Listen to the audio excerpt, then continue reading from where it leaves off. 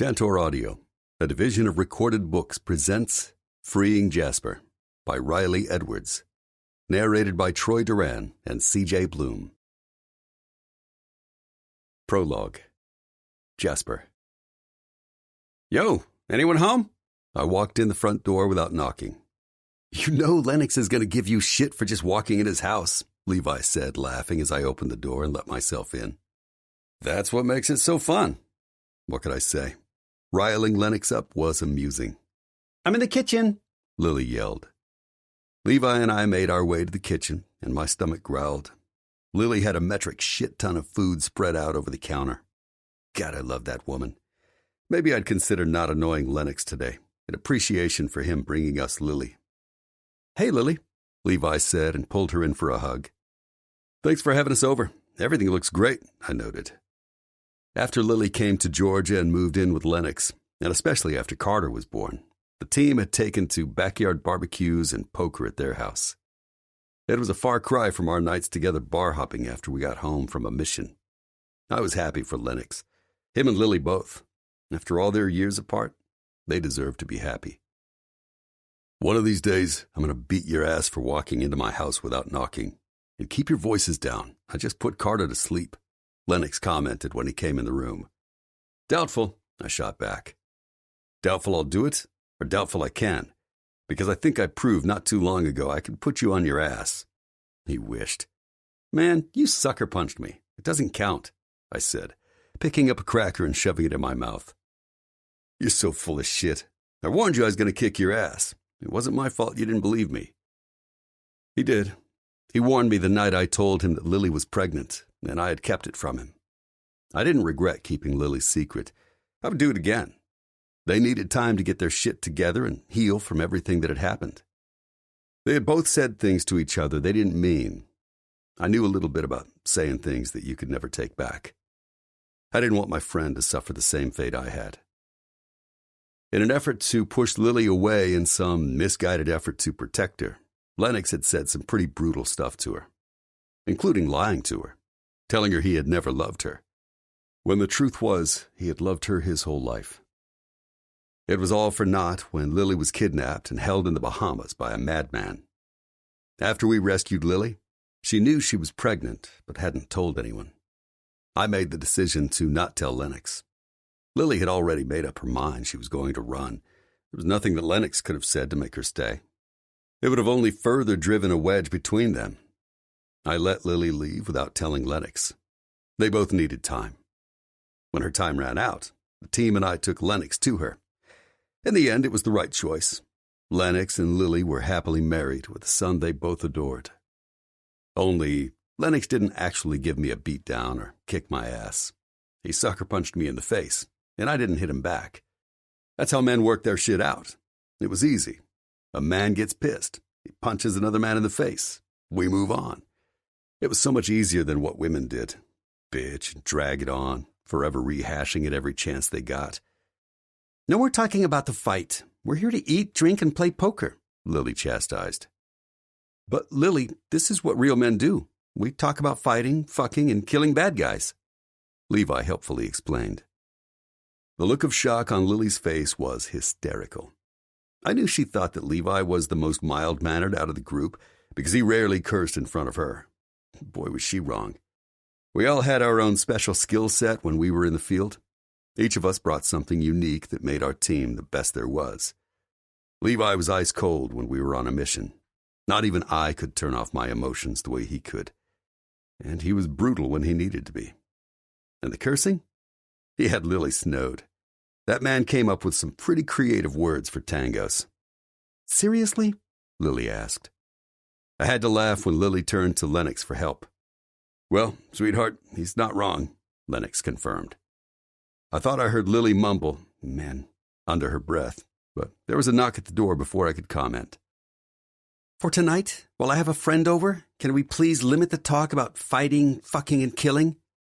We'll see what we can do, Shane replied, smiling at his wife. Is she hot? I couldn't help asking. I didn't bother hiding my enjoyment of women around my team. I know they probably thought I got laid more than I actually did. I just didn't bother correcting them. Not answering that, Lily shouted back as she went for the door. Dude, what happened to the blonde from last night? Levi asked. Yes, the blonde. She was sexy as hell and fake. Every part of her, from her glued-on lashes to the porno-style moans. Boring. A dime a dozen. We both had fun and parted ways. No hard feelings. Do you want the details or the cliff notes? I joked. Not even worth the normal week? Lennox laughed. She kicked me out of her bed with a thanks for coming, don't call again. I smiled and left, I explained. Levi or Lennox said something, but I'd lost interest when I heard the sweetest voice come from the other room. I couldn't make out the words. Something about whiskey, maybe. It was the tone of her voice, the cadence, the kind of voice that would soothe and lull you to sleep. Just the sound of it alone hit me in the gut. She wouldn't fake her moans. She would enjoy her man, actually feel him. Come in, the guys are in the kitchen, and if you want to eat, we'd better hurry, I heard Lily say. Holy fuck. In walked the prettiest woman I had ever seen. Long midnight hair that was made to have a man wrap around his hand. Crystal blue eyes made even more beautiful by her skin tone. Not makeup. I didn't even think the girl was wearing any. Her beauty was all her. All real. No pretense. Nothing fake. Hi, Emily. Nice to see you again. Thanks for coming over, Lennox said. His voice pulled me from my stupor, reminding me I was in front of my team. Hey, Lennox. Thanks for having me, the woman, Emily, replied.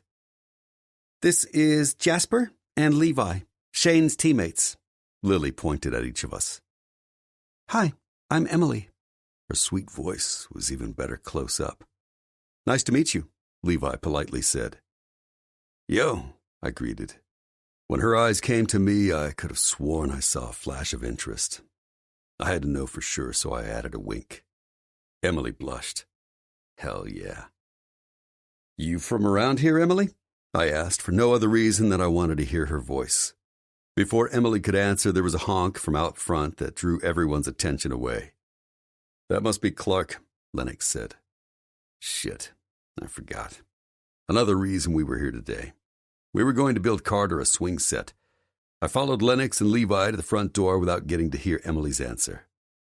The door shut behind us, and Lennox turned to me. Lily will have your balls if you fuck with Emily, brother. And while I'm not fond of that visual, better she removes yours than mine. Fuck with her? I don't want to fuck with her, I told him. You didn't exactly hide the fact you were eye-fucking her, Levi added. I was not eye-fucking her. If I was, she would have been panting. I won't lie, she's fucking gorgeous. But? There's normally a but after the phrase, I won't lie, Levi asked. No buts. Just acknowledging the fact she's beautiful. Lennox stared at me, something weird working behind his eyes. What? I prompted. I'm not used to you calling women beautiful or gorgeous. Sexy and hot are your normal adjectives. You're way overthinking this. Let's get this lumber in the backyard so we can eat, I said. Damn, nothing gets past that fucker. The truth was, she was both hot and sexy. But it seemed beneath her to describe her that way. She wasn't some barfly I wanted to take home for the night. Not that I wouldn't mind some alone time with her. But more than that, I wanted to talk to her, take her to dinner so I could hear her laugh. I bet she had a great laugh. Emily. What's that look for? I asked Lily, after the guys left the room. No look, she answered, and busied herself straightening up the food, trying to hide her discomfort. Liar. You think I'd fall for a lame pickup attempt? I'm not stupid enough to fall for a man like Jasper. Besides, I haven't been with a man since Stephen. I think if I am going to start dating again, I need to start with training wheels. And that man looks like he's as high speed as they come. I tried to put her at ease. Most of what I'd said was true. The other parts? I was saying them more to myself than her. I don't think you're stupid. And I love Jasper like a brother. I don't have a bad word to say about him, but he... She trailed off. He's a dog? I laughed. A man that sexy can be. I'm sure he has women throwing themselves at him. I was sure not many women would be able to resist Jasper if he turned all of his attention on them. His messy brown hair was cut short on the sides in standard military regulations. It made him look sexy in a I-don't-give-a-shit way. And his deep blue eyes told a story if you really looked before he turned on the charm. "What the hell?" Lily said, looking over my shoulder into the backyard. I turned around to look, and holy dear God, the sight was amazing. The guys were carrying lumber. Muscles bulged and flexed under their t-shirts. Even from a distance, I could see Jasper's shirt pulling tight over his impressive biceps. "I don't know what the hell they're doing, but I admit I am enjoying the view," I said. Lily opened the sliding glass door and hollered, "What are you doing?" "Building a swing set," a man answered. "A swing set?" she returned. My attention was pulled from Lily's conversation, and I was fully engrossed in watching Jasper move. Just his walk exuded power. "You know, for Junior," Levi added. "You do know that the baby won't be able to play on the swing set for years, right?" Lily told them. "So," Jasper spoke up, "no time like the present." "You're crazy. All of you have lost your minds. I don't know what to say." "Don't say anything, Lily. We want to make sure that Carter's taken care of while we can." The man who I had not met yet answered. Lily's face softened and her tone changed. "Thank you," she called back. "No problem," he answered. She shut the door when the guys disappeared around the corner of the house and turned to me. "That's sweet they're doing all this," I said. "I'm sorry, I'm new to all of this and forget sometimes," she apologized. I understood what she was apologizing for. Don't be silly. There's nothing to be sorry for. They are going a little overboard out there, but I do understand. We never know how much time we have with them. One of the perils of falling in love with a man like that. I stopped and sucked in a deep breath. I understood all too well. The love I had for Stephen was far different than the love that Lily and her husband had, but I knew the loss nonetheless. Hold on tight, Lily, and enjoy every minute. Soak it all up. You'll need it to get you through deployments and training assignments, and God forbid if the unthinkable happens. You'll need all the goodness and love he gave you to get through that, too. "Did you soak up enough?" she asked. "I thought I did, but now I'm not so sure. My tank's running low," I answered. I hated not being able to tell Lily the truth. I wasn't keeping the truth from her because I didn't trust her. I was protecting Stephen's reputation. He deserved my loyalty, even in death. "Does it bother you being over here, around us?" "Hell to the no, sister. I love you and Lennox. Just because Stephen is gone doesn't mean I want to lose my family. Right after it happened, I was afraid I would lose that too. The Army is my life, and I still love it." "Good, because I love you, woman." That felt good. I didn't have a lot of friends. My life was wrapped up in being a single mom. Jason was all that I had left. "Now, let's grab a drink and sit on the deck. I want to watch the guys carry the lumber." She laughed. Lily grabbed the baby monitor, while I grabbed a beer, and we made our way to the back deck. It didn't take all but 10 minutes before the guys were all shirtless as they continued to make trips back and forth to the front of the house. "Holy shit," I mumbled. "You got that right," she said. I laughed, and she cocked her eyebrow. "I might be married, but I'm not dead. The first time Adam and Anthony met the guys, Anthony called them the Badass Brigade. I think he should have called them the Sexy Brigade." Lily had mentioned her friends Adam and Anthony before. She'd met them while living in South Carolina. They were house flippers. She had shown me some of the designs she had worked up for them. She was excellent. There's nothing like a well-trained, well-toned military man. I have to admit, as much as I swore I would never be with a soldier again, I think I'm ruined. I don't know how I could ever date a civilian. You're such a snob, Lily giggled. That's better than being called a dependopotamus, which is what I'd be called if I ever dated another soldier again.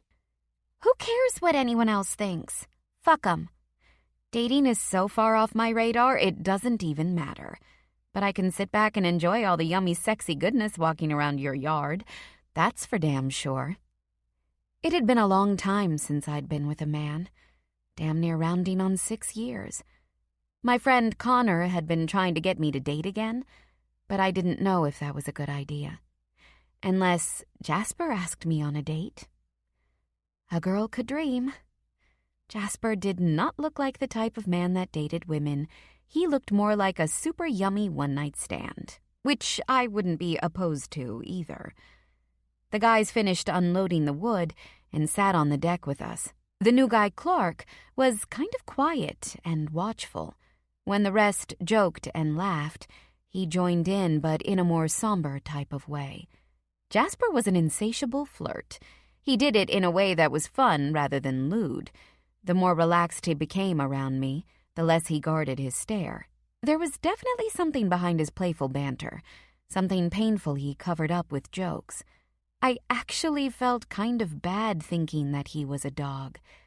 I bet that the women he was with didn't even bother to see him. All they saw were the sexy eyes and a lazy smile. 1. Emily. Emily? Yes? I looked up from the coins I was counting and straight into a set of familiar piercing blue eyes. They were almost identical in color to my own. Jasper. I hadn't seen him since a barbecue at Lily's house 6 months prior. He looked even better than I remembered him. More like a rugged cowboy than the soldier I knew him to be. Jasper worked at the 707 Research Battalion with Lily's husband, Lennox. I wasn't sure exactly what they did at the 707, and Lily said very little about where her husband went when he left on assignment. One time, she told me the team was out of town auditing another base. My best guess was they inspected equipment records and made sure the supply personnel was keeping an accurate accounting of the gear when it was returned after deployment. He looked damn good for someone who sat behind a desk all day. Hey, I didn't know you worked here, Jasper said, trying his best not to show how uncomfortable he was. The flirty, playful tone he had at the barbecue was painfully absent. The day I met Jasper, he spent the afternoon talking and joking with me. It had been nice to speak to someone who knew nothing about my past and didn't treat me like I was a broken widow. For a few short hours, I felt normal. That was until Lennox asked me about Jason. The mere mention of my son had silenced Jasper. Minutes later, Lily's infant son had woken up, and Jasper all but ran out the door, making an excuse it was late and not wanting to intrude on family time. Yeah, about 5 years now. We are short a teller today, so I came up front to help out. I'm actually a loan officer, I explained. Payday. You know how the 1st and 15th are around an army base. If Uncle Sam doesn't direct deposit, the boys want to cash their checks. Now I was babbling. God, why was I so awkward?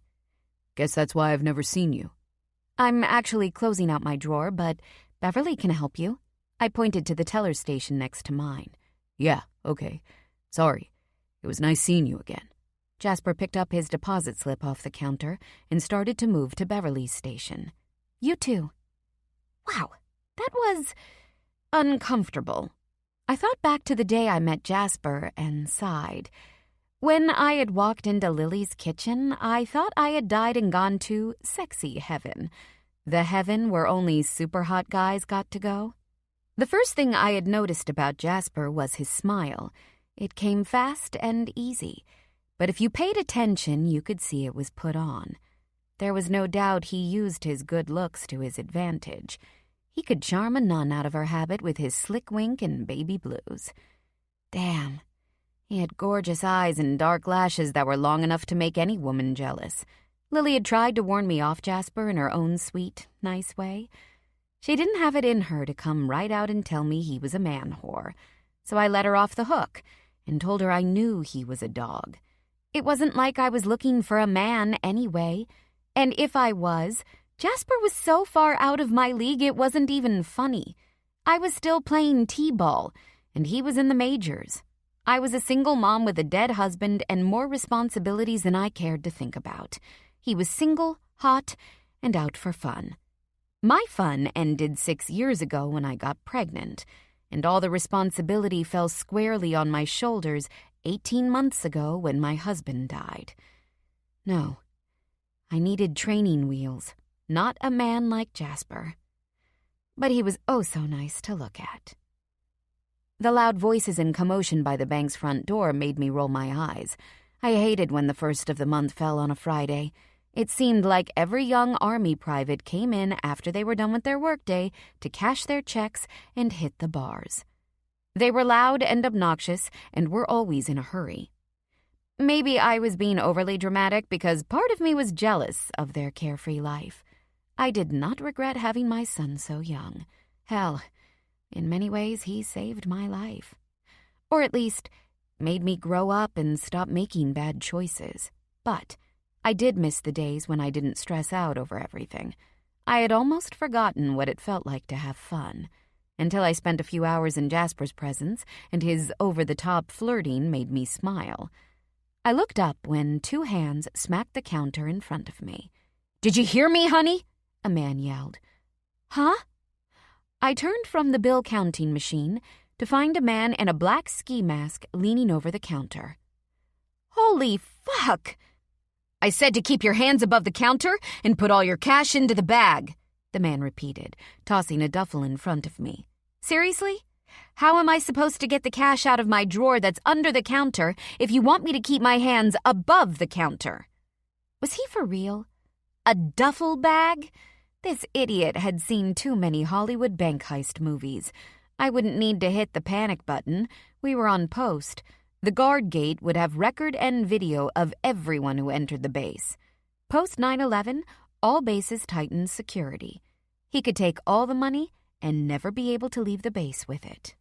"Listen, bitch! Just put the money in the bag. If you think about trying to call for help, everyone in this building dies." I looked over the man's shoulder and belatedly noticed 2 more men, all holding assault rifles and what looked to be standard-issue reflex sights on the top rails of their weapons. I wondered if they stole those guns from the Army's armory. Maybe Lennox's team should do an audit of their own base. The reality of the situation hit, and I froze. The bank was being robbed by 3 armed, masked gunmen, and all I was thinking about was if they stole their guns. What the hell was wrong with me? Screw the money, and if they could get off base, I didn't want to die. My son had already lost one parent.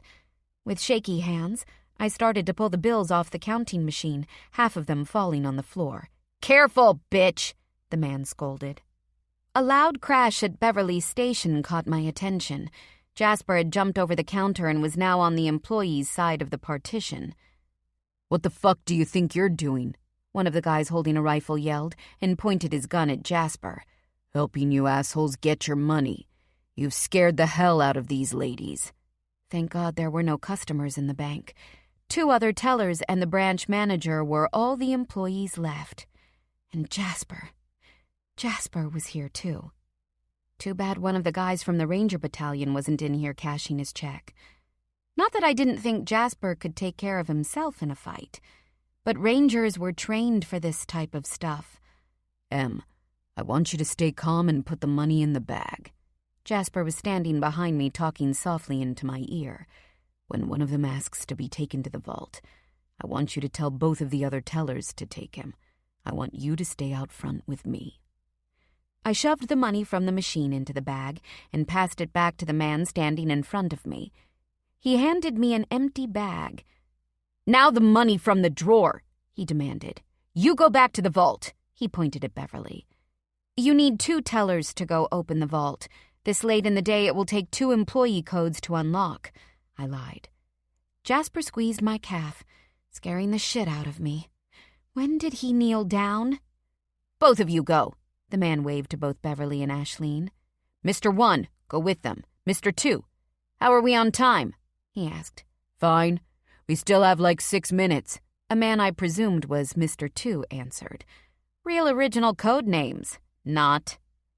"Hurry up and get the next drawer. Hey, tough guy, make sure you get all the cash off the floor." Jasper stood up and put the money he had collected off the floor into the new bag I was holding. The man in front of me walked to Beverly's station and leaned over the counter looking toward the vault. Jasper took advantage of the masked man being distracted and spoke softly. "When I call out red, I want you to drop and lie flat on the ground. Do not move from that position. Copy that?" he instructed. "Okay," I whispered, my hand still shaking as I stuffed all the bills into the bag. All 3 open teller drawers had been handed over. What now? I didn't understand what Jasper was doing, but if all I had to do was lie on the ground, I was good with that. I wanted to tell him not to do anything crazy. I didn't want to see him hurt over money, but he moved away from me too fast. All the fine hairs on the back of my neck started to prickle. I looked around the lobby, and Mr. 2, the timekeeper, was staring at me. There was something in the way he looked at me that scared the shit out of me. The fact he had a gun basically pointed at me notwithstanding. His glare was fixated on me. His mask obscured his features, and he was too far away for me to make out the color of his eyes. "Red!" Jasper yelled. I dropped to the ground, and my world exploded in gunfire and the sound of shattering glass. Gunfire in a small space was not like what you saw on the TV. It was ear-piercingly loud. I couldn't cover my ears enough to drown out the deafening pops. I scooted farther under the counter, trying to gain as much protection as I could, and I hoped that Beverly and Ashleen were safe. Beverly was a single mom like me. She had a cute 3-year-old daughter who needed her, and Chuck, the lazy bank manager, I bet he didn't even know we were being robbed. He spent most of the day locked in his office doing God knows what. It wasn't work, that was for sure. The gunfire stopped, and I debated whether or not to stay down like Jasper had told me. What if he was injured and needed help? I had no way of knowing if I stayed cowering under my station. I slowly crawled out, looking left, then right. I couldn't see anything, and I had to move farther out, and just as I looked left again, a pair of black boots stopped right in front of my face. Damn! How did I not hear someone walking up? My eyes traveled up the khaki cargo pants and stopped at the gun pointing at my head. I didn't bother looking up any farther. This was it. I was going to die on my hands and knees on the bank floor, leaving my son without a mother. I closed my eyes and prayed my son knew how much I loved him. My mom would make sure Jason was okay. A gunshot rang out, and I waited for the pain to register. Nothing. There was no pain. Only a lingering ringing in my ears. I opened my eyes to find a crumpled body on the ground in front of me, blood pouring out of the black mask. I couldn't move, and no sound left my mouth as relief washed over me. I was alive. Up you go, Jasper said from beside me. I couldn't pull my gaze from the dead man in front of me. Close your eyes, he commanded. I couldn't. I was captivated by the dark red liquid pooling around his head. That could have been me. That would have been if— Emily! Jasper yelled, finally breaking the spell. I scrambled to stand up, Jasper reaching down to pull me up and into his arms. I want you to listen to me very carefully. I want you to keep your eyes closed while I get you out of here. You're going to the manager's office until the MPs and local police get here. Ashleen and Beverly? I asked. They're already in there, he answered. I was relieved he reached them in time and got them to safety. If I was so relieved, then why did I feel a pang of hurt that he had saved the others before me? In reality, I was no one to him. Just because I had thought about him hundreds of times over the last 6 months didn't mean anything. Thank God, I whispered. Jasper picked me up, and I closed my eyes as he walked us through the bank to the worthless branch manager's office. No one questions Emily until I get back. The commander is on his way down now. I'll be back when I'm done talking to him." My eyes shot open to see who Jasper was talking to. "Levi?" "Hi, darlin'. Let's get you inside." Levi opened the door, allowing Jasper to enter. Beverly and Ashleen were huddled together in the corner, crying. There was a suit jacket draped over the top half of a slumped-over body at Chuck's desk. "Is that—" I asked. "Yes," he answered. "Is he—" I continued. "Yes. Sorry, we cannot move him until the police come," Jasper explained. What the hell was going on? Jasper. After we'd finished eating on the deck, we moved to the living room to play poker. I couldn't remember the last time I laughed so hard with a woman that wasn't Lily. Emily was a firecracker. She had to come back for everything I had to say. Through most of dinner, her attention was on me. There was something about her that was refreshing. I had been gulping down pond water, and she was the purest of springs. I wanted a sip of her so badly. I was still puzzling out how I was going to ask her to dinner without sounding like a complete dumbass. It was getting late, and I was running out of money. Lily and Emily were killing it tonight. They had damn near broke me. "How's Jason?" Lennox asked Emily after he finished dealing the cards. Shit, I hadn't thought that she might have a man. I'd never poached another man's woman. However, I would make an exception for Emily. "He's good. He's at my mom's house for the rest of the week.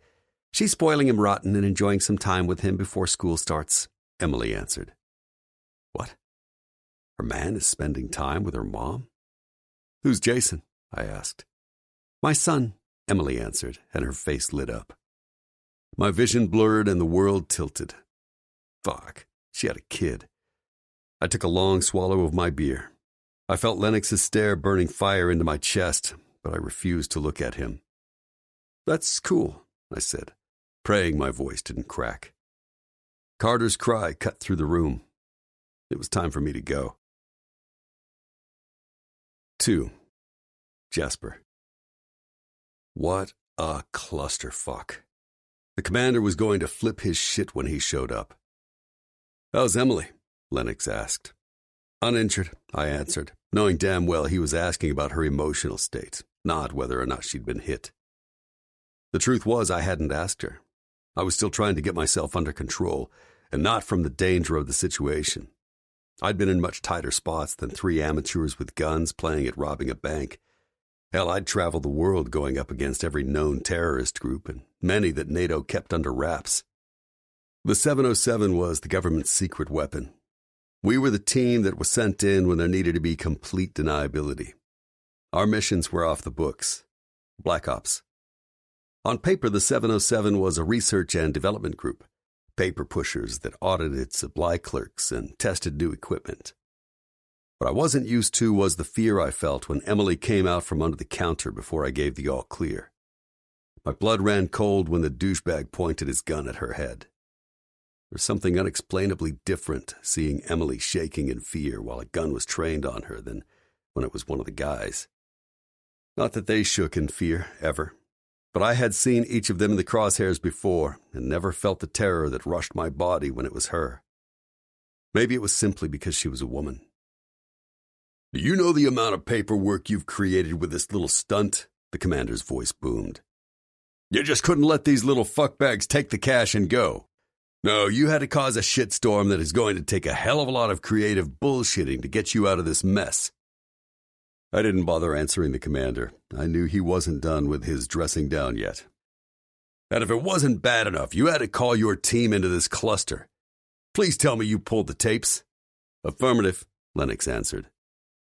"Why don't you break this down Barney style and walk me through why you thought it was a good idea to kill 2 bank robbers on American soil? You're not playing in the sandbox, Christ almighty. At least I can partially contain the intel on this base." Yep, the commander was pissed. I called in my team for backup. They're easier to contain. And frankly, I don't trust an MP to have my 6. I had no intention of killing any of them. My plan was to disarm and detain. The plan was shot to shit when douchebag number 1 pointed his gun in my goddamn face. I took exception to the threat and feared for my personal safety. After he was properly dealt with, douchebag number 2 pointed his gun at me, I couldn't get a clean shot off, so I only winged him and he fled the scene. Douche number 3 took one between the eyes when, in his infinite wisdom, he thought it was a good idea to point a gun at Emily's head. I hadn't meant to mention Emily by name. Lennox's eyebrows shot to his hairline at the same time the commander asked, "So this is personal?" "Not at all," I answered. Damn, I cannot believe I slipped. "What then? Not enough action? You thought you'd swoop in and save the day?" "No, sir. I was just trying to save the Army's investment. It'd be expensive to train another operator with my skill set." "Wise ass. What did the hostages see?" he asked. "Not a damn thing. When Levi and I entered from the rear, both women were hugging each other in the corner, out of the line of sight. Levi stayed with them, and I entered the lobby to provide backup for Jasper. The situation was contained by the time I entered," Lennox explained. The commander's face was bright red, and I actually thought he might stroke out at any moment. "Contained? You called this contained? What about the other girl?" "She was under the desk and didn't see anything." I respected the hell out of the commander. He was a good man and had served on the front lines. But if he thought I was going to stand down while 3 innocent lives were in danger, he didn't know me very well. "I apologize for your trouble, but not for my actions. They were justified, and I'm prepared for whatever action needs to be taken." Yeah, I know. You'll fall on your sword. I need to know, Lennox. Did you or Levi fire your weapons?" "No," Lennox assured the commander. "And what about you, Andy Griffith? Did you fire your personal weapon?" Now who was the wise ass? "No, you'll find that body number 1's cause of death is from a hangman's fracture. I used his gun, thought I'd save my ammo." The commander uttered a few more expletives under his breath and walked around the lobby, shaking his head as he went. I glanced at Lennox, taken aback by the wide smile plastered on his face. Before I could ask why the hell he was smiling, the commander stopped in front of us. "I'll send in a crew to scrub the scene. I want that videotape at the hangar in 20 minutes. I want a sworn statement from all 3 hostages they didn't see anything. We don't have time for this. I have a lock on Roman's pilot. I want him brought in. If Roman was telling the truth before he was taken out, and he had an inside man in our ranks, I want to know before I send another team out." Now I understood why the commander was over the top mad. It wasn't like I had caused an international incident. Hell, I was within my legal rights to protect myself from personal danger. He didn't want me caught up in an investigation that would make it impossible to leave on a mission. He could, obviously, waiver me through the system, but that would draw attention to me. Attention that we couldn't afford. The commander left, leaving me alone with Lennox. "What's the smile for?" "You snapped his neck? Christ, there's something wrong with you. Why can't you just shoot bad guys like a normal person? It's always up close and personal for you." I didn't bother answering. I didn't like having to kill anyone, but I would if I had to. Lennox was referencing my ability to eliminate a threat with my bare hands or blade if necessary. Some men preferred the impersonal nature of a gun. We were all trained to kill by any means, but some men faltered when it came to wet work, so to speak. Not me. I opened the door to the manager's office to find Emily sitting in a chair by herself. Levi was softly speaking to the other 2 women who were still crying. I was surprised that Emily had remained calm and collected through the whole ordeal. A sense of pride welled in me, a feeling I didn't want to examine. "Hey." I knelt down in front of her and waited for her to look at me. "Hi." She spoke so softly I could barely hear her. "The commander needs you and the other tellers to sign a statement. Do you think you can do that?" Emily nodded. "And ask the other 2 tellers as well?" "Sure." Maybe she wasn't handling this as well as I had first thought. She was staring into my eyes, but hers were flat and lifeless. My heart squeezed. I didn't like the fear I saw. Without another word, she got up, forcing me to stand as well. I watched as she walked over to the other 2 women and spoke to them, hugging them both, trying to soothe them. They nodded at whatever Emily was saying to them. Levi was standing closest to them and handed Emily a yellow legal pad. The first woman jotted something down on the tablet and handed it to the other woman. She did the same thing and gave it to Emily. After Emily wrote her statement, she walked back to me and handed me the pad. "Here. Is it okay if I leave now? She asked. There was no spunk in her tone, no playful smile on her lips like there was the first time I met Emily. She was a beautiful woman, but what made her absolutely stunning was her sassy sense of humor and smile. She had been easy to talk to that afternoon. Her playfulness was painfully gone. Sure, I'll drive you home. I don't think it's a good idea if you drive. I scanned the statements she had given me. All 3 women had said the same thing. 3 gunmen, and no one saw the actual shooting. Perfect. No, thank you. I have to pick up Jason from my mom's house first. The sun. I swallowed the lump in my throat and remembered what had put a screeching halt to my flirting with Emily. She had a kid. I was trying to come up with something to say or tamp down my irrational panic when Lennox spoke up. I'll drive you, Emily. Lily would have my balls in a sling if I let you drive. Considering we're trying for another baby, I sort of need them, he joked. Okay, she agreed. That rankled. She told me no, but would let Lennox take her to pick up her son. That's what I wanted, right? A way out. Lennox saved me by offering her a ride. I should have been happy she was safely getting home, and I didn't have to do it. But I was irked instead. All right, I'll see you at the office, Lennox. Lennox was right. There was something wrong with me. I needed to get the hell away from Emily and stop thinking about her. For the last 6 months, I have thought back to the day I met the raven-haired beauty and wondered what it was about her that calmed my ever-racing mind. We talked about nothing important or personal, not that I did that anyway with anyone. She didn't overtly hit on me, but she did give as good as she got in the flirtation department. But it was different when she did it. She wasn't trying to be sexy to get me in bed. She was friendly and spirited. I had no idea why this woman got to me, but she did. I was shocked when I saw her in the bank. I had been actively trying to avoid her. There had been 2 occasions I had turned down dinner at Lennox and Lily's house because I knew she'd be there. She was Lily's friend. That should have been enough to make her off limits. But I couldn't stop thinking about her. I pulled up to the hangar before Levi and parked my truck. I needed to get my head on straight and get laid. That had to be my problem. I hadn't had a woman in a very long time. It was hard to go back to easy pickups after meeting Emily. Fake and easy paled in comparison to her. I had to let the fantasy of her go and jump back into the saddle. No strings attached and mindless was all I deserved. Easier said than done. Levi and I were watching the bank footage when the commander walked in. Where's Lennox? He took Emily home, I answered. Is Emily Jenkins going to be a problem? He asked. Jenkins? As in Captain Jenkins? I asked. One and the same. Well, fuck me running. I knew Emily's husband was KIA, but I had never asked for her last name or details. I heard he had died with honor and bravely gave his life to save his rifle platoon. Emily is a non-issue. She's Lennox's wife's friend, that's all. Then why couldn't I get her out of my head? Good. Start the video over. I want to see when the first one walked in.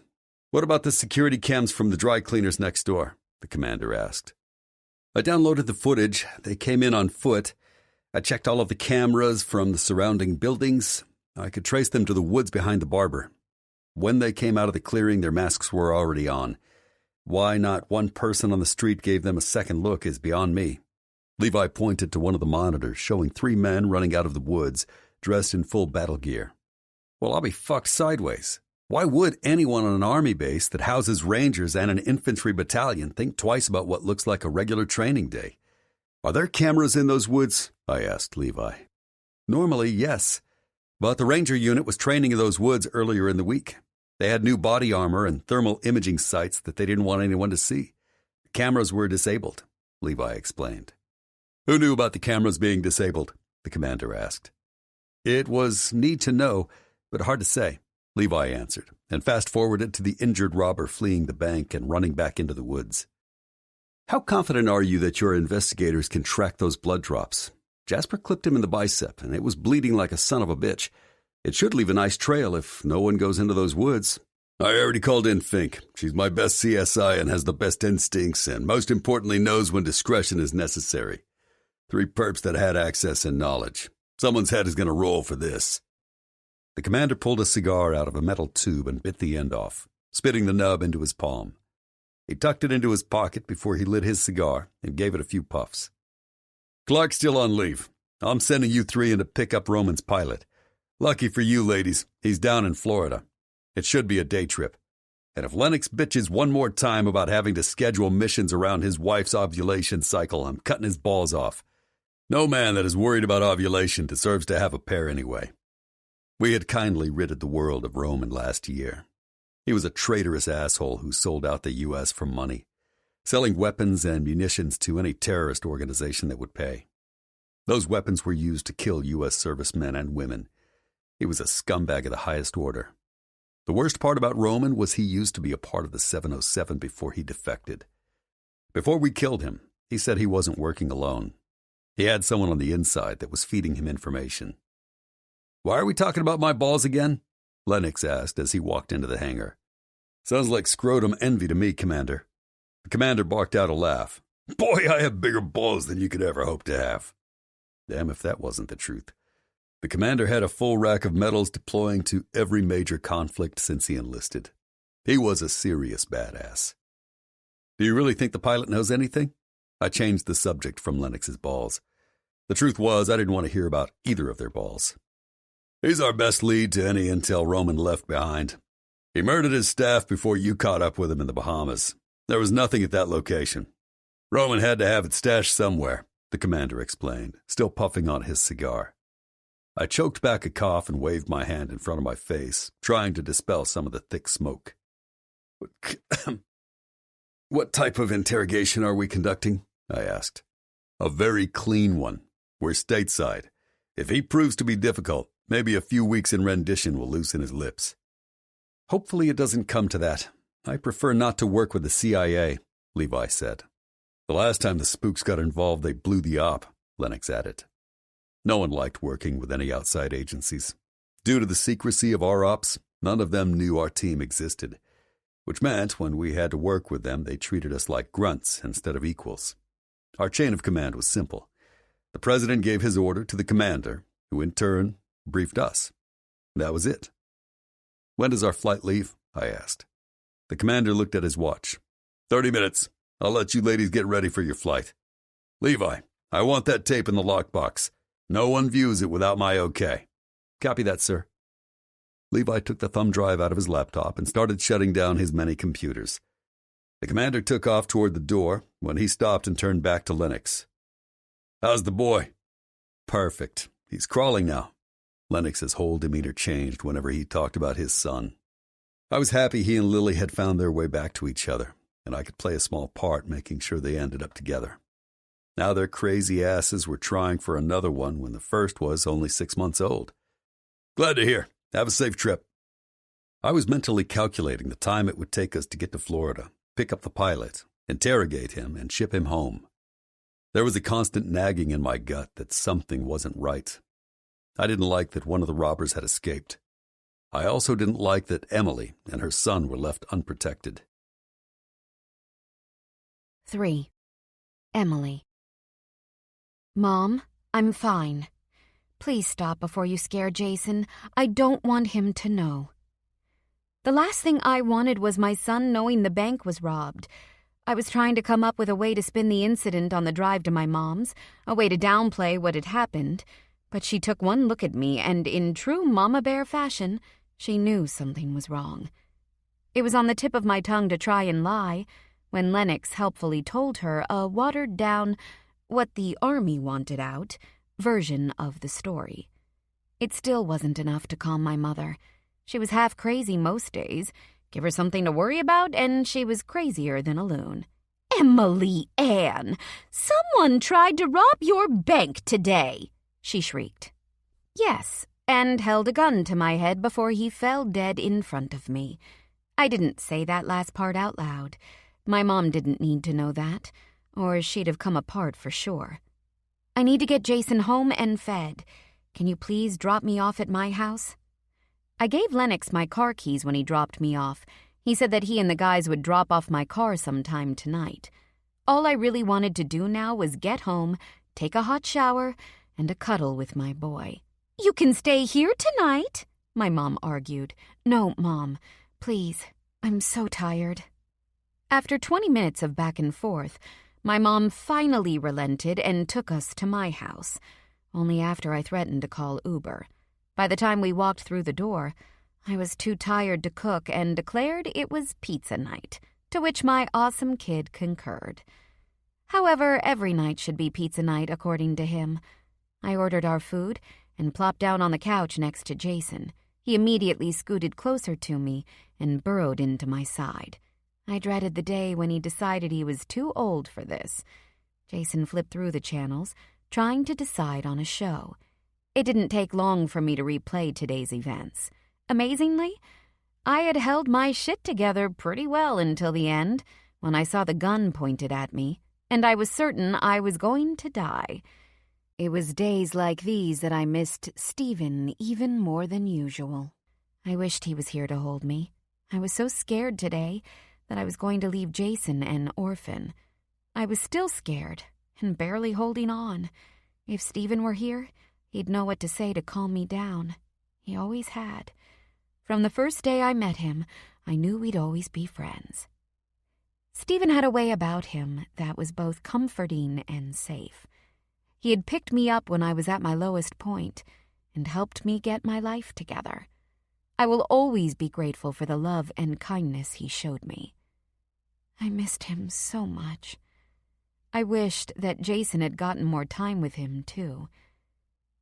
The knock at the door startled me, pulling my attention back to the present. "Be right back, buddy. Pizza's here." By the time I got back to the living room, Jason had cleared off the coffee table to make room for the box.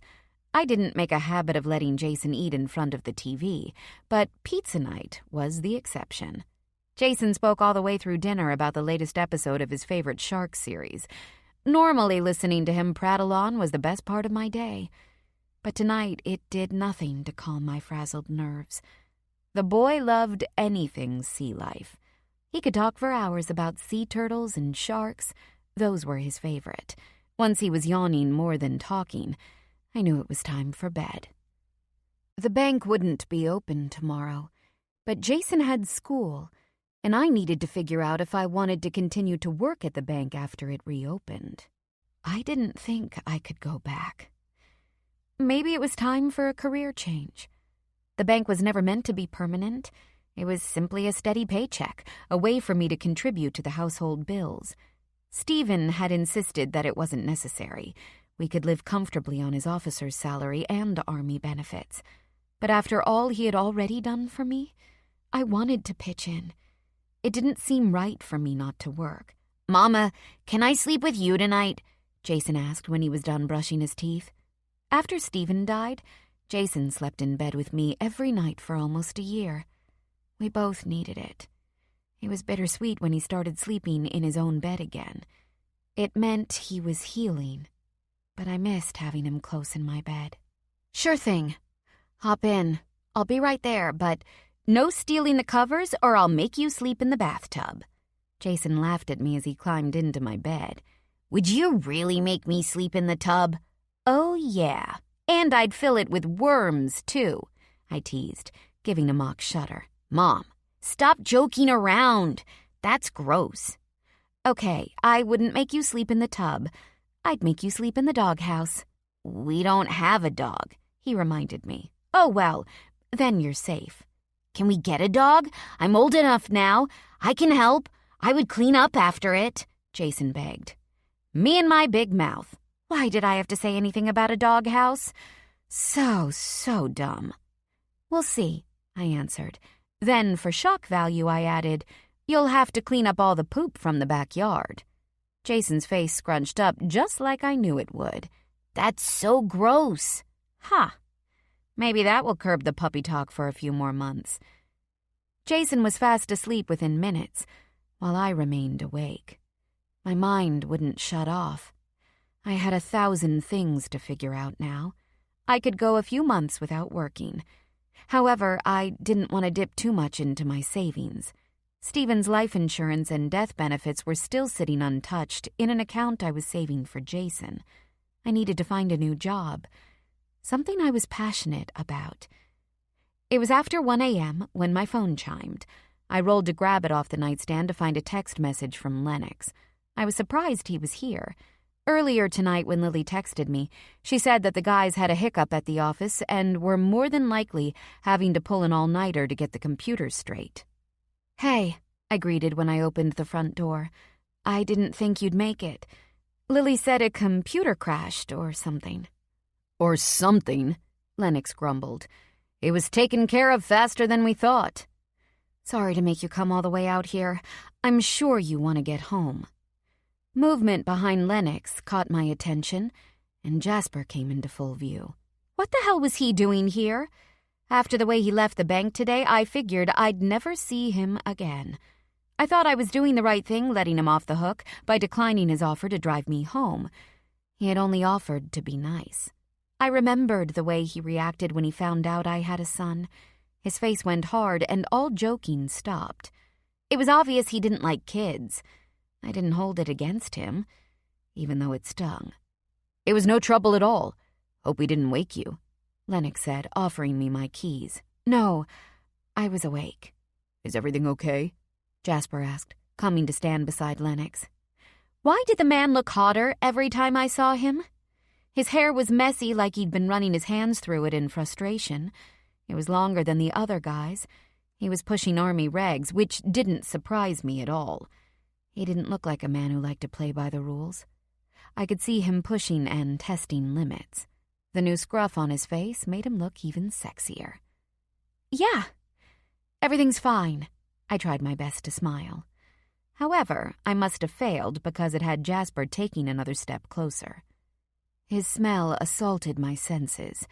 Man and sweat, with a hint of smoke. I narrowed my eyes and wondered if they were really at the office. Jasper smelled more like a bar. I quickly dismissed the thought. Jasper might be a player, but there was no way that Lennox would ever lie to Lily. He was a good man, and I didn't really think Jasper would condone lying either. "You sure? We could look around if you'd like," he offered. "Look around? I'm fine. I was in bed going over my long to-do list. You know, it's what us moms do. Plan and worry." As if on cue, Jasper stepped back. It might have been a bitchy thing to do, using my son that way, but I was too tired to argue with Jasper. I figured he was used to getting his way, and I knew the mention of me being a mom would send him running for the hills. "All right. I hope you get some sleep." Jasper turned and walked down the driveway. Wow. It was like I had a cool superpower. I could make Jasper disappear with one word. "Listen, Emily, he doesn't—" "It's fine. I don't take offense. He's a nice guy. Some people don't like kids. I'm cool with it." "It's not like that. He just—" Lennox stumbled his words. I cut Lennox off again. "It's not my business. It's fine, really. He's never around when Jason and I are at your house. As long as he isn't mean to my son, everything will be fine. Besides, I'll probably never see him again." I offered Lennox a smile. A real one this time. "I wouldn't bet on that," he said under his breath. "Huh?" "Nothing. If you ever need to talk about what happened today, Lily and I are here for you. The Army is trying to keep this under wraps until they finish their investigation. But you can talk freely to me or Lily," Lennox offered. "Thanks. I'm fine," I lied. "Try and get some sleep." Lennox waved and walked down the drive. He waited until I shut my door before he got in his car. That night, I fell asleep replaying Lennox's words in my head. I wouldn't bet on it. What did that even mean? Jasper ran every chance he got. I was the one with some weird fascination with the playboy, not the other way around.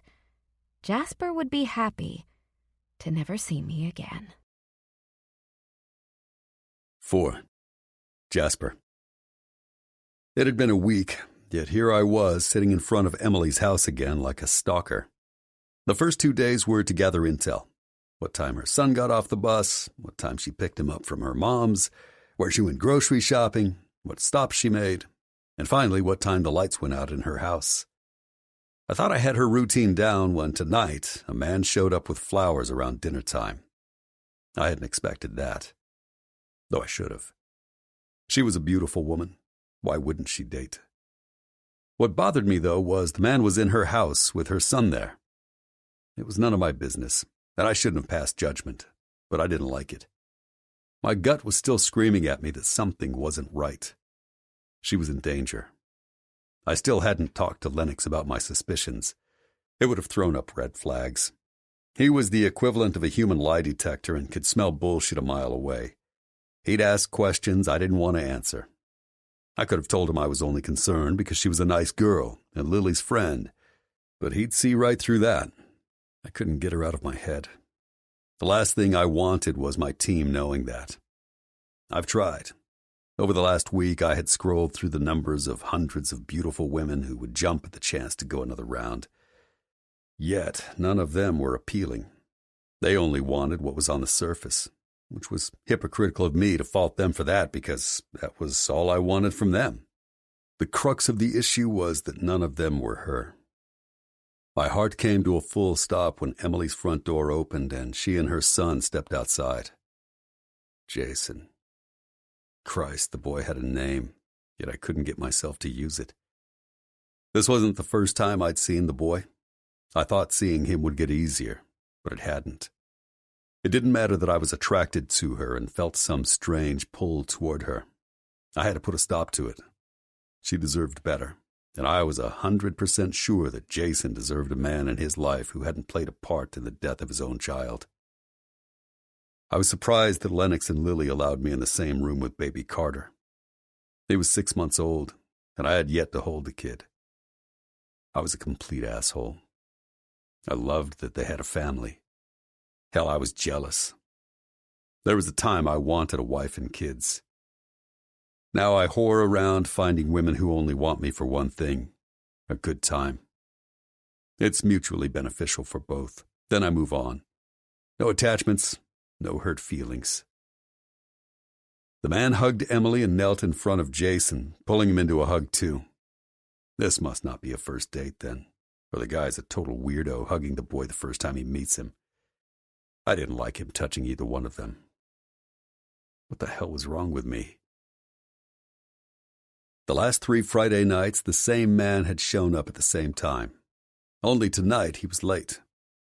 Maybe they had broken up. Last week I promised myself that if he showed up again that next week, I wouldn't come to sit on Emily's house until after 10 p.m. That's when he left. The third guy from the robbery still hadn't been found, and his identity was unknown. Every night I sat in front of Emily's house watching, making sure that she and Jason were safe. I was beginning to think that my gut was wrong. I was overreacting. Nothing had happened so far, and it had been a month since the robbery. The team was getting ready to go out of the country, and as much as I didn't want to leave them unprotected, I felt a little bit better with each passing day. A car pulled into Emily's driveway. Not Mr. Casanova that brought flowers each week. This was a piece of shit beater car. A man stepped out and looked around, his eyes landing on my car. The heavily tinted window provided me cover from him seeing in. Yeah, you're being watched, asshole. The man approached Emily's door and knocked. Emily opened the door and immediately tried to close it, but the man's hand shot out and caught the door before it could close. I quickly folded out of the Camaro and jogged across the street. I wasn't silent in my approach. I wanted my presence known before the man could do anything stupid. "Hey, sorry I'm late." I pushed past the man, nudging his shoulder when I stepped around him. I heard him grunt as he pulled his right arm closer to his body. "It's okay," Emily stammered. She definitely didn't want this man on her porch if she was playing along. I cast a hard stare in the man's direction, waiting for him to say something. "Hey man, what happened to your shoulder?" He was still holding his right arm.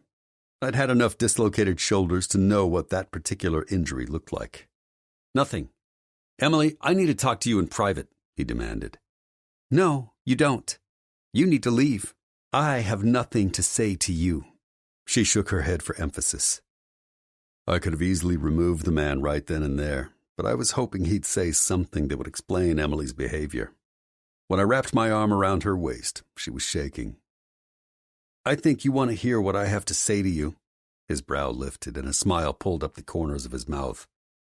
Why don't you step outside so we can talk in private? Not gonna happen. She said she didn't want to talk to you. I stepped in. Mom, who's at the door? Jason yelled from behind us. I scooted over so the man in front of us couldn't see into the house. No way I wanted him to get a look at the boy. That must be Jason. The man's smile got bigger. I didn't get your name, I prompted. None of your business. Last chance, Emily. We're done here, and I don't ever want to see you come near Emily or her son. Is that a threat, soldier boy? He laughed. I let go of Emily and stepped closer to the man. Sure as fuck is. I hear you even breathe in their direction. It'll be the last breath you ever take.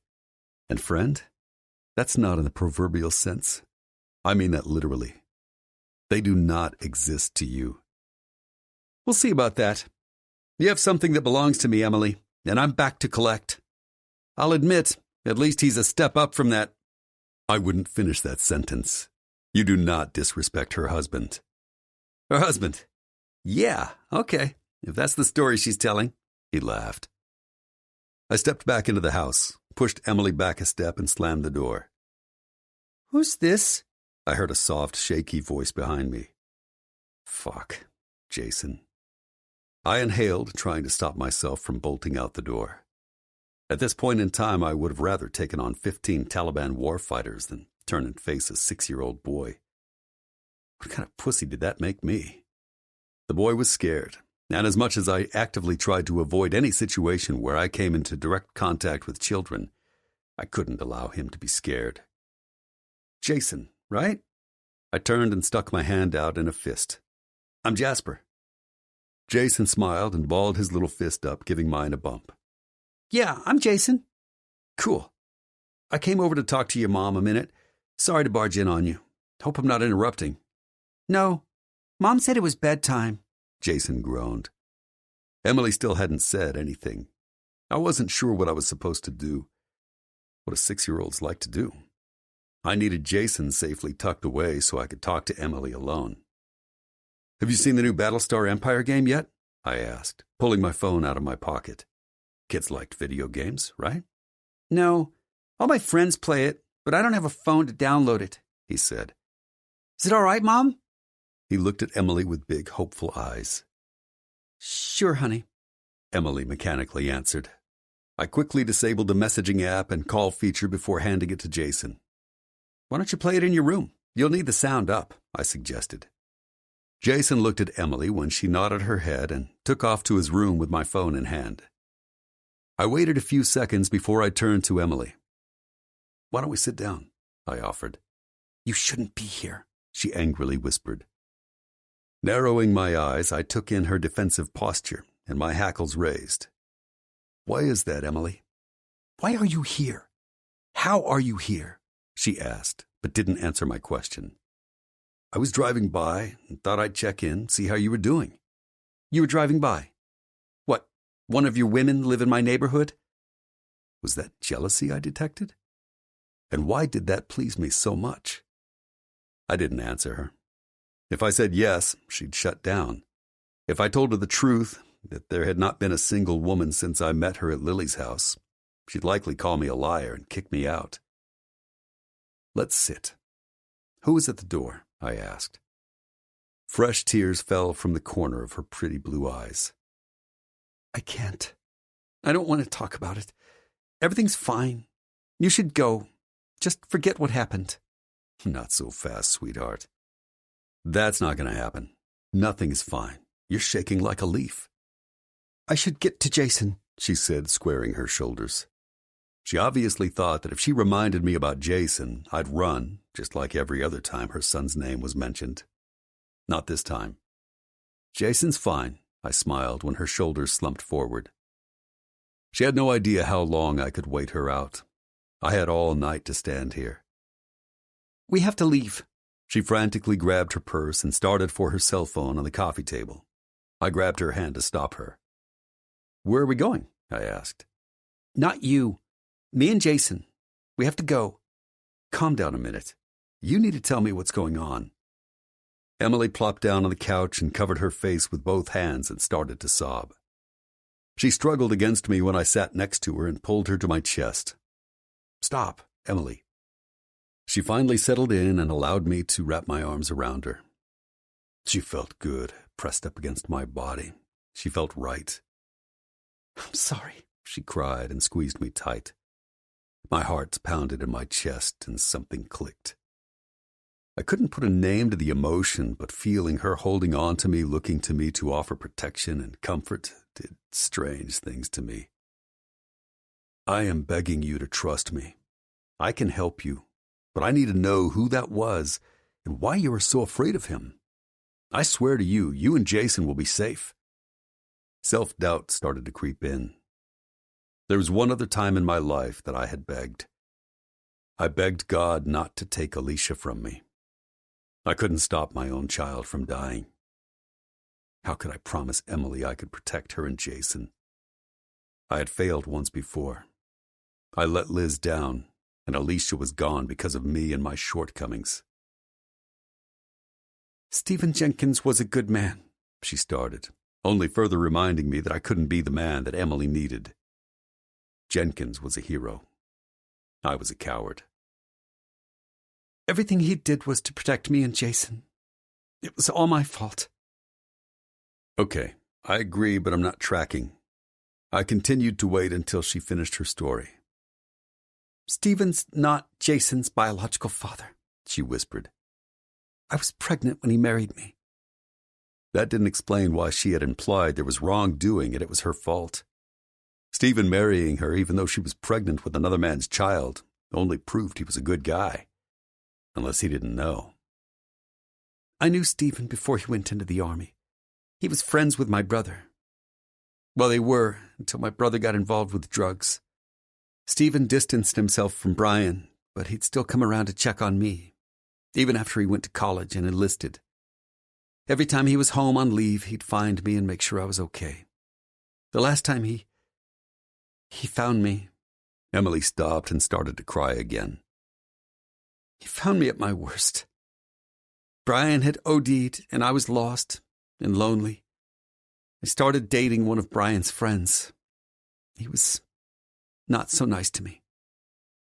What do you mean, not so nice? My blood boiled at the thought of someone hurting Emily. This is so embarrassing. Emily buried her face in my shirt and her hair fell, curtaining her face. I gently brushed it away from her cheek and tucked the strands behind her ear. There's nothing for you to be embarrassed about. You did nothing wrong. Yes, I did. I stayed with him, even after he started hitting me. When Stephen found me, I was pregnant and beaten. I was at my absolute bottom. Stephen cleaned me up and went in search of Liam. When he came back a few hours later, his hands were cut up and he told me I was leaving with him. When we got back to Georgia, he pulled up to the courthouse, told me that as far as the world would know, the baby was his, and he married me. Sounds like he loved you and he did the right thing. I stroked her back for a few seconds, knowing my next question was going to upset her. I take it the man at the door was Liam? Yes, she cried. I haven't seen him since we left. He's never seen Jason. I didn't even know he knew where we were. Did he know you were pregnant when you left? I asked. No, I had just found out. I only told Stephen when we were driving to Georgia. Why did Liam say you have something of his? Was he talking about Jason? Yes. I don't understand. If he didn't know you were pregnant, why would he assume Jason was his? You were married to Stephen, I asked. Levi could easily falsify a DNA test to show Stephen as Jason's father. It would be an easy fix to get Liam out of her life. Stephen was gay. Come again? I didn't see that coming. Everyone back home knew he was gay, but he kept his private life, private around here. Not because he was ashamed, because he didn't want to be treated differently. He earned his commission, and he was a damn good and brave leader. He was afraid the men under him would think that he received some special treatment. I could understand that. Not that I cared one way or another. However, some people still did. Stephen gave up so much for me. There was a knock at the door, and Emily all but flew off the couch. Whoa, everything's all right. Go back into the bedroom with Jason. I'll answer the door. And this time don't come out until I give the all clear. No, it's all right. I'm sure it's Connor, she said. Fuck. I forgot about the Friday night boyfriend. Well, too bad for Connor I wasn't leaving for their Friday night date, and the poor sucker's days were numbered. I'll still answer, I demanded, pulling my HK-45 from my concealed carry holster. Emily didn't protest any further. Smart woman. I checked the peephole, and sure enough, Mr. Friday Night Roseman was standing at the door. I opened the door and almost laughed when Connor's smile turned into a deep frown. "Is Emily home?" he asked. "Sure is." I opened the door wider to reveal Emily standing beside me. "Who are you?" he asked. "Jasper," I answered, offering no other information. I looked over his shoulder, scanning the area for Leah, which was easy considering I had a good 6 inches on the man in front of me. "Would you like to come in?" I offered. Now I was being a dick on purpose. Is this what being a petty, jealous asshole felt like? The concept of being jealous over a woman was foreign to me. "Jasper," Emily warned. "Hey, Connor. I didn't think you were coming by tonight." "Sorry, I should have called. I was done early." Connor made a weird grimace that had Emily laughing. "That bad?" she asked. "Dreadful. I can come another time if you're busy," he offered. What man offers to come back later when he finds his woman with another man? "Uncle Connor, you want to see this cool new game that Jasper let me play?" Jason asked, running into the living room. "I do, but let me say hi to your mom first, and Jasper." Connor's tone changed when he said my name. Uncle. Huh. That would explain why he offered to leave. Jason ran back to his room, and Emily looked at me with one perfectly manicured eyebrow raised. "Connor, this is my friend Jasper. You remember me telling you about my friend Lily? Jasper works with her husband, Lennox." I didn't like the emphasis she put on the word friend before she said my name, and I certainly didn't like being introduced by association through Lily's husband. That was going to have to change, on both accounts. 5. Emily. This was awkward. How the hell was I going to explain who Connor was? "Yes, I remember you mentioning Jasper," Connor answered. I inwardly groaned at Connor's comment. I was going to kill him. "She mentioned me?" Jasper's smug retort was accompanied with a sly smile. "She sure did. I know all about how you bolt at the mention of Jason's name." Hurt flashed in Jasper's eyes before he recovered and quickly masked it. Now I was really going to kill him. "Connor, can I talk to you in the kitchen?" "You could, or we could talk in front of Jasper, since he and I need to have a little chat anyway. Why are your eyes red? You look like you have been crying." Connor turned to Jasper, narrowing his eyes. "And why is a man who, by all accounts, has an allergic reaction to kids in your house on alert, no less?" Connor stopped again to face me. "You allowed him to answer your door, and when he did, his hand was still hovering over his sidearm, which tells me he's a smart man not trusting me when I walked in, even if you said you knew me. He didn't stand down until Jason confirmed he was comfortable with me being in the house." Was there a question in there? I tried to deflect. "How much do you know?" Jasper ignored me and addressed Connor. "I'd like to say everything, but the Army is keeping a lid on the robbery. Even with my connections, there's a lot redacted," Connor answered. "I pieced most of it together, but there's some conjecture on my part." "Wait, what was going on?" "And your connections are?" Jasper asked. "I think maybe," I tried to interject. "The jig is up, sweetheart. Time to start talking," Connor interrupted me. "The jig? Who says that?" I asked, and Jasper growled in impatience. "Did you growl at me? Does that work for you?" "I don't know. I've never done it before. Probably because I've never cared about a woman enough to wade into a situation that directly affects her safety and well-being," he answered. What? Did he say care about a woman, as in he cared about me? "Deputy Connor O'Brien, U.S. Marshals Service," Connor told Jasper. "What do you have on Liam?" Jasper asked Connor, but his eyes never left mine. I thought I might throw up. My past was coming back to haunt me. I never thought I would see or hear from Liam again. We needed to move. I had to call my mom and tell her to start packing, which was going to suck for her. She just moved here to help me with Jason a year ago. "Street thug in Petersburg, about 8 hours north of here. Low-level dealer. His crew is known for armed robberies and petty B&Es. Are you thinking—" Connor trailed off. "Considering he showed up here about an hour ago, and you just told me his crew runs armed robberies, a bank heist isn't a far stretch. I'm thinking there's a strong possibility. I don't believe in coincidences."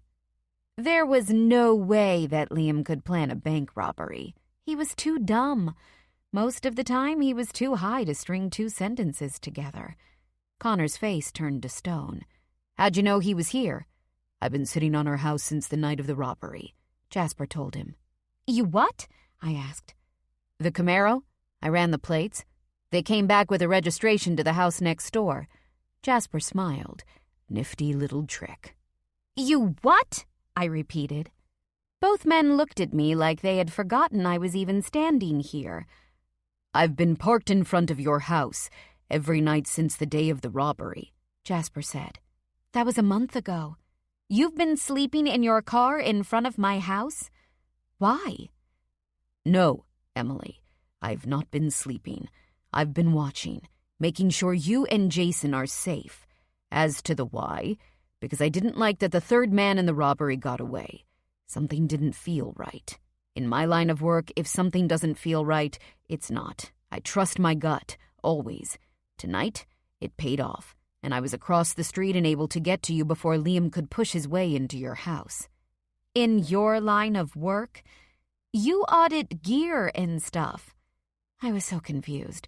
Why would Jasper sit in his car for a whole month and watch my house? He barely knew me. Why not tell Lennox? At least he was my friend. "Sweetheart, if you've been buying that line of shit, you need to open your eyes. Does this man look like he sits behind a desk all day and checks in gear?" Connor laughed. "If I had to guess, I'd say Special Forces, though Black Ops wouldn't be a far stretch." He gave Jasper an appreciative once-over. That was something both men had in common. They were shameless flirts, only they batted for different teams. "Jasper, your phone just beeped. I think I ran down your battery." Jason joined us in the living room and handed Jasper back his phone. "Thanks, bud. Did you like the game?" Jasper asked. I couldn't believe that he was in my house and talking to my son. "It was totally awesome. Do you think I could play it again?" "I don't think—" I started. "Of course you can." Jasper gave Jason another fist bump. "Cool." "No, that was not cool. I was okay with Jasper not wanting to be around me because I had a child. What I was not cool with was Jasper implying to Jason he'd be back, even though we both knew he wouldn't be. As soon as this robbery thing was taken care of, Jasper would go back to being allergic, using Connor's word, to kids. Hey, Jason, it's time to brush your teeth. "Okay, but can I talk to Uncle Connor before I go to bed?" "You go brush up and I'll be back to tuck you in just a minute." Connor smiled at Jason. I loved how close Connor was to Jason. We were not a conventional family. Hell, most would have found our arrangement twisted. But it worked for us. The most important thing was, we all loved each other. Jasper was fiddling with his phone, and I tried to get Connor's attention, but he was ignoring me or pretending to. Finally, Jasper put his phone to his ear. "I'm at Emily's. Negative. What you got on a Liam?" "Fuck, hold on." Jasper looked at Connor. "Liam Gaines?" he asked. This could not be good. How did the person on the other end of the phone come up with Liam's last name so fast? "Yes," Connor answered, his tone mirroring my thoughts. Did you hear that? Yes. We have a bigger problem. Negative. I'm not leaving Emily's house. I need you to come to me. The Camaro's parked out front. Track that for the address. No need to get Lennox out of bed this late. I need you and Clark here, ASAP. And one more thing before you come. Pull a Deputy Connor O'Brien, U.S. Marshal Service. Full workup. If he checks out, get a blue badge for him from the commander. Copy that. See you in 10. Jasper swiped his phone and placed it in his pocket. Sorry about that, man. Protocol. Connor didn't answer, but nodded in understanding. I'm gonna go tuck Jason in. What just happened? I asked. I need you to listen to me very carefully, Emily. In about 10 minutes, you are going to see and hear things that you cannot ever repeat. I wish there was another way, but I'm not leaving you here unprotected, and it looks like I'm going to need Connor's help. I don't understand, I answered him. Which part? All of it? Or none of it? Jasper stood in front of me, almost willing me to see him. I looked at him with new eyes, forgetting everything Lily told me about Lennox and what the guys did. The way Jasper stood, his posture, the way he carried himself. I thought back to how he handled the robbery, the ease with which he took control of the situation. I didn't have to see him fire the gun to know he killed those men. He saved my life. You don't really check in gear, do you? No, sweetheart, I don't. You saved me. That man was going to kill me. He had his gun pointed at my head. All I could think about was how I was going to die and leave Jason. Jasper wrapped his strong arms around me and let me cry into his chest. My life was crumbling around me, and the only thing that was keeping me standing was Jasper. 6. Jasper. I held Emily in my arms while she cried and once again noted how perfect she felt pressed against me. The internal war continued to rage. My head knew I couldn't pursue her, but every other part of me was screaming to keep her. I looked over her head to find Connor staring at us, his expression hard. My phone vibrated in my pocket, and I pulled it out, carefully unlocking it one-handed. Levi and Clark were already outside, and they were doing a perimeter sweep. "Em, the guys are here," I whispered into her hair. She nodded against my chest. In a moment of weakness, I kissed the top of her head. Need outweighed logic. "I don't know what I'm supposed to do," she spoke into my chest and held on tighter. "Why don't you go lie down with Jason while Connor and I talk to the guys?" I suggested. "I'm scared." "You're safe here. We are going to work on a plan to get Liam out of your life for good. Jason will be safe. He won't touch either of you." Her bloodshot eyes came up to meet mine. "Why are you doing this?" she asked. I brushed her hair over her shoulder, exposing her neck and ear, and leaned in close. "I can't explain the why. I only know that there's something inside of me that won't let me walk away from you. You're under my skin, and no matter how hard I've tried the last 7 months, I can't work you out. I'm fucked up, Emily. Honestly, you should be pushing me away right now. But I have to say, I'm pleased as fuck you're not. I promise you I'll do my best to keep you both safe." She pulled away and looked up at me, and in a moment of clarity, I realized how Emily had wormed her way in. When Emily looked at me, she saw me. She didn't bat fake eyelashes to get my attention. She didn't purse her lips to try and look sexy. She locked eyes and didn't let go. She didn't let me hide. Her gaze was searching, and as hard as I tried, I couldn't deny her. Yet, I had to try and find a way to break her spell. She was a mom, and I had lost my chance at being a dad. "I know you will." She stood up on her tiptoes and kissed my cheek before she turned and walked toward the bedroom. I didn't have to hear Clark and Levi to know they were in the room. I felt their presence the moment they had entered the house. I knew all eyes were on me. My team had watched me successfully hit on and take home a lot of women, yet none of them had ever seen me holding a woman. "What did you find?" I asked Levi. My hopes of diving right into work went straight to hell when I turned to find both men staring at me. By the expressions on their faces, their mouths might have been hanging open. "Go ahead, spit it out. We have shit to do," I encouraged. They were going to ask. Might as well get it out of the way. "I got nothing to say," Levi wisely said. "About goddamn time you pulled your head out of your ass," Clark grumbled. I glanced at Connor. He looked like he had plenty to say. His jaw was tight, and the vein in his neck was throbbing. "In the interest of time and full disclosure, she talks about you. A lot. All of you. However, her eyes light up, and she gets this look when she talks about you. I looked into you. It took a while to get a lock, but I did. Your service record was what I thought it would be. Bullshit. The Army has put out only what they want someone to find. I was more concerned with your past. I want you to know I will not give them up without a fight." "The fuck?" My body locked tight, and I was coiled, ready to strike. If a fight's what he was after, he had stepped up to the right man. "Calm down." Connor put his hand up, only further pissing me off. "They are all I have left. We lost Stephen 18 months ago, and you are the first man in 6 years who has caught her attention. She knows you're not interested in her. She plays it off that she's okay, you don't like kids, and you're not interested in her. But I see the pain she tries to hide. That woman is an open book. What you see is what you get.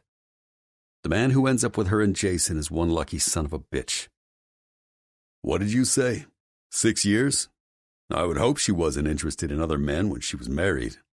This from Levi. The situation was damn complicated. Levi and Clark didn't know about Stephen and the reasons he and Emily got married, and I really didn't like my personal life being aired. Not to mention that Connor was right. The man who got Emily would be lucky. I just didn't deserve to be that man. As much as I want to tell you that Emily's personal life isn't up for discussion, unfortunately you'll need the background. I told Levi and Clark the story about Liam and why Stephen married her. I also filled them in on me sitting on Emily's house for the past month. I think the guys were more shocked and a little pissed I had been staking out her house without telling them than they were about Stephen and Emily's fake marriage.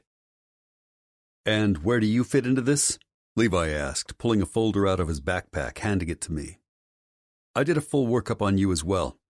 He wasn't all that pleased either that Connor had done a background check on me. I knew I was clean and my service records were sealed, but I also knew what he did find. My daughter's death certificate. The thought that he knew about my daughter had me seeing red. "A friend," Connor replied. "What kind of friend?" Levi pushed. I didn't understand where Levi was going with this. However, if he was pushing it, it meant he knew something. "A close one." Connor didn't seem to like being on the receiving end of being questioned. "We can do this all night. I read your jacket. You seem like a smart guy. The fact that we are standing here and Jasper asked me to get clearance for you from the commander means you got to know my authorization to access intel has no limits. I'm not asking to judge you. What I'm really after is, does Emily know? You are squeaky clean on paper. Personally, I care more about a man's morality than I do how he handles his cases."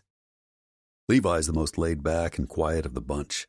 He's also the one that does not trust men easily. We are all skeptical of outsiders. Though, Levi takes it to a whole new level. Yes, she knew. Stephen and I had been seeing each other for over a year when he brought Emily to Georgia. At first I was furious, hurt, and I felt betrayed. I was very much in love with him. I broke it off with him, but it was Emily that found me and begged me not to leave Stephen. She said that nothing would change.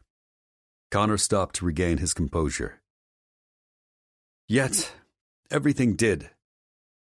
I didn't think I could love him any more than I already did. I was wrong. Talking with Emily and her telling me everything that had happened and what Stephen was doing for her proved what a good person he was. It wasn't just me and Stephen anymore. We had Emily, too. And then we had Jason. I was Uncle Connor, and Stephen was Daddy. I love them all. They are my family. Say what? It took a minute for me to wrap my head around what Connor had said.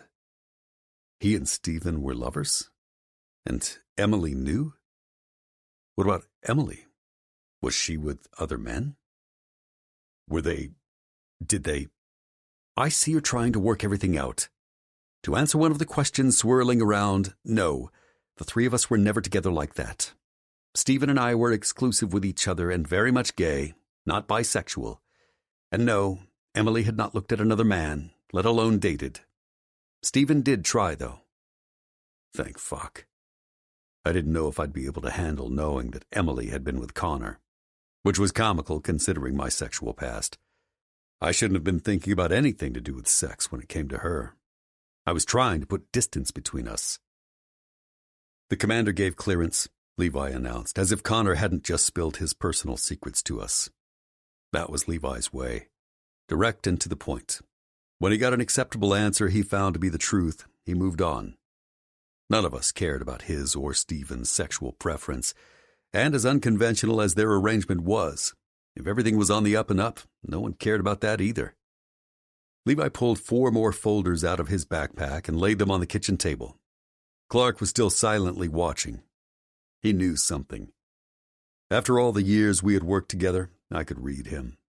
I knew all his tells, and the ticking in his jaw was a dead giveaway.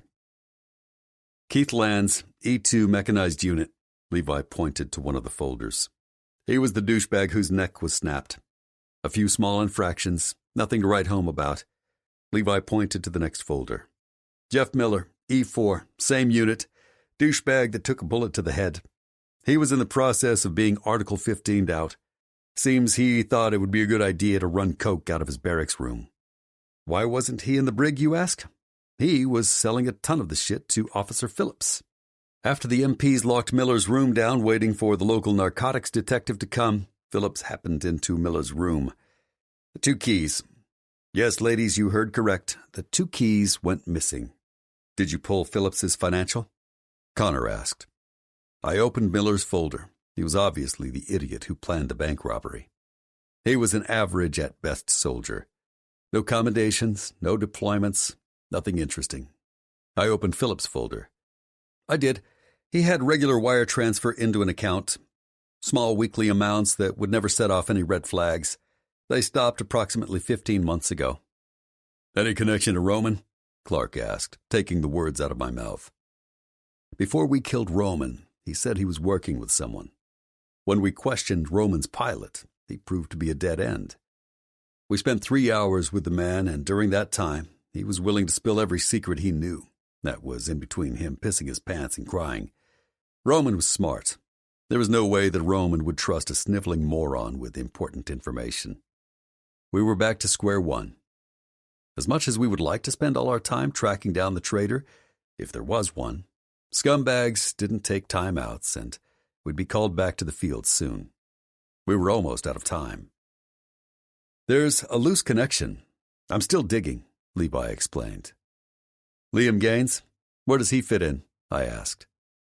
We ran a bloody print from when you clipped him. Shitty shot, by the way. I flipped Levi the bird. After he was shot, he ran back into the woods and took his gloves off. He touched the metal chain-link fence post before he crawled through the opening they had cut. His prints are in the system, surprisingly as a confidential informant. Clark eyed Connor. There was the missing piece that had Clark on edge. He hated loose ends. That come from your office? Clark asked. Hell no. I have 2 CIs I work. Both I keep in my back pocket and off any records you'll find. And I have them because they have mob ties. I don't fuck with petty theft bullshit. If he wasn't in WITSEC, it didn't come from us. Machino and Lucy, Clark said, and Connor's face paled. There's no such thing as off-record. Now Clark was just showing off. It was true. There was no information we couldn't access. I'd appreciate you keeping those names to yourself, Connor grumbled. The same way that everything you see and hear is off the record? Copy that, Connor acknowledged. Leverage. Clark had found what he needed to ease his mind that Connor wouldn't talk. There was no doubt I was pissed as hell at Connor for invading my privacy. but the man struck me as loyal. Let me guess. Gaines was supplying the coke to Miller. Miller lost the product and needed to pay Gaines back. Gaines, not trusting Miller to not take off with the money, came down here to oversee the robbery.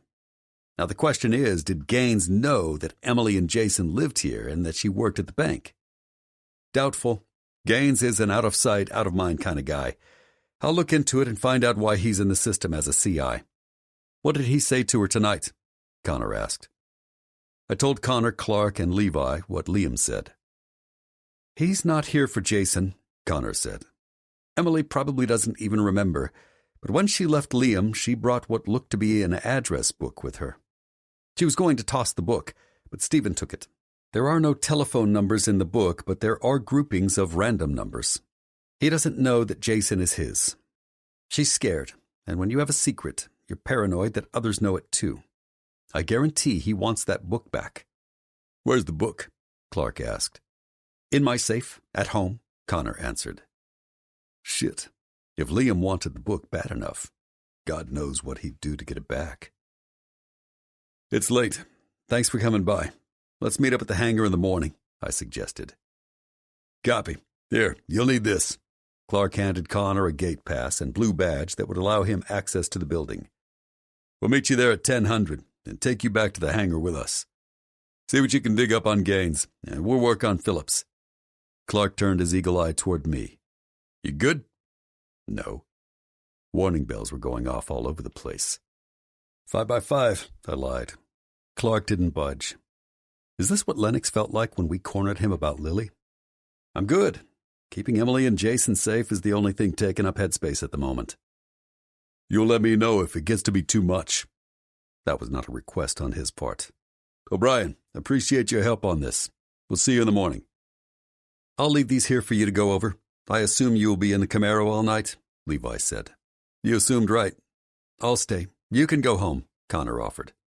I'll be in the Camaro. You two work out whose dick is bigger. I'm out of here. Clark laughed and headed for the front door, Levi following behind. The door closed and Connor was picking up his coat. Does she know? My eyes closed and my heart constricted. No. I read the report about Alicia. I understand your reaction to Jason. When you're ready, you should tell her. She'd understand, too. Clearly, there's something between you two. I know how she feels. I had doubts about you. Still do. Only because I don't think you'll man up and let yourself be happy. I see the way you look at her. I saw how you were comforting her.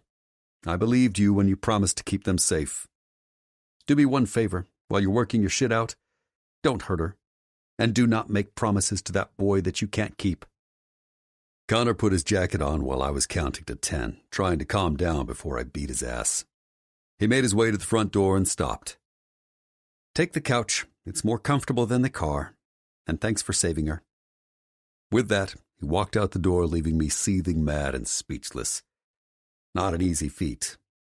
Who the fuck did he think he was? Man up? Fuck. The worst part was he might be right. 7. Emily. The smell of coffee roused me from sleep. It took me a minute to realize I was in Jason's bed. Alone. Where was Jason?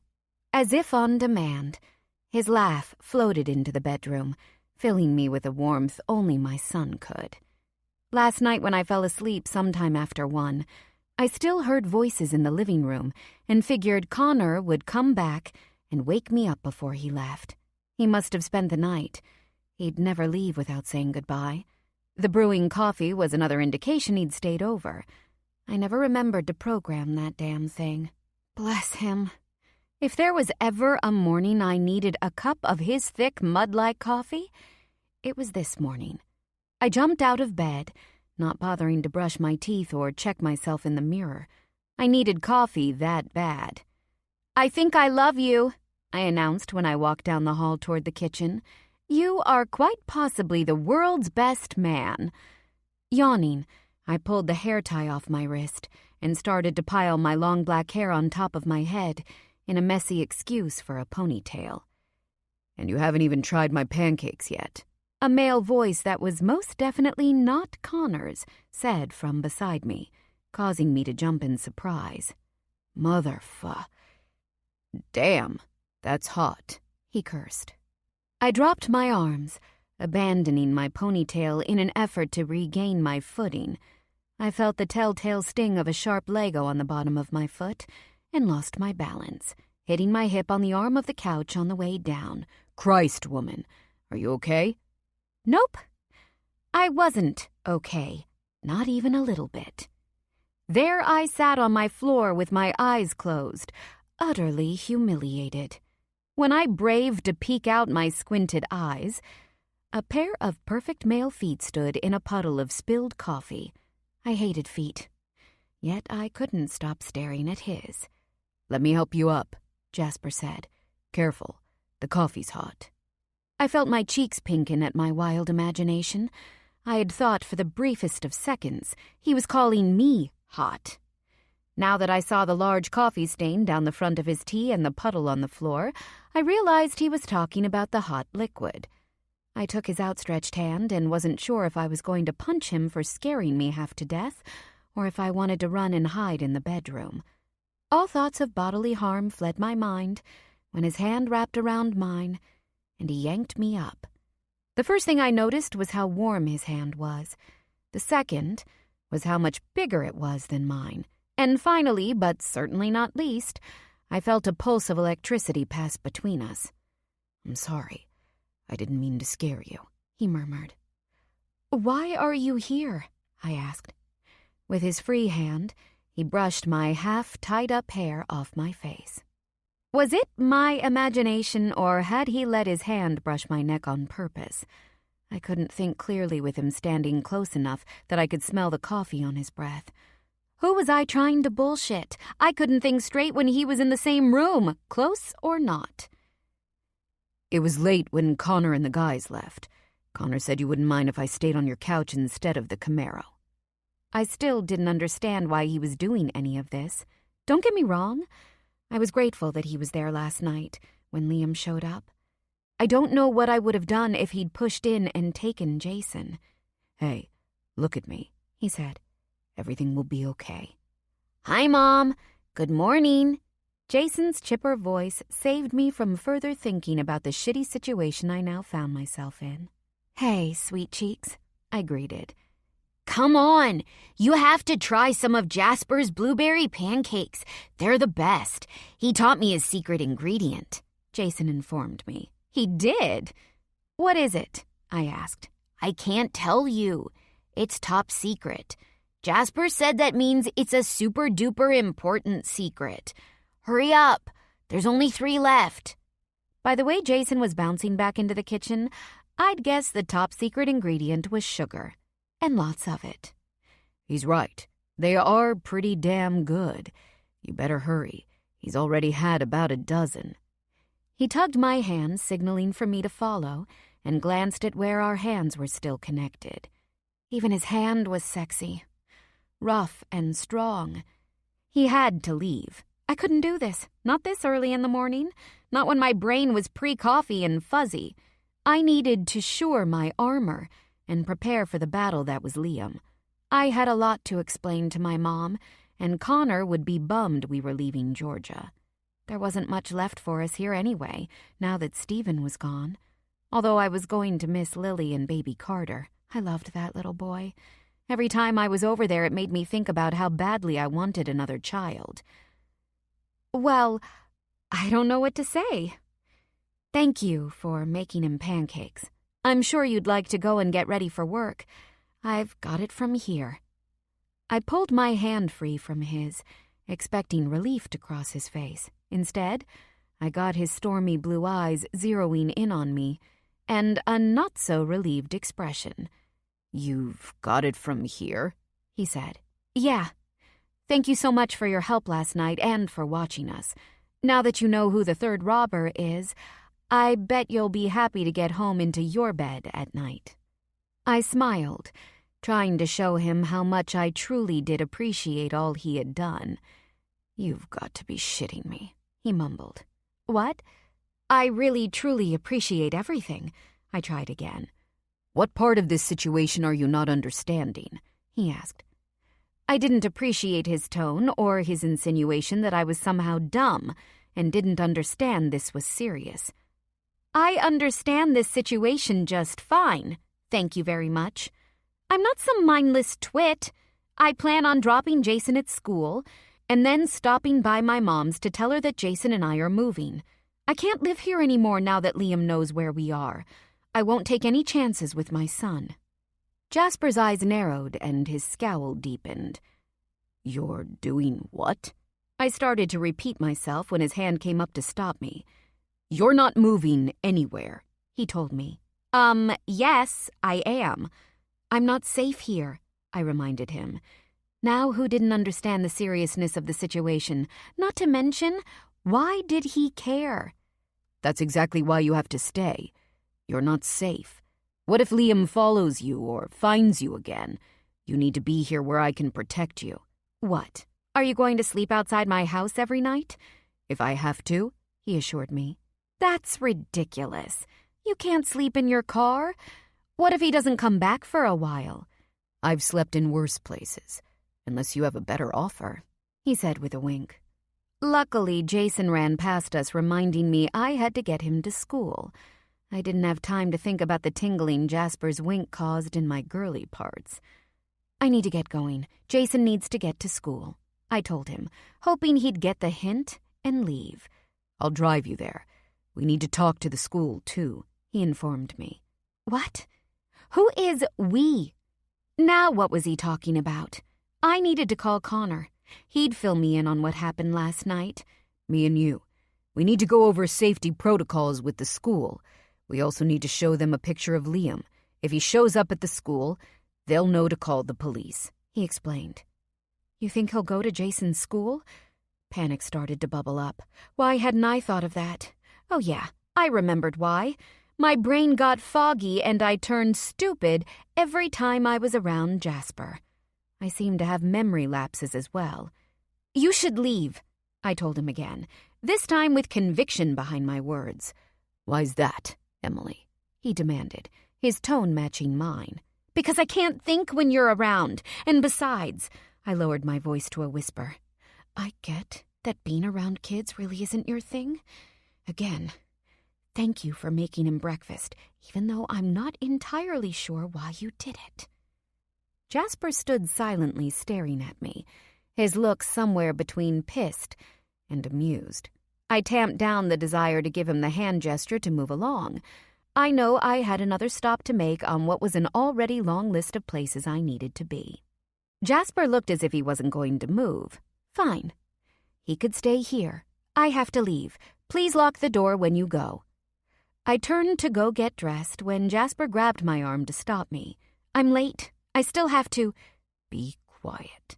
He spoke through clenched teeth. Excuse me? Who the hell... He cut me off again. Do I think I am? He finished my sentence. If you'd cool your jets for 2 seconds and let me talk, I'll explain. You are not gallivanting around town unprotected. We'll take Jason to school, then we'll go to my house so I can shower and change. We are meeting up with my team at 10. When we're done there, we will go pick up Jason from school and come back here. As to the, who the hell do I think I am? I am the man who is going to make sure that Liam Gaines does not fuck with you or Jason. The why? Because for 7 months, I have tried everything in my power to push you out of my mind. Nothing has worked. Time to change tactics and find out what about you has me tied in knots. And just for the record, I like that you can't think when you're around me. I will admit, there was a small sliver of hope and a whole lot of excitement that welled in my chest. But it quickly waned. I was a mom. I didn't have time for hope and excitement. Besides, nothing had changed. I'm not some mission. You don't get to fall back and regroup. I don't have time for games. I don't play games, Emily. You are not a game to me, he vowed. His face was firm, void of his normal playfulness. I believe you think you mean that, but I can't take the chance with Jason. If it were just me, hearing you say I've tied you in knots would make me want to jump for joy. And that's embarrassing to admit, but the truth. I have to think about Jason, I reminded him. He didn't stop me when I walked away, only further solidifying I made the right choice. Not that he gave me options, only an implication that there might be something between us, something I wished I could explore. Jasper was the first man in more than 6 years who, with nothing more than a few mundane conversations, stirred my interest. There was so much more to Jasper than he let the world see. The woman who put the time in to break him down would hit pay dirt when he opened up. What was the saying? Right guy, wrong time? In another life. 8. Jasper. Emily was cute when she pitched a hissy fit. I think she might have actually stomped her foot when she saw me waiting with Jason by the front door. I know she slammed the passenger door of the Camaro when I insisted I drive, and Jason declared that my black sports car was the coolest thing he'd ever ridden in. She may have even hissed when I told her I was going into the school to explain the situation to the administration. Being that the school was full of Army families, security was pretty tight. One of the dads was an ex-ranger who headed up a group called Watchdogs. The DOG stood for Dads on Guard. Each dad took a day to volunteer at school and walk the halls, helping wherever they were needed. They also handled visitor passes and walked the perimeter of the school grounds. With minimal detail, I explained the situation, leaving out who Liam Gaines really was. The man on duty that day was more than happy to help and would brief the rest of the dads. Now we were back in the car, and Emily was pouting. I had refused to take her to her mom's so she could tell her she was moving. 2 reasons, Emily. 1, you're not moving. 2, if Liam Gaines doesn't already know where your mom lives, I'm not taking the chance by leading him there. Is she in danger too? I wanted to tell her that every person she had ever met might be in danger, but I refrained. Mostly because it was a slight exaggeration, and that statement might send the woman over the edge. I texted Connor and asked him if he had any buddies on the force. He said he knew a few local guys and called in a favor. There will be frequent drive-bys at your mom's. She'll be fine, I explained. I might have failed to mention that I knew a security guy who owed me a favor, and he was over there now installing a new alarm system. When he was done there, he was going to Emily's to update hers. The system she had now was shit, and only alerted the low-budget company that serviced it. There was no way in hell I was trusting a rent-a-cop with her safety. Thank you, she conceded. You're welcome. While you're already in a snit, I should probably tell you a few more things, I started. I'm not in a snit. Then you always walk around slamming shit and mumbling under your breath? I think I heard you say dick a few times. Just so you know, the offer's on the table if you'd like mine. I tried to joke to lighten the mood. Is that how this works? She asked. What works? You offer a woman your dick and she jumps at the chance to have the famous Jasper for a week. I wanted to roll my eyes and tell her that I didn't even have to offer, but I thought better of it.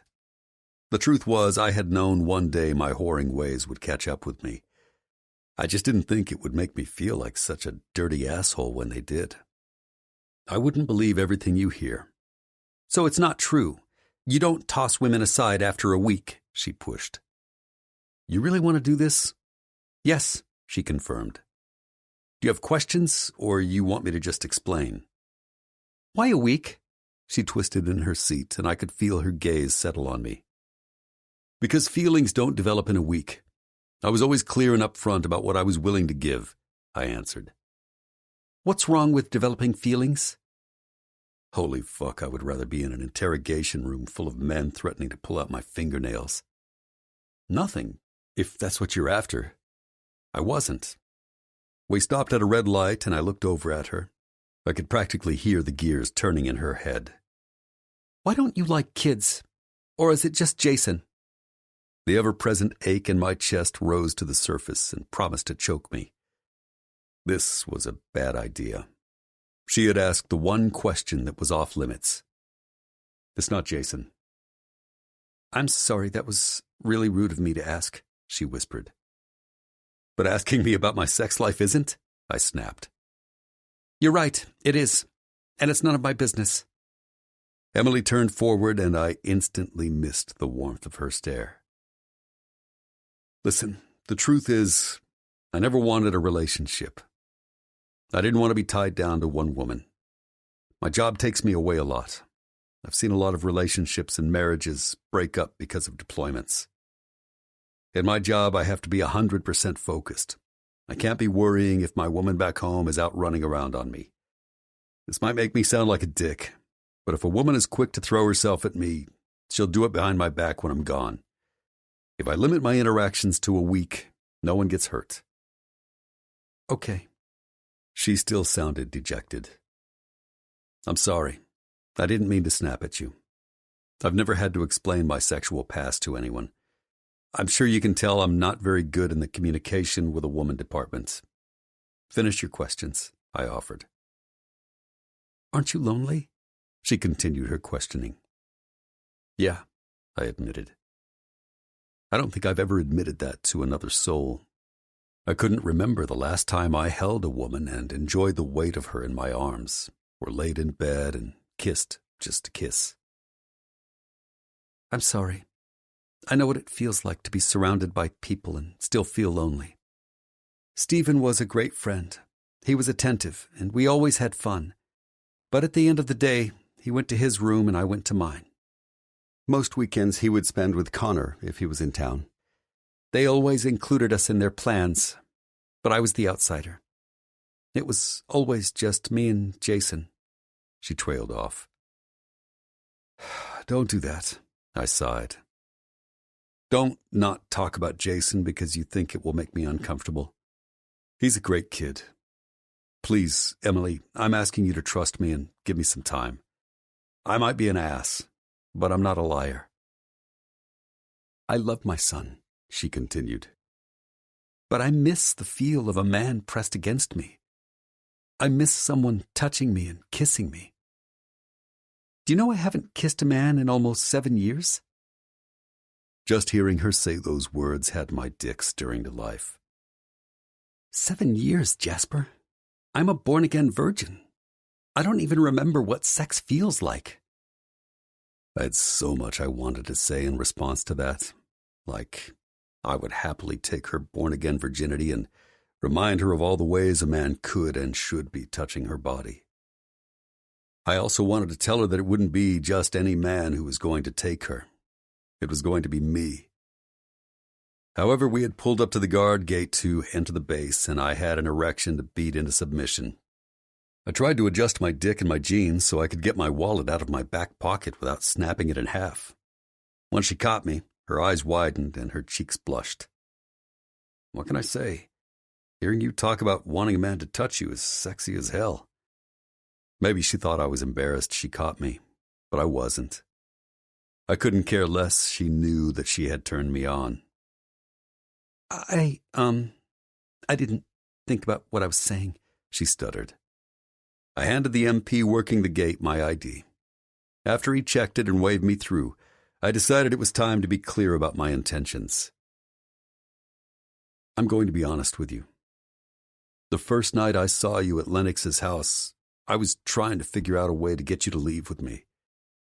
After we spoke for a few hours, I was trying to come up with an excuse to spend more time with you because I knew you were different. I didn't know why you were, but you were. When Lennox mentioned Jason, the door shut, and you were off limits. And not because I don't like kids, because I knew you needed someone who could make you promises. You need a man who could offer you a future. Emily, I cannot make you any promises. I have no idea if... I need time. I paused a moment trying to choose my words carefully. There's no denying I'm attracted to you. You are a stunning woman. Every time I'm around you, I'm fighting a hard-on. Yes, that includes when you're crying in my arms. Yet it's more than that. I feel different when I'm around you. Women don't look past what they think is good-looking. They never see me. For some inexplicable reason, I feel like you do. Emily remained quiet, and I was worried I offended her. We pulled in front of the 707 and I parked. I still hadn't had time to fill her in completely about Liam. It would have to wait now. I pulled the keys out of the ignition and started to open my door when her soft hand wrapped around my bicep, getting my attention. That night I met you, I remember thinking that you might very well be the sexiest man I had ever laid eyes on. When you winked at me, you did crazy things to my girly parts, and I wanted to pull you into the bathroom and have a go. Then after we talked, I couldn't bring myself to take advantage of you that way. I couldn't use you. I may not know what caused it, but I know it's there. Pain lingers behind your eyes. You mask it well, yet if you pay attention, it is clear as day. You don't ever have to tell me what hurt you so deeply. As long as you know, I see it. She didn't wait for me to respond. She opened her door and got out. The slamming door pulled me from my stupor. If it wasn't so fucking sad, it would be funny. This little slip of a woman didn't want to take advantage of me. She saw me. Now I had to figure out what to do about it. Was it possible for me to make promises? 9. Emily. Jasper had barely looked at me since my outburst in the car. He walked us into the building housing the 707 Research and Development Team. The entrance to the building looked like any other battalion brigade, plain and boring with an American flag proudly displayed. The sergeant behind the desk greeted Jasper. They exchanged a few words that I missed due to my curiosity. Now that I knew Jasper and the guys were not in charge of gear, I was being nosy and trying to look around for new clues about what they really did. As if the entryway would display mission maps and top-secret information would just be laying around on the desk. However, I couldn't help myself from searching. Emily, Jasper called out to me. He nodded his head toward the door, motioning for me to follow him. He didn't need my ID? I asked. No, but you need to wear this while we are in this building.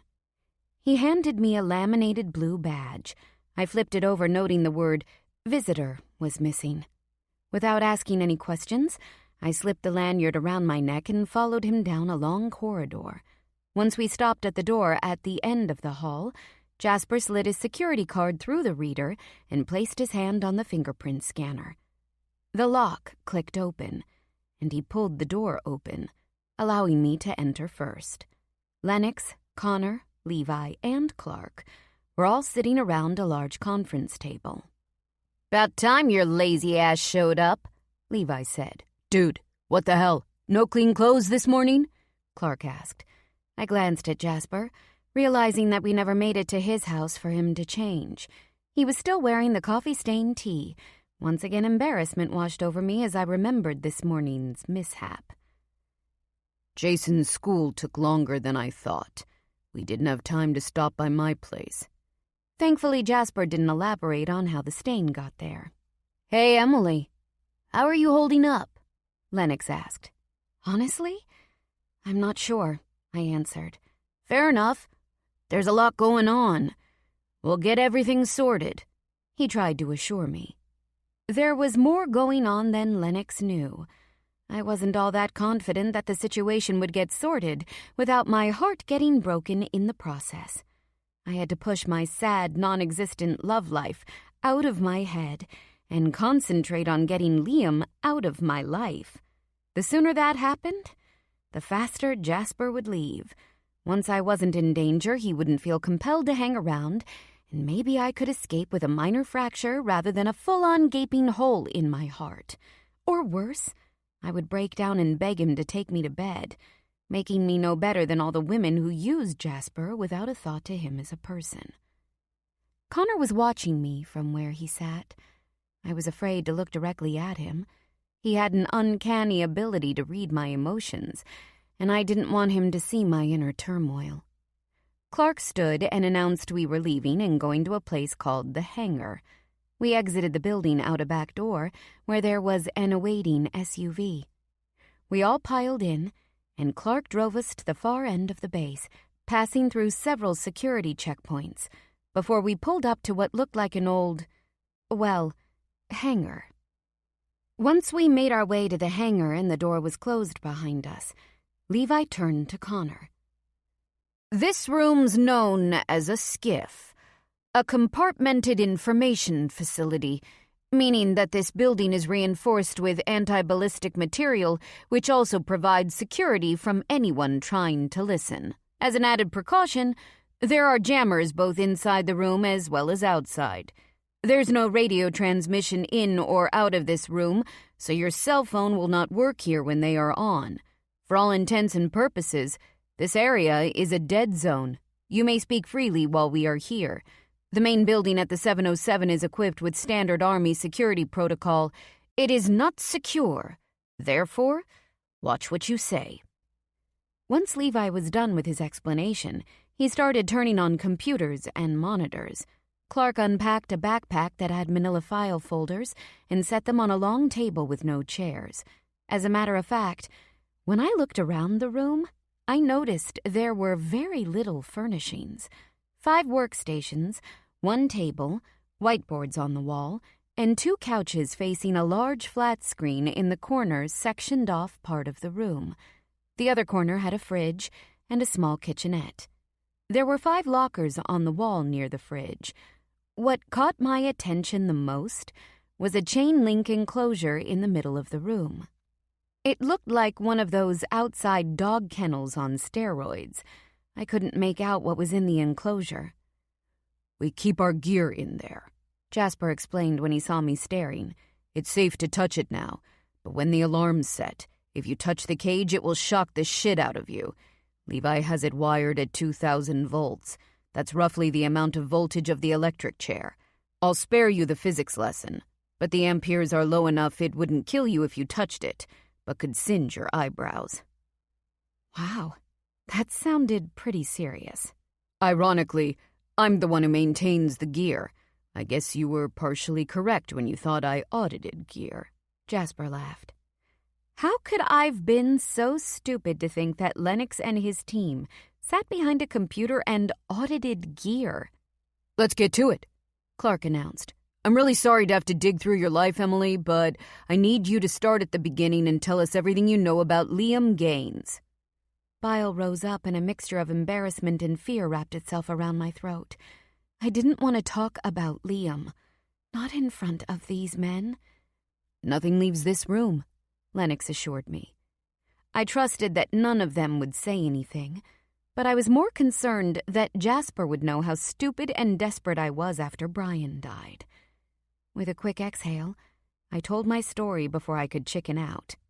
I told them about how I met Liam, how he was kind and generous, until I started asking him how he always had so much money to spoil me and live in such a nice apartment. That's when I had to tell them how he started hitting me, and how dumb I was to stay. The first time I found a stash of drugs and cash in his closet, and how we fought, and I tried to leave, but by that time it was too late, and he wouldn't let me. My mom had completely shut down after Brian's death, and was oblivious to anything going on around her. She couldn't help me, and I had no one else. I told them the names of everyone in his crew, and where I remember them living, and finally, I told them about Stephen, and how he saved me.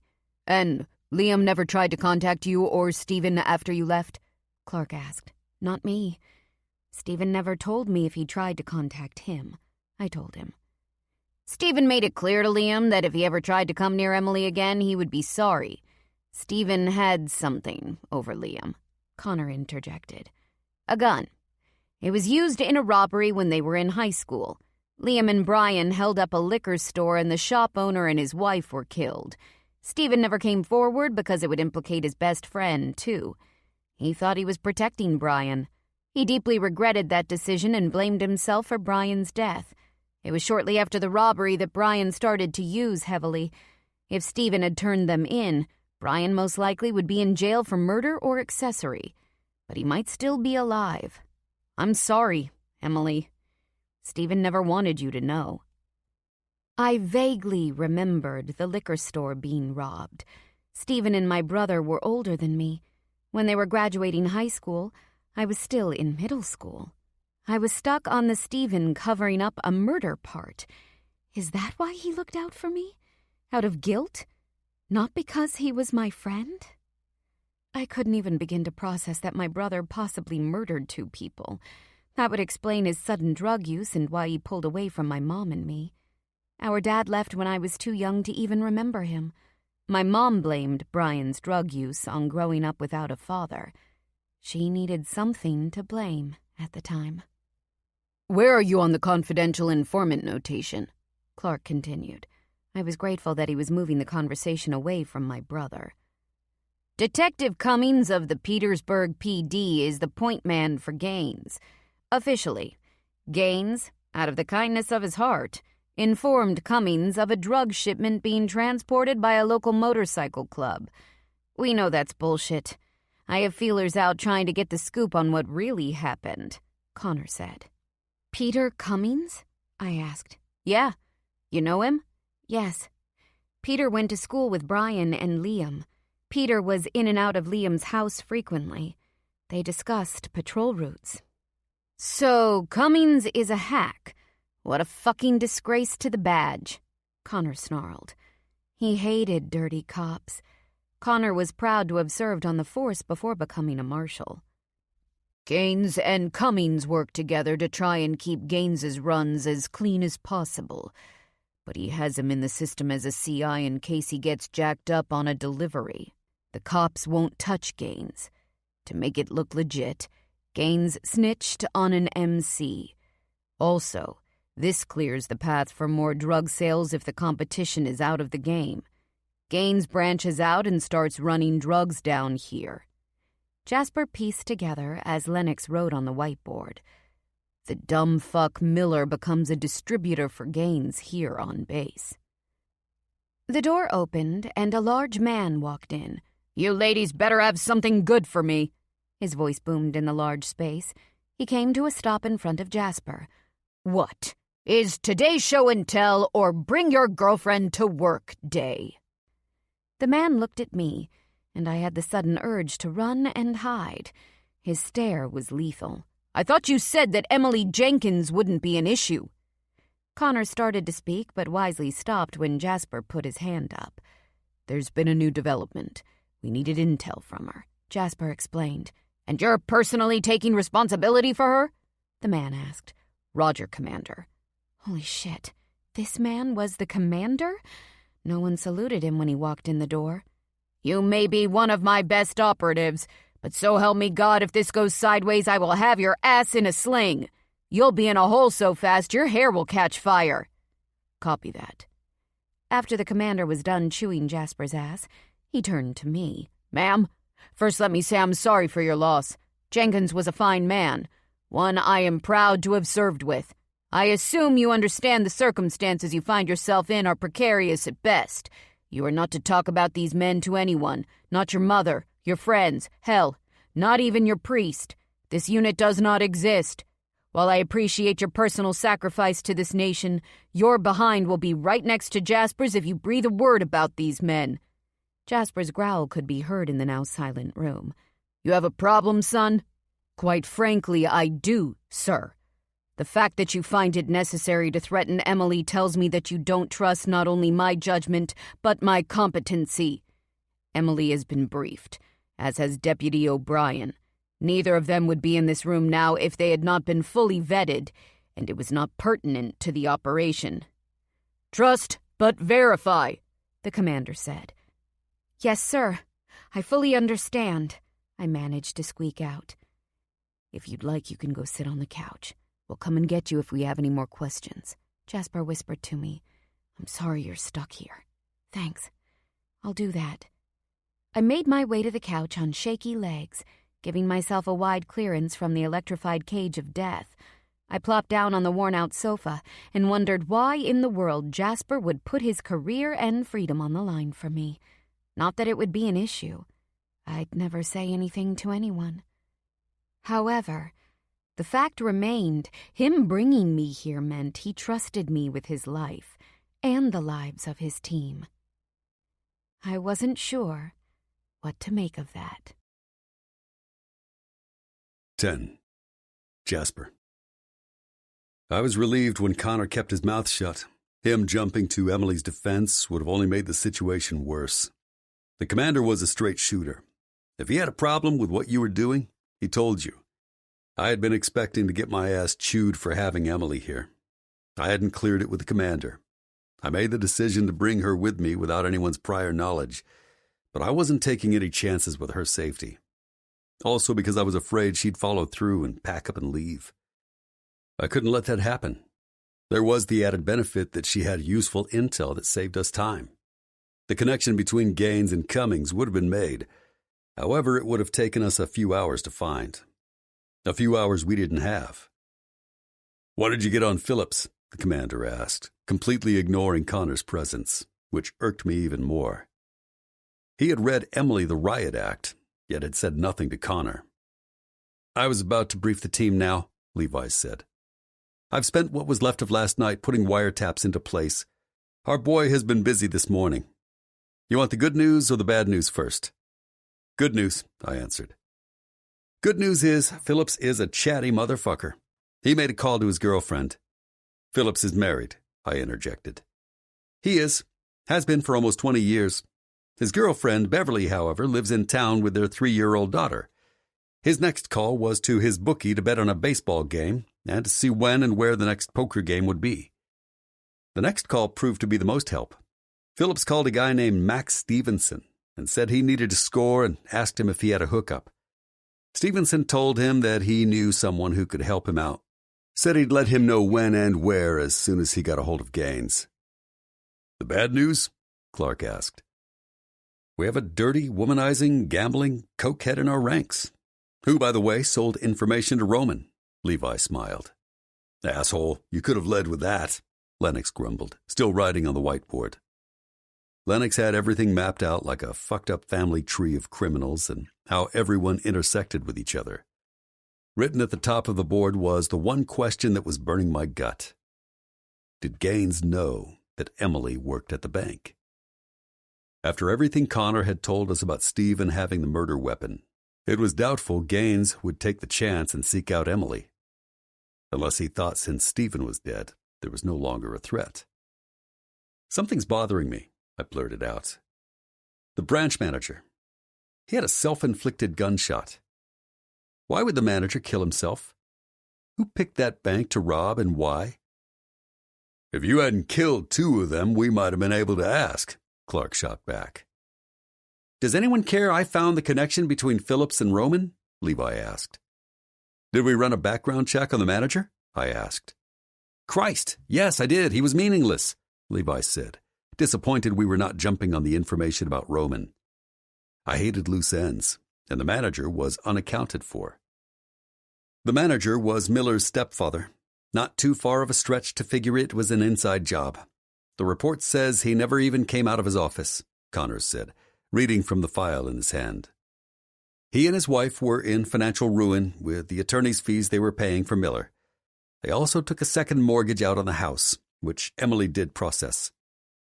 Not surprised, she was the only loan officer at that branch. I didn't like that Connor threw that last part in. There was no way she had any involvement. "Easy, Rambo. I, of all people, know that Emily's clean, simply stating the facts. His wife had also filed for divorce, citing infidelity." He finished and put the file back on the table. "Levi, what you got?" I asked. "Those weekly deposits came from an account in the Caymans. It was another one of Roman's accounts, a business account that had deposits made into it from Roman's account we tracked to Nova Scotia, the same account he used to donate money to Lily's charity." The vein in the side of Lennox's neck looked like it was ready to explode. I couldn't blame him. Roman had found Lily and stalked her. After Lennox had tried to hide her away, he even went as far as to fake his own death to keep her safe. Lennox gave up 12 years with the woman he loved, and Roman had almost killed her. "How do we handle this, Commander?" Clark asked. This was going to get tricky. We were on American soil. There were rules here, rules we did not play by when we were in theater. Motherfucker cluster fuck of shit, the commander muttered. Goddamn, what's happening to this base? Are there any soldiers left who still believe in loyalty, morality, and service? All I see is a bunch of weak-minded dopers who steal and sell out their country. Has Phillips been in contact with anyone else about the information he has access to? Negative, Levi answered. Sit on his ass and listen. Before we take him out, I want to know for sure. Copy that. Levi turned and started typing on his laptop. And Gaines? I asked. Find him and bring him to the shed. Let's find out what he knows before we turn him over. The commander pinned me with his stare. I don't suppose if I told you not to do anything stupid, you'd listen? No, sir. I will do whatever I have to protect Emily and Jason. I will make sure there's no blowback on the team. Christ almighty. And if you get caught, you willing to throw your career away? Your team? He pressed. I loved my job, and my teammates were brothers to me. I didn't love Emily, and I was still trying to reconcile if there was even a chance for us. But my answer came quick. It was a no-brainer. I'd give it up if it meant Emily and Jason were safe. Yes, I answered him. The commander took a minute to mull over my answer. When he spoke again, he was looking directly at Connor. You can leave now if you feel so compelled, Mr. U.S. Marshal. I mean no disrespect by that. You vowed to uphold the law. This next conversation might not be so lawful. I'm straight, Connor said. If she means that much to you, I'll have your back if the need were to arise. But sweet Jesus, try not to kill him. I can pull a lot of strings, but if there are witnesses, it's got to be a cluster. I just got you off the hook for the last 2 bodies. A murder charge will be difficult. Copy that. All right, ladies, there's work to do. Get to it. The commander didn't wait for us to say our goodbyes before he was out the door. We'll wait and see if Phillips makes contact with Gaines. Hopefully they give us a time and place for the drop. We'll grab Gaines from there, Clark said. I was torn between going with my team to pick up Gaines and staying with Emily and Jason. I'm sure Connor would stay with them if I asked, but I didn't trust anyone with her safety. Not even Connor. I'll take Emily to go run her errands and pick up Jason from school. Somewhere in there I have to stop by my place to shower and change clothes, I told the guys. You staying with her? Lennox asked. Abso-fucking-lutely. Lily would love to see her. She doesn't know about this newest threat, but she's worried because Emily hasn't been around much since the robbery. I already knew that. When I wasn't at work, I had been following Emily. She had only stopped by Lennox's house twice in the last month. As soon as we have a lock on Gaines, I'll bring her over. I don't want to bring Gaines to your doorstep. Roger, he agreed. Levi, Clark, and Lennox went about getting to work, and I was ignoring Connor's death stare by scanning the whiteboard. However, after a solid 2 minutes of feeling his eyes trying to bore holes in my head, I couldn't tune it out anymore. When I fully turned toward him, his brows were pinched together, and he looked pissed. I wanted to question him again about his relationship with Emily. If I didn't know any better, I'd think he was jealous. Would you like to step outside to do this so Emily doesn't hear? I asked. You gonna get loud? He asked. It depends on what you have to say, because I gotta tell you, with everything going on, my patience is worn thin. I'm still pissed you looked into me. Even though I get it, it doesn't make me happy. And at the moment, I'm more concerned with Emily and Jason than what you think of me, or if I'll man up. I think you proved today that you are more than capable of manning up. I was going to say thank you for taking Emily's back with your commander, and see if there was anything I can help you with. Yeah, there is. How well do you know Emily's mom? I asked. Well? Is she a rational woman? I needed to know if I was walking into a landmine with a mom. Hell no. That woman will lose her shit if she thinks Emily's in trouble. And not in a normal mama bear way. She will come apart and have a nervous breakdown, meaning that Emily will have to take care of her. That was the last thing we needed. I didn't want Emily stressed out over her mom. I needed her mind on her surroundings and staying vigilant about safety. I need you to have my back on a few things, I told him. Whatever you need. First, I'm sending Emily's mom on a trip to California. I need her someplace safe and away from Emily. We need a good excuse, and the trip should come from you. Tell me what you come up with, and I'll book her a ticket. But it needs to be today. The other thing I need is, if Emily tells you she's moving away, you discourage her. I've told her twice now she's not moving, but she says she wants to run. I need them here. I cannot protect them if I have to chase her ass down." "Did you just hear what you said?" he asked. What the hell was he talking about? "Send Emily's mom to California. Don't let her move or I can't watch out for her," I repeated. "You said them." "Tell her, Jasper. And don't worry about Betsy. I'll go over there now and tell her she's going on vacation. I'll explain I bought a ticket to go but have to work and I don't want it going to waste. She'll jump on it. As far as them leaving, over my dead body, is she going anywhere?" "Pushy prick," I grumbled, and Connor laughed. "I appreciate your concern, but it's not your fucking business. She's my business. Always will be. I'm telling you this man to man. Pull your head out of your ass and claim that woman before you lose her completely. If I know Emily at all, she's over there thinking of all the reasons she needs to push you away. The newest addition to the list is you fucking up your job because of her." I looked at Emily, and sure enough, she was curled into herself on the couch, worrying her bottom lip, deep in thought. Hell no, that wasn't going to do. "Soon," I told him. I needed to talk to Clark. He was always the voice of reason on the team. I knew what Lennox and Levi would say. But Clark, he was a man with his own secrets. He'd know what was going on in my head. "I'm going to see Betsy. I'll text you when it's done." "Thanks." Connor said his goodbyes to the guys and made his way over to Emily. I caught Clark's attention and gestured for him to follow me outside. The door was barely closing when Clark came through it, followed by Lennox and Levi. "Don't roll your eyes," Clark laughed. "I thought you could tell us all at once. Save you the hassle of 3 individual conversations." Now that I had them all in front of me, I wasn't sure what it was I wanted to ask Clark about. "What's stopping you?" Lennox asked. "She has a kid." "And?" Levi asked. "And?" Fuck me, I was stuttering. I couldn't put into words how I felt. "And you don't think you can be a dad, or, more to the point, you should ever be a dad again because of Alicia?" Clark helpfully finished what I was trying to say. "Something like that, yes."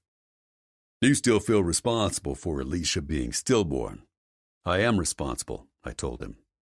"I get it. Fuck, do I ever get it. The weight of guilt is crippling."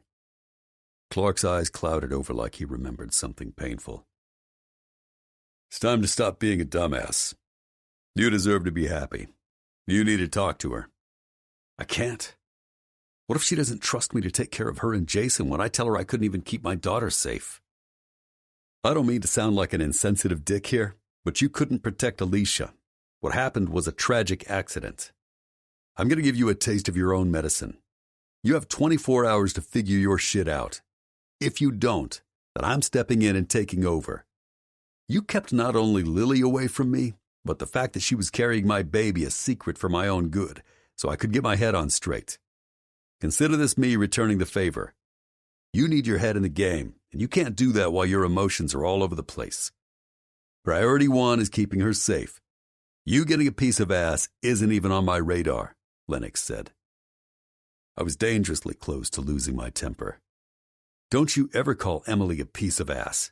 Over my dead fucking body, you'll take them away from me." I stomped to the door, trying to tamp down my anger. I loved Lennox like a brother, but if he thought I was going to step aside and let him take care of Emily and Jason, he was dead wrong. "Good talk," Clark laughed. "You assholes coming?" I asked as I held open the door. "You make a decision?" Lennox asked. "Seems so." Now I had to find a way to explain to Emily that my daughter died because I was a low-life, deadbeat father who denied his own child. 11. Emily. Hey. I was so lost in thought I hadn't heard Connor walk up. It was hard to wrap my mind around what Stephen had done to protect Brian, what Liam and Brian had done in the first place. They were murderers. Jason's biological father was a drug-dealing murderer. How could I have been so stupid? And now Jasper knew. Hey, sorry to drag you into all of this, I said. Stop, Emily. You didn't drag me into anything. I need to fill you in on a few things before I go. Okay. I stopped fiddling with the hem on my t-shirt and gave him my full attention. I'm sorry we never told you about the liquor store. Connor was gracious enough not to say anything further. Is that why Stephen helped me? Because he felt guilty about Brian? I asked. That was the part that was really bothering me. The thought that I was more of an inconvenience to him. No. Stephen did what he did because you were like a sister to him. He loved you. Truthfully, once I understood the situation, I would have been disappointed in him if he had not. Connor grabbed my hand and held on to it. I don't think Liam's here for Jason. I don't even think he knows. Remember when you first moved in with Stephen and you were organizing all the stuff you brought with you? There was an address book, and you threw it away? I thought back to when I first got to Georgia. My life was in complete shambles. I only brought a suitcase with my clothes and a few trash bags full of stuff I had at Liam's place. I was more or less living there at the time. However, most of my belongings were still at my mom's. Vaguely. I remember I accidentally took some of Liam's stuff and wanted to get rid of it. There was an address book I thought it was mine, so I grabbed it, but there was nothing in it. Why was an old address book from over 6 years ago important? Why else would Liam be here if not for Jason? I think he wants the book back, he explained. Why? It was basically empty except for a few numbers, but no names. Not to mention he heard Jason in the house and asked for him by name. I don't think they are just numbers. And a simple search of your name and he'd easily find Jason's name. You haven't exactly been hiding out all these years. You have a Facebook page with photos of Jason. Thankfully, the kid's a spitting image of you and looks nothing like Liam. Facebook. Damn social media. He was right. I hadn't been careful. There are pictures of us all over the place. It's not like I changed my name or anything, and he knew Stephen, so after we got married, he could have found us at any time.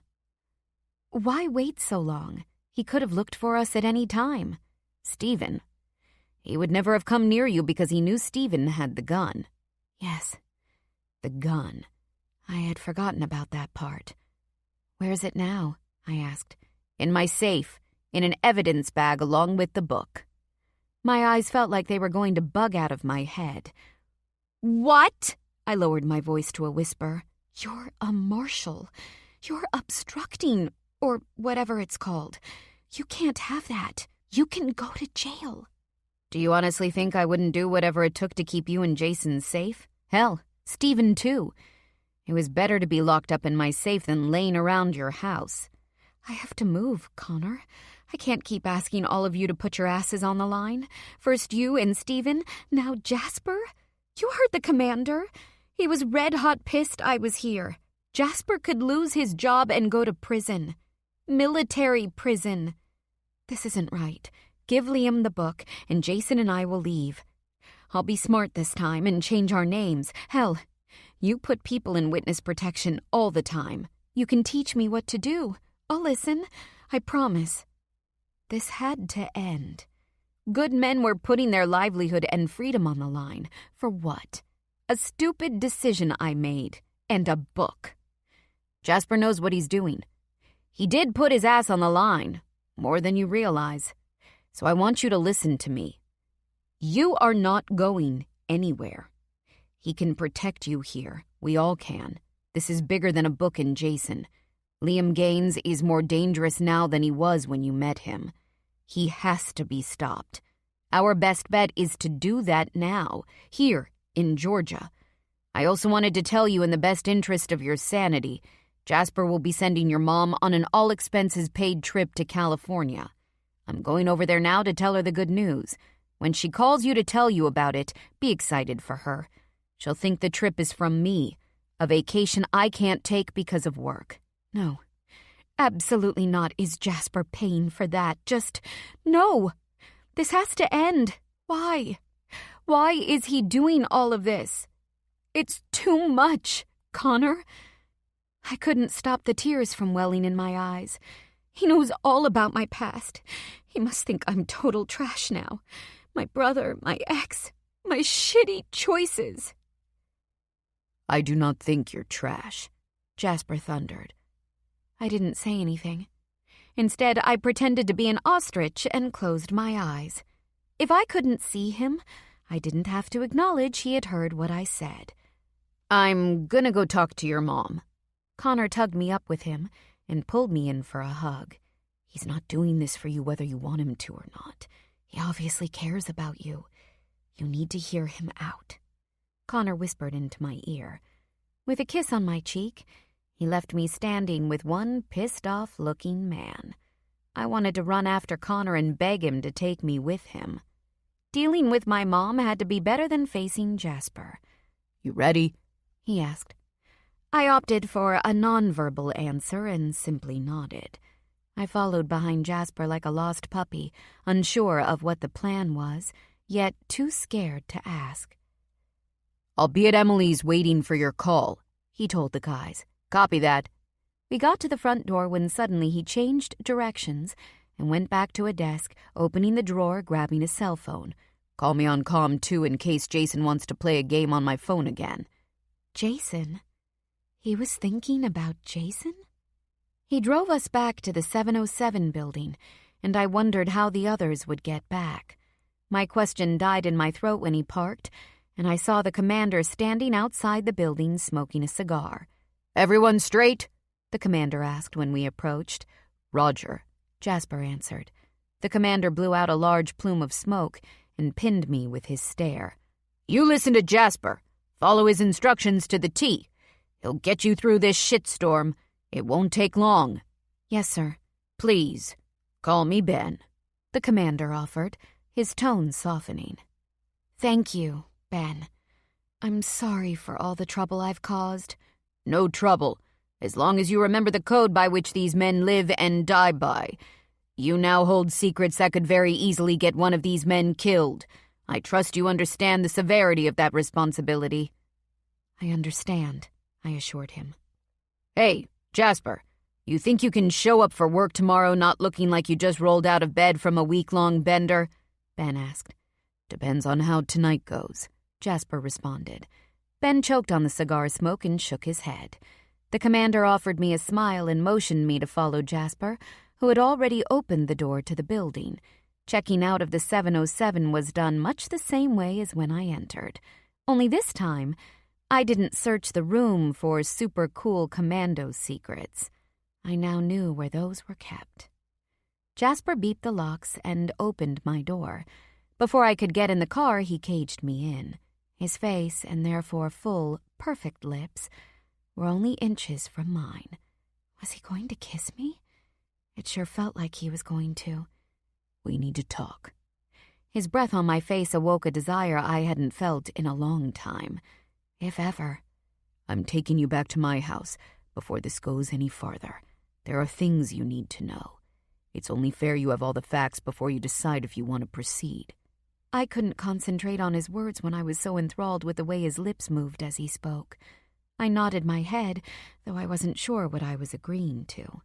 I'm going to kiss you now. Tell me to stop if you don't want that. Was he crazy? Tell him to stop. I could no more tell him to stop than I could fly. His face inched closer to mine at an agonizingly slow pace.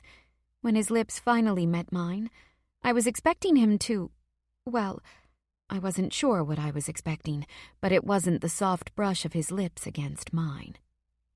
Jasper took his time in a gentle exploration of my lips before he slowly licked the seam causing me to open for him. With the first stroke of his tongue against mine, he owned me. My eyes rolled into the back of my head and my girly parts clenched. This man was going to ruin me. 12. Jasper. After we cleared the guard gate leaving the base, I sped down the highway, breaking every posted speed limit on the way to my house. 5 miles had never felt so long. I literally had been stunned into silence. Never had a kiss felt so right. Maybe it should have scared the shit out of me that she could tie me up with one kiss, but instead I was excited. I don't think I'd ever been this eager to get to know a woman, explore her, learn her mind and body. I was even excited about the possibility of a future. Everything hinged on the talk. What if she wanted to walk away after I told her? Could I? Would I step aside and let her go and find someone who deserved her loyalty and affection? Before I could come up with a plan to stop her if she tried to bolt, we pulled into my driveway. I owned a modest 3-bedroom in a well-established neighborhood. My neighbors were polite and kept to themselves. It was nice and quiet, exactly what I needed when I actually got to spend time there, which wasn't very often. The team didn't have regular deployment rotations. We were sent out when a situation needed to be handled. It didn't matter if it was Christmas or if we had only gotten back 24 hours before. When the commander called, we left. I reached across the center console and steadied Emily's bouncing knee. "Nervous?" I asked. "A little." "Me too," I admitted. "I want you to understand I brought you here so we could talk without Jason around. Nothing else. That, and I need a change of clothes." "Okay." We walked through the door, and for the first time I was a little embarrassed about the decor, or lack thereof. My house was cold and sterile, with 2 recliners positioned in front of a 60-inch flat screen mounted on the wall above the fireplace. It was dull and lifeless compared to her well-lived-in home. She had pictures on the wall and a soft and comfortable couch. A real home that a family lived in. I had a house, yet nothing about it felt like a home. "I'm sorry there isn't much here. I'd offer you something to eat, but there's nothing in the fridge either. Over the last month, I hadn't even spent the night here. I spent every night in my car outside her house. I'm going to go shower real quick. Make yourself at home." "Mind if I get a glass of water?" she asked. "Help yourself to anything you can find." I made my way down the hall into the master bedroom, grabbed some clean clothes, and rushed through a shower. The water hadn't even completely heated before I was done and getting out, not bothering to shave, which I needed to do badly. When the team was stateside, we still had to adhere to Army grooming regulations. Even if I didn't have to wear my uniform to work daily, I still had to be clean-shaven. I toweled off and threw on my clothes, eager to get back to Emily. "That was fast," she laughed when I entered the living room to find her with her shoes off, curled up in one of the recliners. "Did you learn that at basic? Seems all you Army men can shower in 2.5 seconds. Learn that having to clean up with bullets flying around you. The less time you spend with your tack vest off and your rifle in your hand, the better your chance of survival." Emily's face paled, and I wanted to kick my own ass for saying something so stupid to her. Stephen died in combat. She didn't need to be reminded of the dangers of my job, nor how her husband died. "Sorry."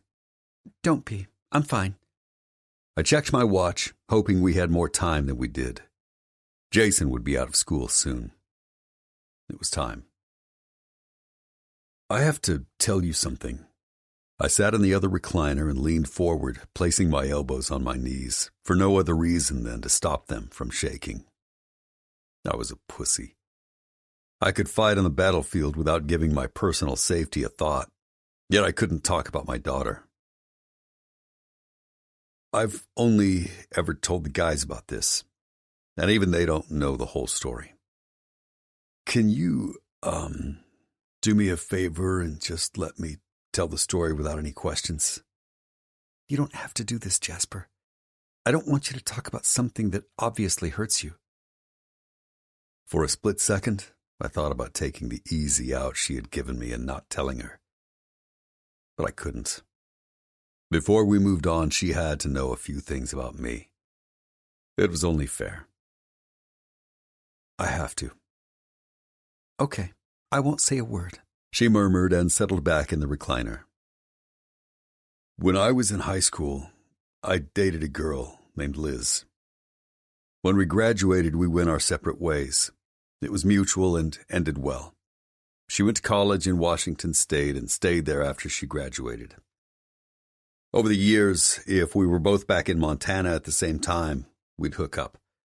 It was comfortable and it was easy for both of us. We both understood what it was. I had to stop and take a breath. My granddad passed away, and she flew to Montana to go to the funeral. We spent a few days together, and just like all the other times, our time ended on a happy note, and we went back to our lives. 2 months later, she called to tell me she was pregnant. I panicked. I asked her if she was sure the baby was mine. I don't know why. She'd never lied to me, misled me, or given me any reason not to trust her 100%.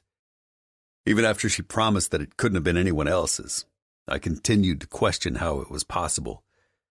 We got into the biggest fight we had ever had. We both said some pretty shitty things to each other. She hung up on me, and I never called her back. I winced, remembering all the fucked up things we had both said. 8 years of history rehashed and exaggerated because we were both upset. I didn't call back for 6 months. When I did, Liz's sister answered the phone and told me to go to hell and never call again. I called a few more times with no answer. Another month went by and I decided to track her down. What I found instead of a current address was an obituary for her and my daughter. That's how I found out that they had died. Because I was a dick, they were both gone. I was such a fucking coward I couldn't bring myself to face her family, so I hacked into her medical records. Liz was 30 weeks pregnant when she went to the hospital because she hadn't felt the baby move. There were no fetal heart tones when she arrived, and the doctor induced labor. I hadn't realized that Emily had moved until she sat at my feet, pushing my elbow out of the way so she could lay her head on my knee. Just her closeness seemed to calm my racing heart some. I gathered her hair off her face and ran my hand over the back of her head to smooth it. The doctor induced labor and Liz died giving birth to my daughter. Alicia's cause of death was listed as an umbilical cord accident. I continued to stroke Emily's hair, needing the connection. The last words I ever heard the mother of my child say to me were, "I've never been so disappointed in you." Then she hung up. "I'm so sorry," Emily whispered, her voice full of emotion. "I don't deserve your tears, Emily. I did this to them. I'm an asshole. I turned my back on the mother of my child. But worse than that, I let one of my closest friends down. I abandoned her when she needed me the most. What kind of man does that make me?" There it was, the part that weighed heavily on my conscience. I let Liz down in the worst way possible. When she was scared and lost, I ran. I should have been there for her, for our child. What must she have gone through having to deliver Alicia knowing she was already gone? I should have been there. Instead, I was a weak, spineless bastard who let her die alone and devastated. "You didn't do anything to them. What happened to Alicia and Liz was a horrible series of tragic events. Even if you had been there, you couldn't have stopped it." Emily's words of consolation fell flat. There was nothing she could say that would absolve me of the guilt I felt. "I don't want to hurt you, Emily, or Jason.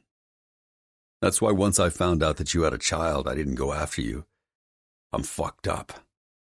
I don't know if I can make you promises about the future. Hell, I don't even deserve to be around Jason. My lack of care for my own child proves that. Damn. Admitting my shortcomings hurt like a bitch. Never had I laid myself bare in front of a woman the way I had with Emily. It had nothing to do with Lennox's threat or Connor's urging. There was something about Emily that made me want to open up and let her see me, my faults and scars included. I wanted this woman in the worst kind of way. Emily was the only one who could soothe the ache in my chest. She was the cure. She was my only hope of salvation. She now had the power to destroy me. 13. Emily. I knew the man had demons, some sort of pain that embedded itself into his bones. If you took the time to look at him, you could see it was always present. However, I never would have guessed it was the death of his child and the woman carrying his baby.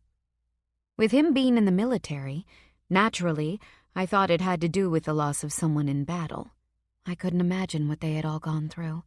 I knew how much I loved my son, and I didn't think I'd be able to move on if something happened to him. I now understood his unease around Jason and baby Carter, Lily and Lennox's son. It wasn't that he didn't like kids. He was uncomfortable around them, a reminder of what he had lost.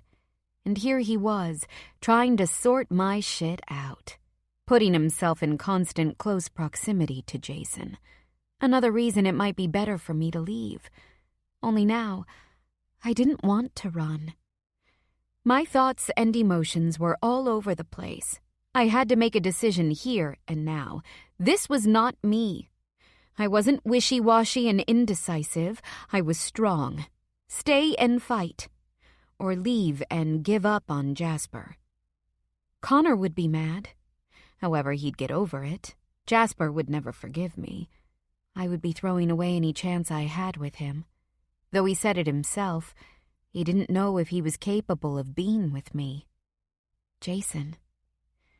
Could I stay and keep Jason safe?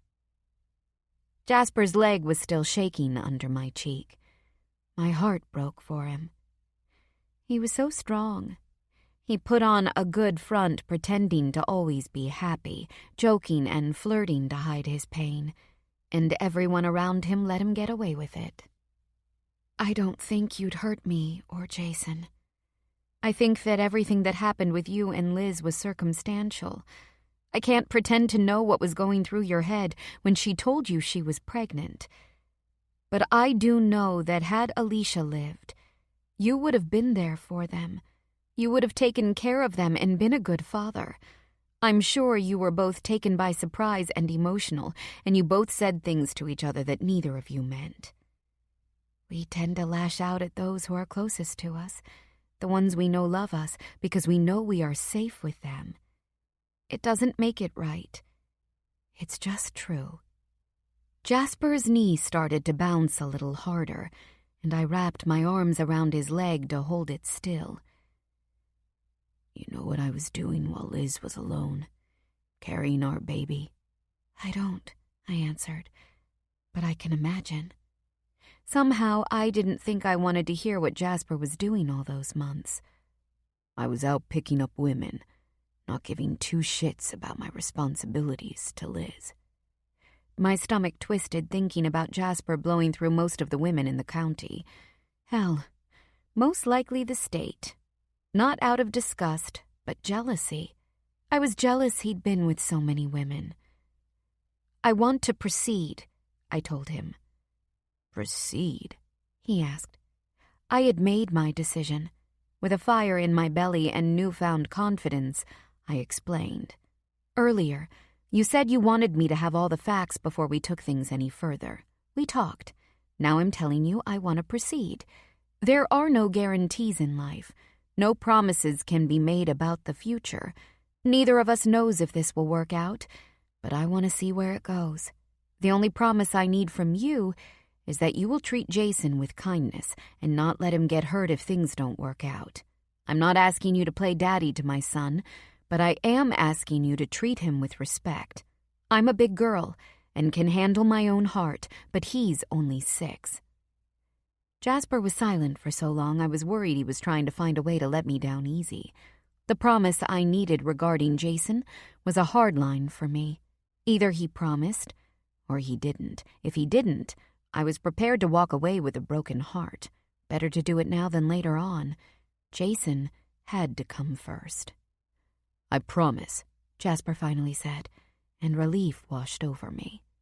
I didn't know what this meant for us, but I wanted to jump up and dance. I was so excited. We need to talk about something else." Jasper's tone brought me back to reality. All thoughts of dancing evaporated. "About?" I prompted. "We hope to have a lock on Liam by tonight. If not, I will continue to stay out in the Camaro and watch your house. We need to be vigilant about security. I had my security guy update your alarm system. Jason's school needs to stay alert, which means I will have another talk with them. Also, when you are not with me, I need you to stay at home with the alarm on. I can drive you anywhere you need to be in Jason to and from school. I'm not asking this of you to be a controlling dick. I need this, Em. I need to know you and Jason are safe."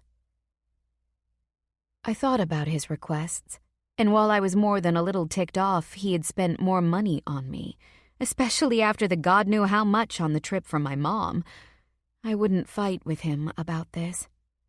Partly because Jason's safety was most important to me, and the other reason, he said he needed this from me, for his peace of mind. I would do as he asked. "On one condition," I said. "You don't sleep in your car. That makes me feel bad." "You can sleep in the guest room or the couch." It was on the tip of my tongue to say, "or my bed, preferably." However, at this juncture, that might be a tad too forward, though I wouldn't mind it. Actually, I really, really wanted him in my bed. Thoughts of us naked and him using that wicked tongue of his on all the sensitive areas of my body had me damn near panting with need. "What about Jason? How will you explain me staying with you?" he asked. The man was worried about whether or not he deserved to be around Jason when he continuously proved he was putting Jason's safety and needs first. Jason might want to play on his cell phone. Jason's school needed to be kept up to date. What will Jason think? He couldn't see past his guilt. That was going to have to change.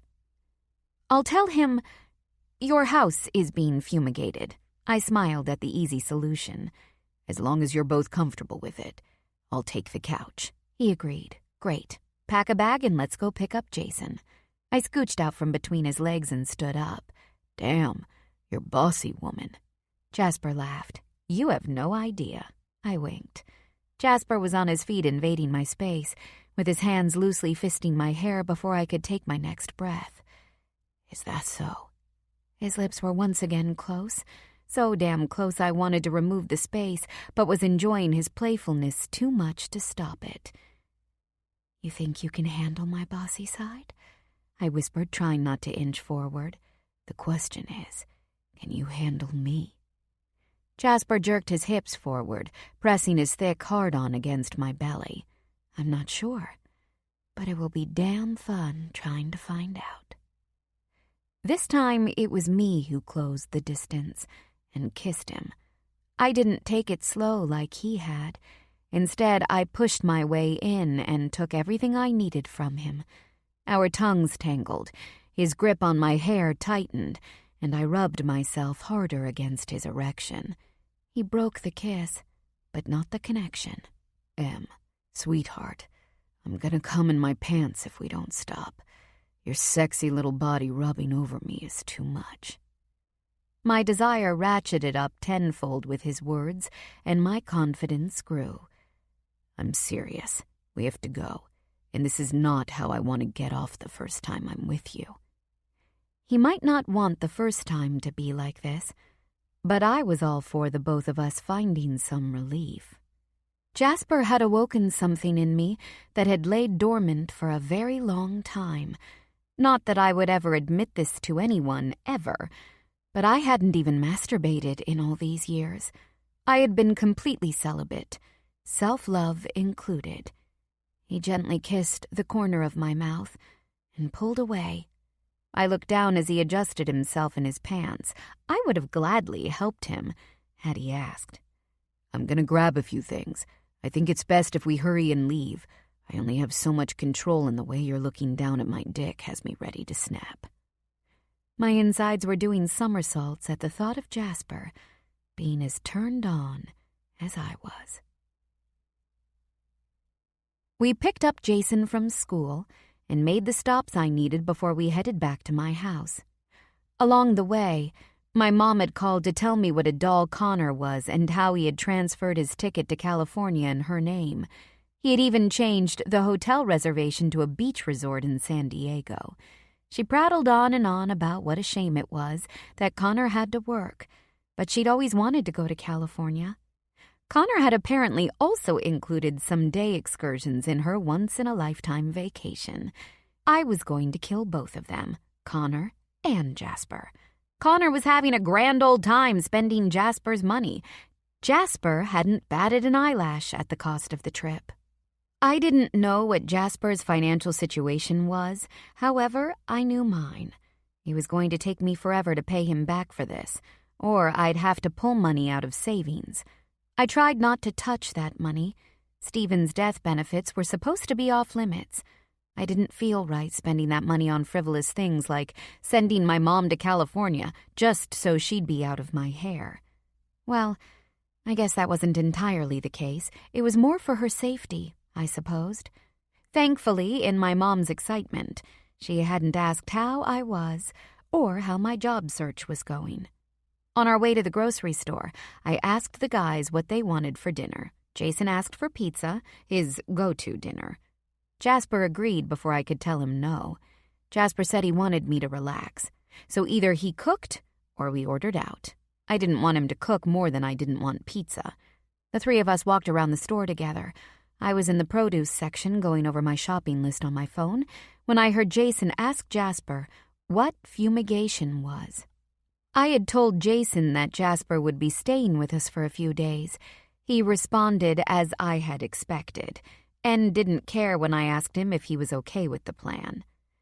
Sometimes when you have bugs in your house, you have to hire a fumigator to come in and kill all the bugs. The fumes are poisonous, and you can't breathe them or you'll get sick. Jasper explained. Bugs? What kind of bugs? Jason questioned. I pretended not to hear their conversation, interested in how Jasper was going to answer. Ants. Lots and lots of ants.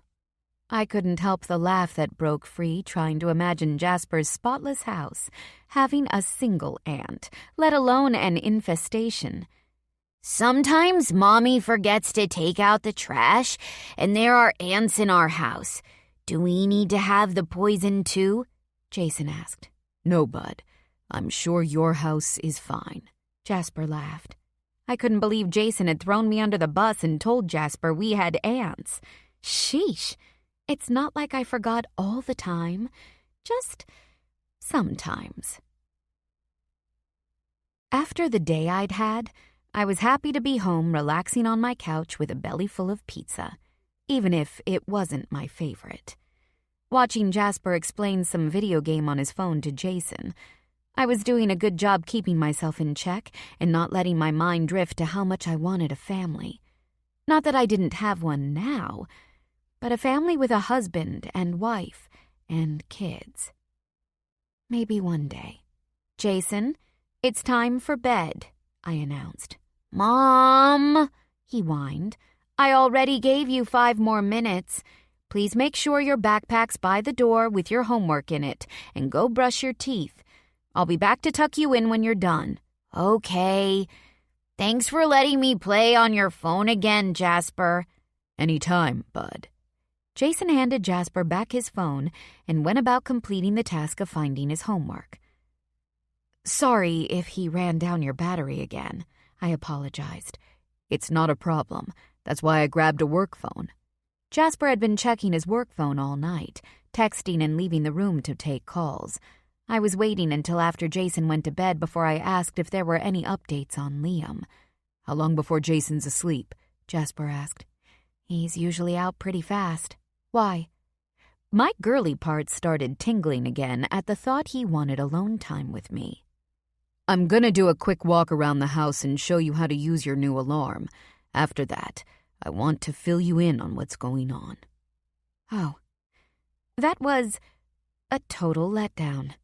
Though I did want an update. My idea of alone time seemed more fun than alarm instruction.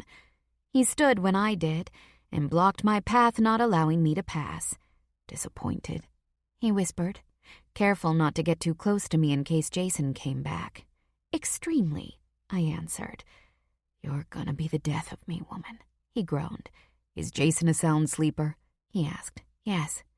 "Good, because after Alarm 101, I'm gonna make you scream," he vowed. The tingling started again, and suddenly Alarm 101 didn't sound so bad. "I can be quiet," I told him. "Em, if you're quiet, I'm doing something wrong." "Mom, I'm ready," Jason yelled from his bedroom. Neither of us moved, both of us smiling. His blue eyes danced with mischief, and for the first time since I had met him, some of the shadows were gone. 14. Jasper. I checked the perimeter and walked Emily through the new alarm system. It was straightforward and much like her old one. She was so fucking cute, chewing on her bottom lip in concentration. I wondered if she was really paying attention or if it was the promise of me making her scream had her daydreaming. Once the alarm was set, I told her to go get in bed and I'd be back there shortly. "It's early," she complained. "It's almost 9:30, and the lights are out in the living room by 10, I reminded her. How do... the stalking, she smiled. "The protecting," I corrected. Even though her tone was joking, the way she said it made me sound like I was some perv sitting outside her house waiting to peek in on her. Not that the thought hadn't crossed my mind a time or two. Stalking, protecting, same difference. She turned, and my eyes landed on her ass as she strutted back to her room. I didn't know if the sexy sway of her hips was for my benefit or if it was her normal stride. I hadn't had the pleasure of watching her walk away enough to know for sure. I checked the doors and windows and turned off the lights. After making sure everything was secured, I stood outside of her door, giving myself a mental pep talk. Or more honestly, I gave my dick a stern talking to. I tapped on the door and waited for Emily to answer.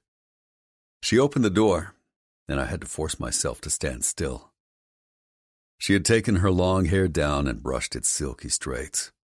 I was a sucker for long hair. Some men like tits or ass. I liked all different shapes and sizes.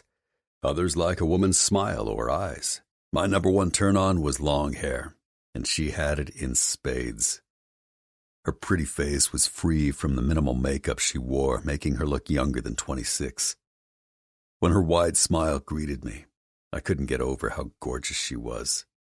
She stepped aside to allow me to enter, and I had to remind my dick tonight wasn't about him. Maybe this wasn't a good idea. I had to talk to her, and being in a room with a bed was not going to make that easy. "You okay?" she asked. Was I okay? Hell no. I wanted to rip her clothes off and do any number of very filthy things to her. The situation was actually comical.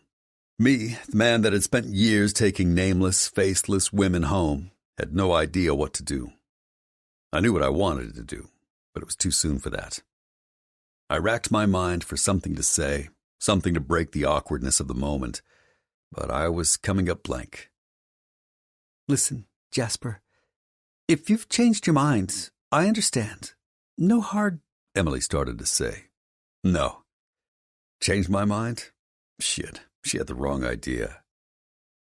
"I've never done this before. I'm kind of lost here," I admitted. "Never done what?" she asked. Shit. Now I was making myself look like a fucking idiot. "Let's sit down, and I'll explain." Emily climbed on the bed and crawled to the middle and crossed her legs Indian style. So damn cute. "I haven't changed my mind. I've just never done this with a woman." "Done what, Jasper? I'm not being obtuse. I just don't understand." No, I guess she wouldn't understand because I wasn't making sense. And in order to explain, I was going to make myself sound like a douchebag. "I've never talked about personal stuff with a woman like I have with you, or sat on her living room floor watching Discovery Channel while eating pizza. There haven't been feelings tied together with my attraction. Not since Liz. And even then it was free and easy, A deep friendship, not a love connection. With everyone else, we fuck, I leave. End of story. She winced at my crass explanation, but that was the truth. Other women never got any other part of me. No lingering kisses because I had to know what she tasted like. No comforting and hugging. This is different for me. There are feelings involved, and I don't want to screw it up. Then don't run out the door when we're done and we'll be fine, she joked. That's the thing. As badly as I want to jump in that bed with you and take you now, I'm not going to. I want to do this slow. Learn you and not just your body. I pulled my holster off my hip and set it on the nightstand and climbed on the bed, pushing her flat on her back. She struggled to get her legs uncrossed and around my hips when I settled over her. I want to know all your secrets, your deepest desires. I want you to need me. She hooked her legs around my hips and dug her heels into my ass. Once I'm so deep under your skin you can't find where you end and I begin, then we'll know it's time. Until then, I'm gonna enjoy every last second getting to know this body of yours. I stopped to breathe in the flowery smell on her neck, placing a few kisses there on my way to her mouth. Emily moaned and arched her back. Oh yeah, this is gonna be so much fun. Our lips met and our tongues tangled in an erotic dance that had my dick straining to break through the zipper of my jeans. Her lips were pillowy soft, and her tongue like velvet. She kissed me like a woman who knew what she wanted. She wasn't shy or timid. She sucked my tongue into her mouth, and visions of her doing the same thing to my dick played in my mind. She protested when I broke the kiss, lifting her head, trying to keep the connection. My plan was to talk first, but I don't think either one of us will be able to concentrate. I want you to stop me if anything I'm doing gets to be too much or too far. She nodded her head. I didn't wait for her verbal consent before I pulled her t-shirt over her head. Didn't waste any time on snapping the front clasp of her bra. Full tits spilled out of the cups, and all thoughts of going slow flew out the window. I lowered my head and my lips latched onto her nipple, sucking it fully into my mouth. There was no long, drawn-out, sexy build-up when I pushed my hand inside of her shorts and panties. Both of her hands went to my head and held me in place as she arched into my mouth. My fingertip lingered at her entrance, enjoying the way she tried to lift her hips to get me to move. When I rolled us on our side, I realized my mistake. Emily had my jeans undone with her hand shoved inside like some sort of goddamn Houdini. Her small hand wrapped around my dick, nearly making me jump off the bed. I was hard, primed, and ready to come. A few strokes of her soft hand and I would blow.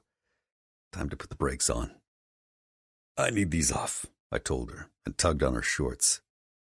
With her hand now safely away from my dick, she helped pull her shorts and panties down her long, toned legs. Neatly trimmed hair at the V of her thighs had my mouth watering. Her hands went to my tee, pushing it up. I took over and pulled it over my head, tossing it aside. Her eyes widened in appreciation, and her nails scraped over my chest, down over my abs, stopping on my open jeans. I prayed to all things holy I would have the self-control not to fuck her tonight.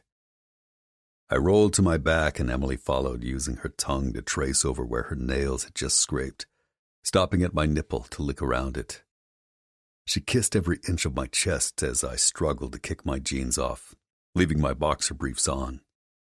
I needed the barrier. I was too weak. She was too tempting, too fucking sexy. Her hand was back inside my boxers, fisting my dick. Slow down, baby, I begged, gently pushing her to her back. I came up on my elbow, giving me the perfect view to fully take in her beautiful body. I had imagined what she looked like under her clothes thousands of times. The reality was so much better than the fantasy of her. Pretty raspberry-colored nipples tightened under my stare. I ran my thumb across one, watching it stiffen even harder. You're so beautiful, I whispered and lowered my mouth, licking the outline of her puckered nipple before taking it back into my mouth. Emily's entire body went rigid when I pushed the tip of my finger into her wetness. Her legs closed around my hand, and I held still for a moment, afraid I had done something wrong. After a few seconds, I whispered, "Spread your legs for me." She did, allowing them to fall limp on the bed. "You okay?" I asked between kisses over the swell of her breast. "Yes," she moaned when I pushed in a little farther. "I'm okay." Her hand pumped my dick faster and she angled her head, pressing kisses over my chest. Her lips on my skin. Nothing fucking like it. I pulled my finger out, spreading her wetness up to her clit as she threw back her head on a pillow and moaned. I seized the opening and took her mouth in a bruising kiss. Working 2 fingers into her pussy, my thumb continued to rub circles over her clit. She rocked her hips up and jerked my dick in perfect rhythm with my fingers. "If you don't want me to come in your hand, you have to stop," I warned her. I was at the point of no return. I was going to come either way. I put more pressure on her clit and twisted my fingers in her pussy, finding the spot I knew would have her screaming. Her answer was to firm her grip and stroke harder. The first pulsation started as her mouth opened in a silent scream. I kissed her hard and deep before any sound could come out and let go. I came in a violent rush of pure bliss, my cum running over her hand onto her stomach. I slowed my hand and gently ran my fingers over her folds, bringing her back down. With her hand still on my hard dick, she looked at me with wide eyes. "Still?" she asked.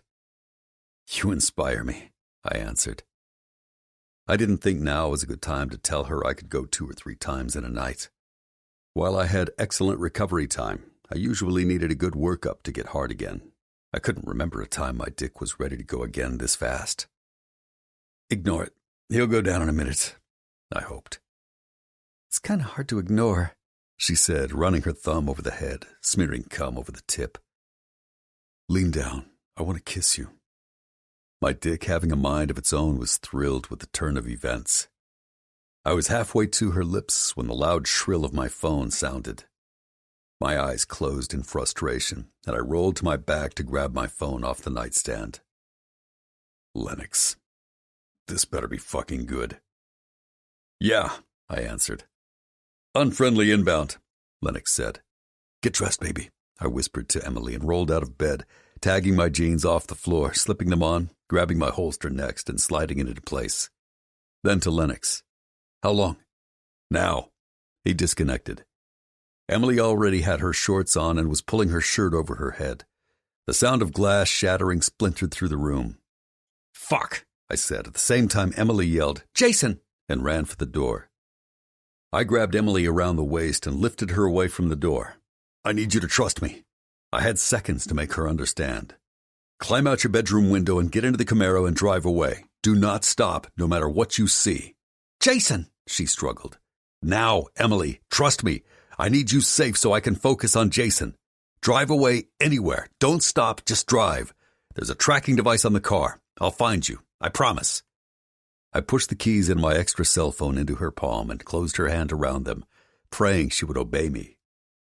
Without waiting to see what Emily would do, I rushed out the door, closing it behind me. The living room was filling with smoke, and flames engulfed the curtains around the front window. Motherfucker. I moved back down the hall to Jason's room. I opened the door and found him sitting up in bed with his knees pulled up to his chest. "What was that?" he asked. "There's a fire, bud. We have to go," I explained, picking him up from his bed. His little legs wrapped around my waist. "Where's Mommy?" he cried. "She's safe." There was no time to find something to put over his face. We needed to get the fuck out of the house. I should have gone out his bedroom window, but I had to check Emily's room and make sure she did as I told her. I would never forgive myself if she was still somewhere in the house. I ran down the hall to Emily's room, and relief washed over me. The window was open, and the screen was pushed out. I sat on the windowsill and threw my legs over. A small jump, and Jason and I were out of the house. I shifted Jason's leg and drew my Glock. "Hold on to me tight, okay?" I whispered. His arms and legs tightened. I stalked around the side of the house, mindful that I had Jason's little body in front of mine. I hated that I didn't have any other options. He was safest in my arms. Lennox met me on the side of the house and took the lead, walking us to the front of the house. The Camaro was gone. Lennox's SUV was in the street, still running, passenger side door open. "Where's Levi?" "Tailing Emily," Lennox answered as I got in the passenger seat, still holding Jason. He slammed the door closed and rounded the hood. "You okay, bud?" I asked. "I'm scared. I want my mommy," he answered with his face buried in my neck. "I know. We're going to get her now. She's okay and waiting for you." I tried to reassure him, but I had a bad fucking feeling that Lennox wasn't telling me something. Lennox got in the SUV, and before I could ask him what was going on, Jason's head came off my shoulder. His hands went to my face, and with surprising strength he gripped my face. "Do you promise?" His blue eyes that looked so much like his mother's bore into mine. I was so proud of Jason, for not freaking out, for wanting to take care of his mom, for being so brave. With a renewed sense of purpose and the knowledge I could not let him down, I answered, "I promise." His head went back to my shoulder and I buckled a seatbelt around both of us. Lennox was already out of Emily's neighborhood and speeding down the main road. The aftermarket GPS display had 2 dots blinking about 20 miles ahead of our location. "Why is Levi following Emily?" I asked. "Because Gaines is following Emily," he answered. I grabbed Lennox's cell out of the cradle and started to dial Emily. "Don't bother. Levi's on with her. He's giving her directions to the shed. Clark and Connor are already there waiting for Gaines and Emily. Motherfucker. If Emily got hurt, it would be my fault. In my haste to get her away from the house, I unknowingly put her in more danger. Hang in there, baby. We're right behind you." I prayed that she could hear me. 15. Emily. Hands down, the hardest decision I had ever made was trusting that Jasper would take care of Jason. I smelled smoke and had to fight every motherly instinct not to rush to help my child. Jasper promised he would get Jason, and I had to trust him. If Liam was there, I'd rather him go after me than find Jason. When the phone in my lap rang, I thought it was going to be Jasper telling me to turn around and come back to get them. Instead, it was Levi instructing me to stay calm, and he was going to give me directions where to go. When the car behind me sped up and bumped the car, Levi cursed a string of foul words and told me to speed up, explaining that it was Liam in the car behind me. Now here I was, speeding down the highway with Liam following me and Levi following us both. "You're doing great, Emily. Keep your speed steady. Lennox checked in. Jasper and Jason are both fine and heading our way." His announcement assuaged my worst fears. Thank God Jasper got him out. "Now let's get you to the shed." "Thank you," I said, trying to stay focused on the road, but my relief was overwhelming and it was hard to stay focused on the road. "There's going to be a turn up here." Levi was cut off when Liam rear-ended me again, hard this time, making me lurch forward in the seat. "Shit!" I yelled. "Stay calm. There's a bend in the road. You have to drop your speed to take the curve. I want you to slow down by 10. Downshift into 4th gear." I did as he instructed, and the engine whined in protest. My RPM's revving higher than I'm sure Jasper would be happy about. "I see the bend," I told him. "Good. I want you to brake into the turn and accelerate out." "Okay." I started the turn and then began to accelerate. "Jam that bitch in 5th and gun it, now!" I shifted into 5th and slammed my foot on the pedal, the car shooting forward like a bat out of hell. This would have been exhilarating if I didn't have my crazy ex behind me trying to run me off the road. "Perfect. You have approximately 8 miles until the road bends left. Same thing. Brake in, slam out. When you bank left, I might lose sight of you. After the bend, you'll be 3 miles from your turnoff. On the right side of the road, you'll see mile markers. It's going to be hard to see them. Pay attention. Pass 3. Right after the 3rd one, there will be a yellow marker on the right. Turn right down the dirt road with the yellow marker. Got it?" "Yes," I answered, and prayed I could remember. "Repeat it back to me," he demanded, as I sped down the road, the speedometer hovering over 90 miles per hour. 3-mile markers. Turn right at the yellow marker, I repeated. "Perfect." I had gained a good distance from Liam, and the left bend was coming up fast. I slowed my speed and took the turn. Hitting the gas once again, I was almost to 90. "I've lost sight of you. Tell me what you see." "First marker," a few seconds later. "Second marker." "Drop your speed. You're almost there," he calmly told me. "Third marker." I hit the brakes and saw the yellow marker. Fuck, I was still going too fast. Shit! I made the turn, the car fishtailing. I fought to regain control on the narrow dirt road. There were trees on either side, not giving me much room to maneuver. The car straightened out, and I slowly pressed the accelerator, not wanting to go off the road. "I made the turn," I announced. "Great. The road dead ends in a half a mile. Keep your speed up." "Rocks are flying up, hitting the car," I complained. "Fuck the car. Jasper's more worried about you. The car can be replaced." I would examine Levi's words at a later time when I could enjoy the suggestion of his statement. "I can see an old building. It has a white roof," I told him. "Awesome. You did great.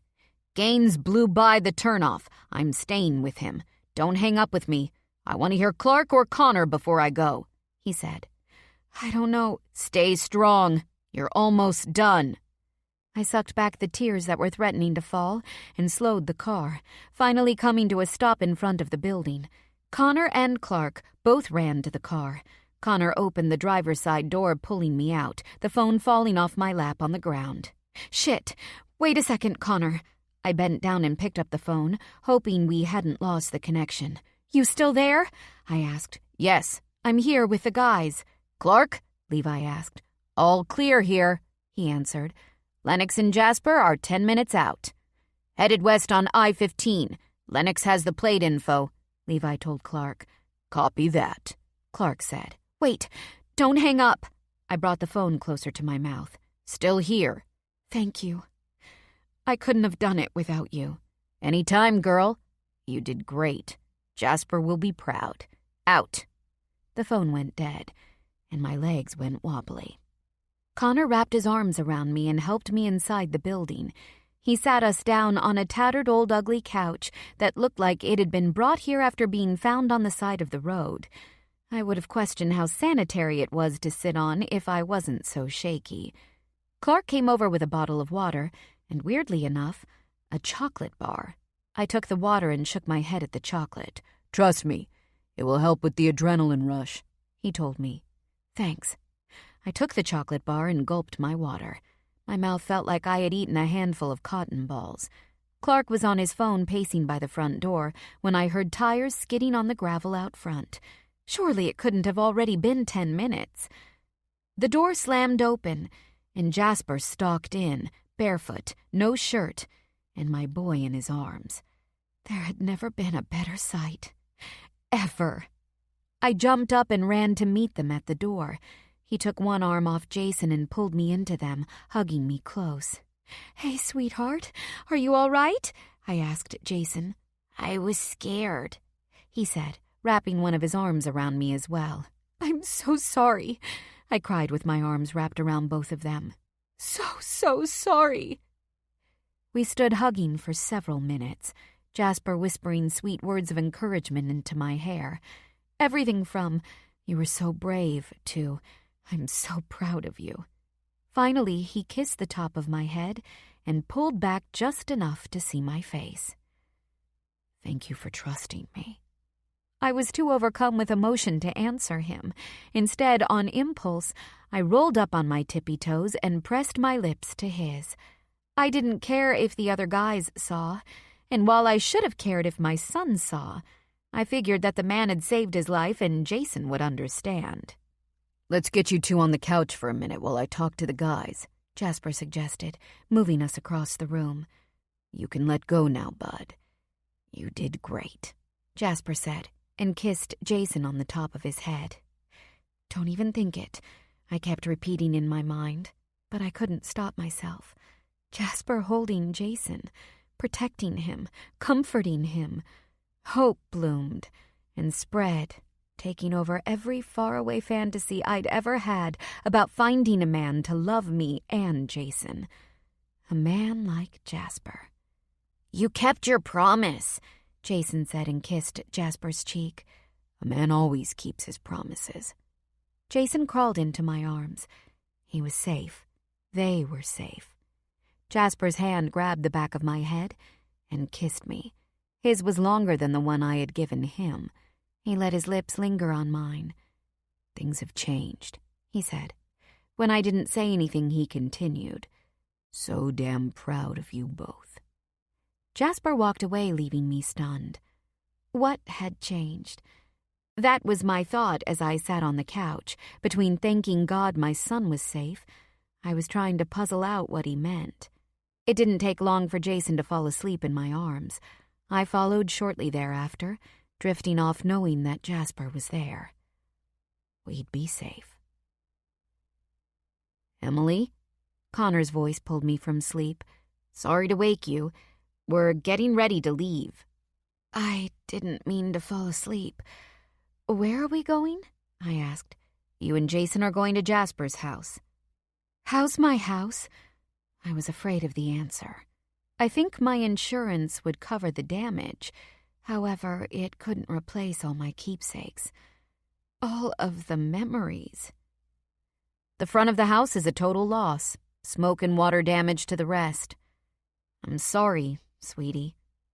I closed my eyes thinking of all the things I could never replace. Fucking Liam. I hated him. I'm not sure my insurance will cover crazy people firebombing my house, I whispered, trying not to wake Jason. That doesn't matter. Jasper took care of that and called the commander. A marker was called in with the fire chief. On record, the fire started because of faulty wiring. They don't want the police involved. Jasper saved the day again. First, he puts his military career on the line. Now he was asking people to commit perjury on my behalf. When will this end? I asked, not really expecting an answer. Soon. You good going with Jasper? Did he say he wants us going with him? I asked. No. He said you and Jason were going with him. And if I tried to take you guys with me, he'd shoot me in the balls. No, he didn't. I smiled. That was mildly funny if he did actually say that. He did. I'd like to keep my balls, but if you'd rather come back with me, I can take one for the team. He laughed. I'd like to go with Jasper. I thought so. You did great tonight.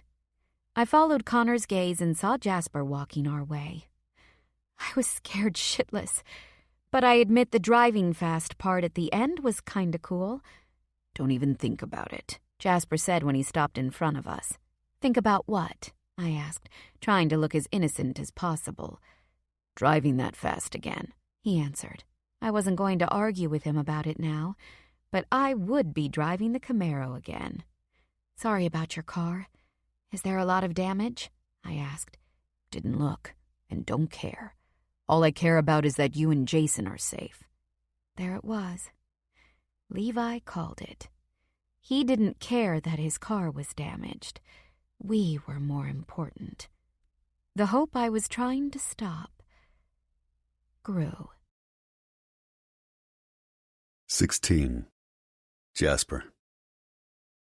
I looked at a sleeping Emily and Jason in my bed. Jason lay half over his mother, her arms wrapped tightly around his little body. They looked peaceful in their slumber, their faces relaxed. So much love between the two of them. Thank God they were safe. I've been on a lot of missions over the years, faced down a good number of terrorists and other generally bad men. Guns have been held to my head, knives to my throat. I had watched Roman hold a gun to Lily and threaten to kill her. And never in any of those situations had I had a hard time keeping my heart rate and fear in check. When I walked into Jason's room and saw him sitting on his bed, scared, something changed in me. Knowing that Emily had trusted me enough to take care of the one person she loved most in this world changed something too. Feelings and wants I had long ago buried came to the surface. I could no longer deny I was falling in love with her. And with her came Jason. Levi had followed Gaines out to the freeway but lost him. He was just as pissed as I was that Gaines had gotten away. The kick in the ass was Levi could have overtaken Gaines, however not on a highway with innocent civilians around. It wasn't worth the risk of harming other drivers on the road, so Levi had slowed his speed and let Gaines go. When we caught up to that fucker, I was going to gut him. He'd never be an issue for them again. I closed my bedroom door and thought about all the things we needed to do tomorrow. Emily and Jason had lost pretty much everything. We'd have to stop by the mall and get them new clothes and Jason some toys. I looked in my spare bedroom. It had a bed and some stacked boxes in the corner. Otherwise, it was as barren and boring as the rest of my house. Could I convince Emily to stay here with me? Was it too soon to ask her to move in with me? Fuck, but I didn't care if it was too fast. I was ready. Now that I had the one person that made me feel whole, one I could see a future with, I wasn't letting her go. I went to the fridge. Empty. Another thing we had to do tomorrow if Emily and Jason were going to be staying here. I needed something other than condiments and a six-pack. I grabbed a beer and popped the top. There were a few more hours until sunrise. It was going to be a busy day. The team had everything in place to take down Phillips. Once he was in lockup, all efforts could be turned to Gaines. Levi showed up bright and early with a box of donuts, a gallon of milk, and a carton of orange juice. "These are the best donuts ever," Jason exclaimed, eating his second one. "Slow down, bud. You can give yourself a stomachache," I laughed as Jason shoved more into his mouth. "Manners," Emily chastised. "Sorry," Jason grumbled. I went back to the file Levi had brought over and scanned the new intel on Phillips and Chuck, the bank manager. "Did you know Chuck had a stepson in the Army?" I asked. "He did? No. Chuck didn't talk much about his private life. I knew he was married only because he had a photo of him and his wife on the filing cabinet behind his desk. Sometimes he forgot to stand it back up after he was done." Emily stopped herself from finishing. "Done with what?" Levi questioned. "If you're done eating, why don't you go wash your hands and face?" Emily told Jason. She waited for Jason to push back from the table and leave the room before she continued. "I hate to be a gossip and speak ill of the dead, but it was pretty well known that he was cheating on his wife with Beverly. She'd go in his office, shut the door, and be in there for a long while. She'd also stay late. There were times after she left his office that the picture of him and his wife would still be face down, like he had forgotten to stand the frame back up," Emily explained. "Wait, Beverly Foster? She has a 3-year-old daughter?" I asked. "That's her. She was there the day of the robbery," she confirmed. I knew the name Beverly sounded familiar. "Did she ever tell you who her daughter's father was?" Levi asked. "No, never a name. She said he didn't want the baby, signed away his legal rights, and moved away," Emily said. Levi was taking down notes about the love triangle, or foursome as it may be, that was getting more convoluted the more we dug. "Did you ever meet Chuck's wife?" I asked. "Once. She came in demanding to see Chuck. I checked that Beverly was at her station before I took her back. I hated covering up their affair. It was wrong and I felt bad. However, I didn't want the woman going postal in a bank full of customers." "Smart call," Levi said. "Can I watch TV?" Jason asked, walking back into the kitchen. "Sure thing, let me help you," I said, taking Jason into the living room. I set him up on the recliner and showed him how to use the remote, and figured I needed to add buying a couch on the list of things to get done today. 2 recliners wouldn't do. "Thanks," he said. I knelt down in front of him. "Everything okay?" I asked. "I guess," he mumbled. He wasn't okay. "You can tell me, bud. What's wrong?" I prompted. "I want my blanket and my bear," he told me. Damn, Emily would have known to grab those things last night. I didn't even think that Jason would want to take something special with him out of his room. With the house on fire, I was more concerned with getting him out. But Dad would have known. I'll see what I can do about getting them for you this afternoon. If we can't get them, I'll take you to get something new. Then I thought about something I had in my office, something I bought when I pulled my head out of my ass and was going to go after Liz. I'll be right back. I grabbed the stuffed bear off my desk. I had seen it in the PX, and on a whim I bought it. The bear was dressed in army fatigues, complete with hat and boots. My heart ached for the child I had never met, for her mother that I turned my back on. I'm so sorry, Liz, I whispered to the room. Jason was where I had left him on the recliner, flipping through the channels. Will this work for now? I asked, handing him the bear. His face lit up and he took the bear. This is so cool. He's wearing ACUs. It was funny hearing a kid so young knowing the acronym for an Army combat uniform. Yep, and a pair of Oakley standard-issued tack boots. Cool, right? I tapped the boots. Thanks, Jasper. He's awesome. I'll be careful with him, I promise. No worries, bud. He's yours.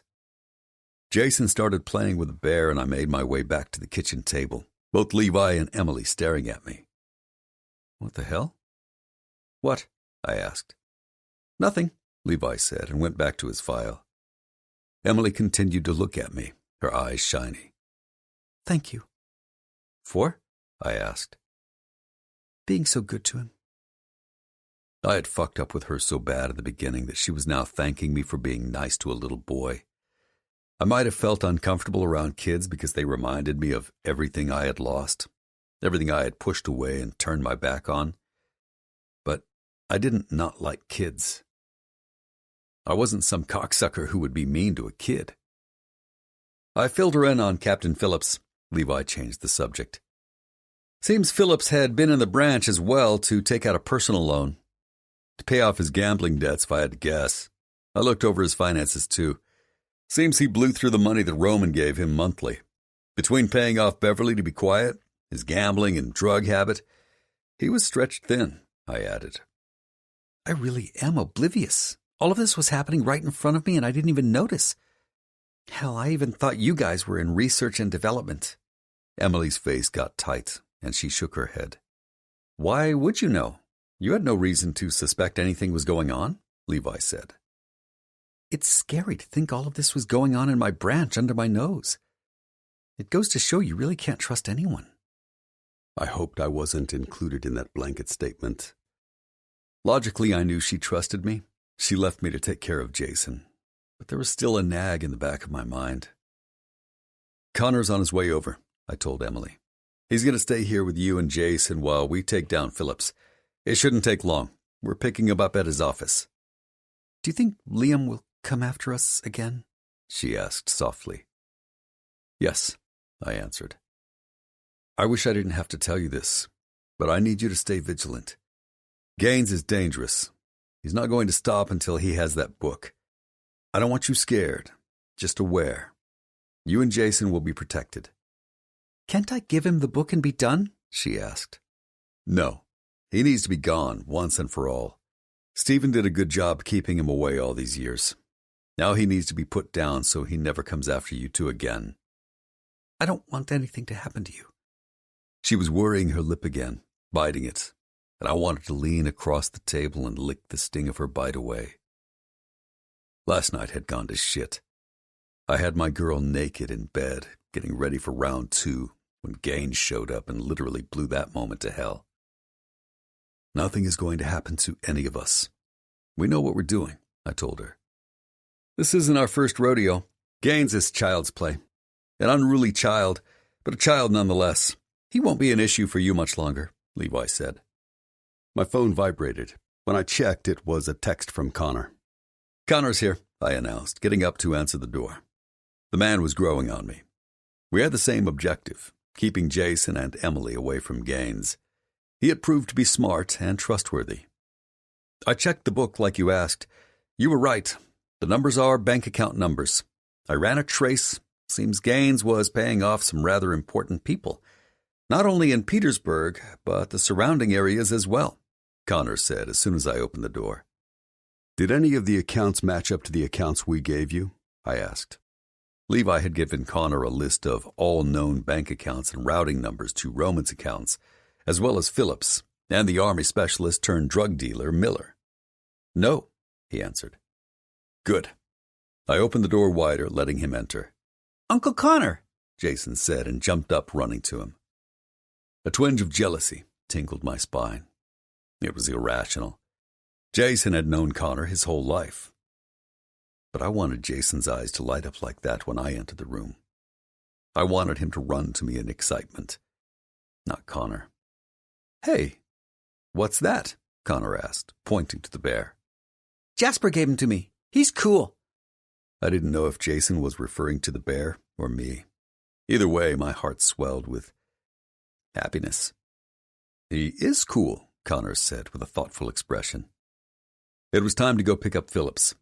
Before I left, I needed to talk to Emily. A word? I asked. Sure. She answered and followed me back to my bedroom. I shut the door behind us and pushed her against the door, caging her in. She started to say something, but I silenced her with a kiss. I'd been dying to kiss her all morning. I needed my lips on hers, needed to remind her of our connection. The kiss quickly turned demanding. I angled her head for better access. I consumed her, holding nothing back. Not my passion, not my wants, my need for her, and most of all, not the love that had taken root. I slowed the kiss before I took it too far. My hands were itching to touch her, feel her soft skin pebble under my fingertips, taste her sweetness. What's changed? She asked against my lips. It took me a minute to break out of the sexual fog and remember what she was asking. Everything, I said, kissing the corner of her mouth. I know I said I wasn't sure if I could make you promises. I was wrong. I kissed her again. I want those promises between us. I deepened the kiss again, loving the way she melted into me. I pulled away and readied myself to say the words I had never said to a woman, not even to Liz in all the years we had known each other. I'm falling in love with you. I felt, rather than heard, the sharp intake of her breath against my lips. Me too. I tried to stop it. I knew you weren't ready for us, but I couldn't, she admitted. Thank fuck she felt the same way. I have to go. We'll talk more when I get home. I want you and Jason here, with me. Think about it. I know you have to do what you think is best for him, but you need to know I want you guys in my house. Till I can find a new house? She asked. No. For good. This goes where I hope the fuck it does. There's no point in you finding a place only to move back here. I'll think about it, she answered. That would have to do for now. She needed to think, and I had a scumbag to lock up. However, I would be thinking of ways to make her stay if she decided it was best for her to leave. Good enough. Be safe today. Please listen to Connor. We'll go to the mall and get you guys some stuff when I get home. She nodded her head and smiled. Okay, Jasper. Her smile, my name whispered from her lips, was a direct shot to my gut. I wanted that smile directed at me every day. Please be safe. Always. This fuckstick better go down easy and talk fast. I didn't have time to screw with Phillips today. I wanted to get home to Emily and Jason. I wanted to be surrounded by their goodness. Now I understood why Lennox was always in such a rush to get home after a mission. He had something at home, love and family waiting for him. I wanted that. 17. Jasper. Clark, Levi, Lennox, and I donned our uniforms for today's festivities and followed the commander into the building where Captain Phillips worked. The staff sergeant that sat behind the desk jumped to attention, calling out, "Attention on deck!" when the commander entered. With a snap of his head to the NCO, he continued to the stairs, not bothering to announce the purpose of his visit. Captain Phillips was sitting behind his desk when we entered his office. "What the fuck?" Phillips snapped at the interruption, but quickly stood when he saw it was the commander who had entered without knocking. "Please excuse my manners, Commander," Phillips recovered. "Your manners? What mode of action would you like me to excuse?" the commander asked. "I'm not tracking, sir," Phillips responded, still standing at attention. "No, I guess you wouldn't. Probably pretty hard to track when you're gacked out on coke, trying to hide your mistress and love child and selling out your country, you motherfucking prick. Guess that's a full-time job in itself." Phillips reached down toward his desk drawer. Clark, Levi, Lennox, and I all drew our sidearms and leveled them at Phillips. "Go ahead, you disgraceful piece of shit. I dare you," the commander taunted. Phillips wisely pulled his hand back and clasped them in front of him. "Too bad. I was hoping this would be a short day. One of them shooting your treacherous ass would have sped things up. Clark, you get the pleasure. Escort this waste of space out to the car. Levi, stay here. Everything in the office is to be packed up. Lennox, Jasper, do your worst. I'll meet you at the shed in an hour. That should be more than enough time. After all, he has no issues, flapping his gums like a whore in heat. And Jasper, don't be gentle." The commander had given me the green light to jack him up, but leave him breathing, which was a shame. I would have liked to put him down. Phillips didn't fight when Clark and I flanked him on the way to the car, Lennox a few steps ahead. No one spoke on the way to the shed, but that changed the moment he was pushed into the building. "I can explain," he said. "I'd love to hear this," Lennox said as I yanked his name tape off his uniform and threw it on the floor. I went about removing all insignia patches off his uniform. He didn't deserve to wear the flag, rank, and unit symbols of the Army on his ACUs. He was a traitor. His actions had put U.S. lives in danger. "Roman was going to kill my daughter," he cried. Yes, actual tears leaked from his eyes. "What intel did you pass to Roman?" Lennox started, uncaring that the man was trying to excuse his behavior. "He was going to kill her," Phillips repeated. "You mean the child you turned your back on? The child you didn't want? The child that you threw away and paid her mother not to tell your wife? That child?" Lennox screamed in his face. "What intel did you pass?" Lennox's words might have been for Phillips, but they hit me like a Mack truck. I was no better than Phillips. I had done all those things too. "Dates and locations of arms drops, battalion movements, any information I could dig up about deployment dates on the 707. "What did you give him on the 707? Clark asked. "Practically nothing. The only access I had was when the 707 was auditing bases. Roman wanted to know when the 707 went out for an audit. I guess he didn't want you guys catching on to the arms drops. The guns and munitions never made it in theater, so they couldn't be returned." What a dumb fuck. "The bank robbery?" I asked. Phillips paled. He seemed to be more worried about the robbery than Roman. Clark pulled out his phone and scrolled down the screen a few times before he put it back in his pocket and asked, "What was the trade-off with Miller?" Phillips didn't answer. "Choose your next statement carefully. Jasper hasn't had any fun since he took out your friend in the bank, and he's itching to get a piece of you. You see, there's a code we live by. Loyalty, honor, fidelity, God and country. You seem to like to disrespect all those things." Still nothing out of Phillips. Clark nodded my way, and with a well-practiced move, I pulled him close with my left hand, and a strong jab to his solar plexus had him coming off his feet before he doubled over in pain. "We can do this all day," Clark explained. Phillips tried to inhale and held his stomach. He stopped to suck in a breath. "He was going to take out Beverly." Piece of shit was going to have the mother of his child murdered. "She has been threatening to tell my wife for a long time.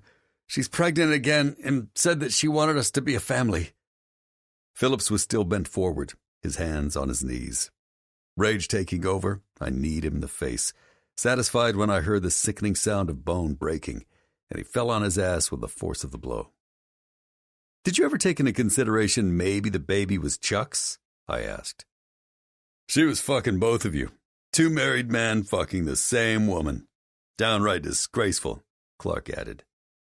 "Who else have you sold information to?" Lennox asked. "No one. Once word that Roman had been killed got out, I thought I was off the hook," Phillips said. Lennox pulled out his phone and put it to his ear. Where do you want this POS? I'm done breathing the same air as him. Lennox was silent for a moment, then a broad smile crossed his face. Roger that. Then to us. To the airfield, boys. No, I have rights under the UCMJ rules and the Geneva Convention, Phillips argued. Unfortunately, you're right. Even a piece of shit like you has rights afforded by the very country you betrayed. Don't worry, I'm sure you'll be appointed legal counsel when you arrive at your destination, Lennox told him. No, I won't. You know I won't. Turn me over to the MP. I'll admit to everything, he begged. I know no such thing. Now would be the time where you shut the fuck up, Clark told him. Philip struggled all the way to the car, making us drag him out of the car as well all the way to the airplane where we handed him over to two men in plain clothes. No identification, no names. Whatever agency they belonged to, Phillips was their problem now. Good riddance. My only thought was getting back to my house to see Emily. I didn't like that Gaines was out there somewhere, no doubt plotting his next attack. The fucker was next. He was going down, and for good. 18. Emily.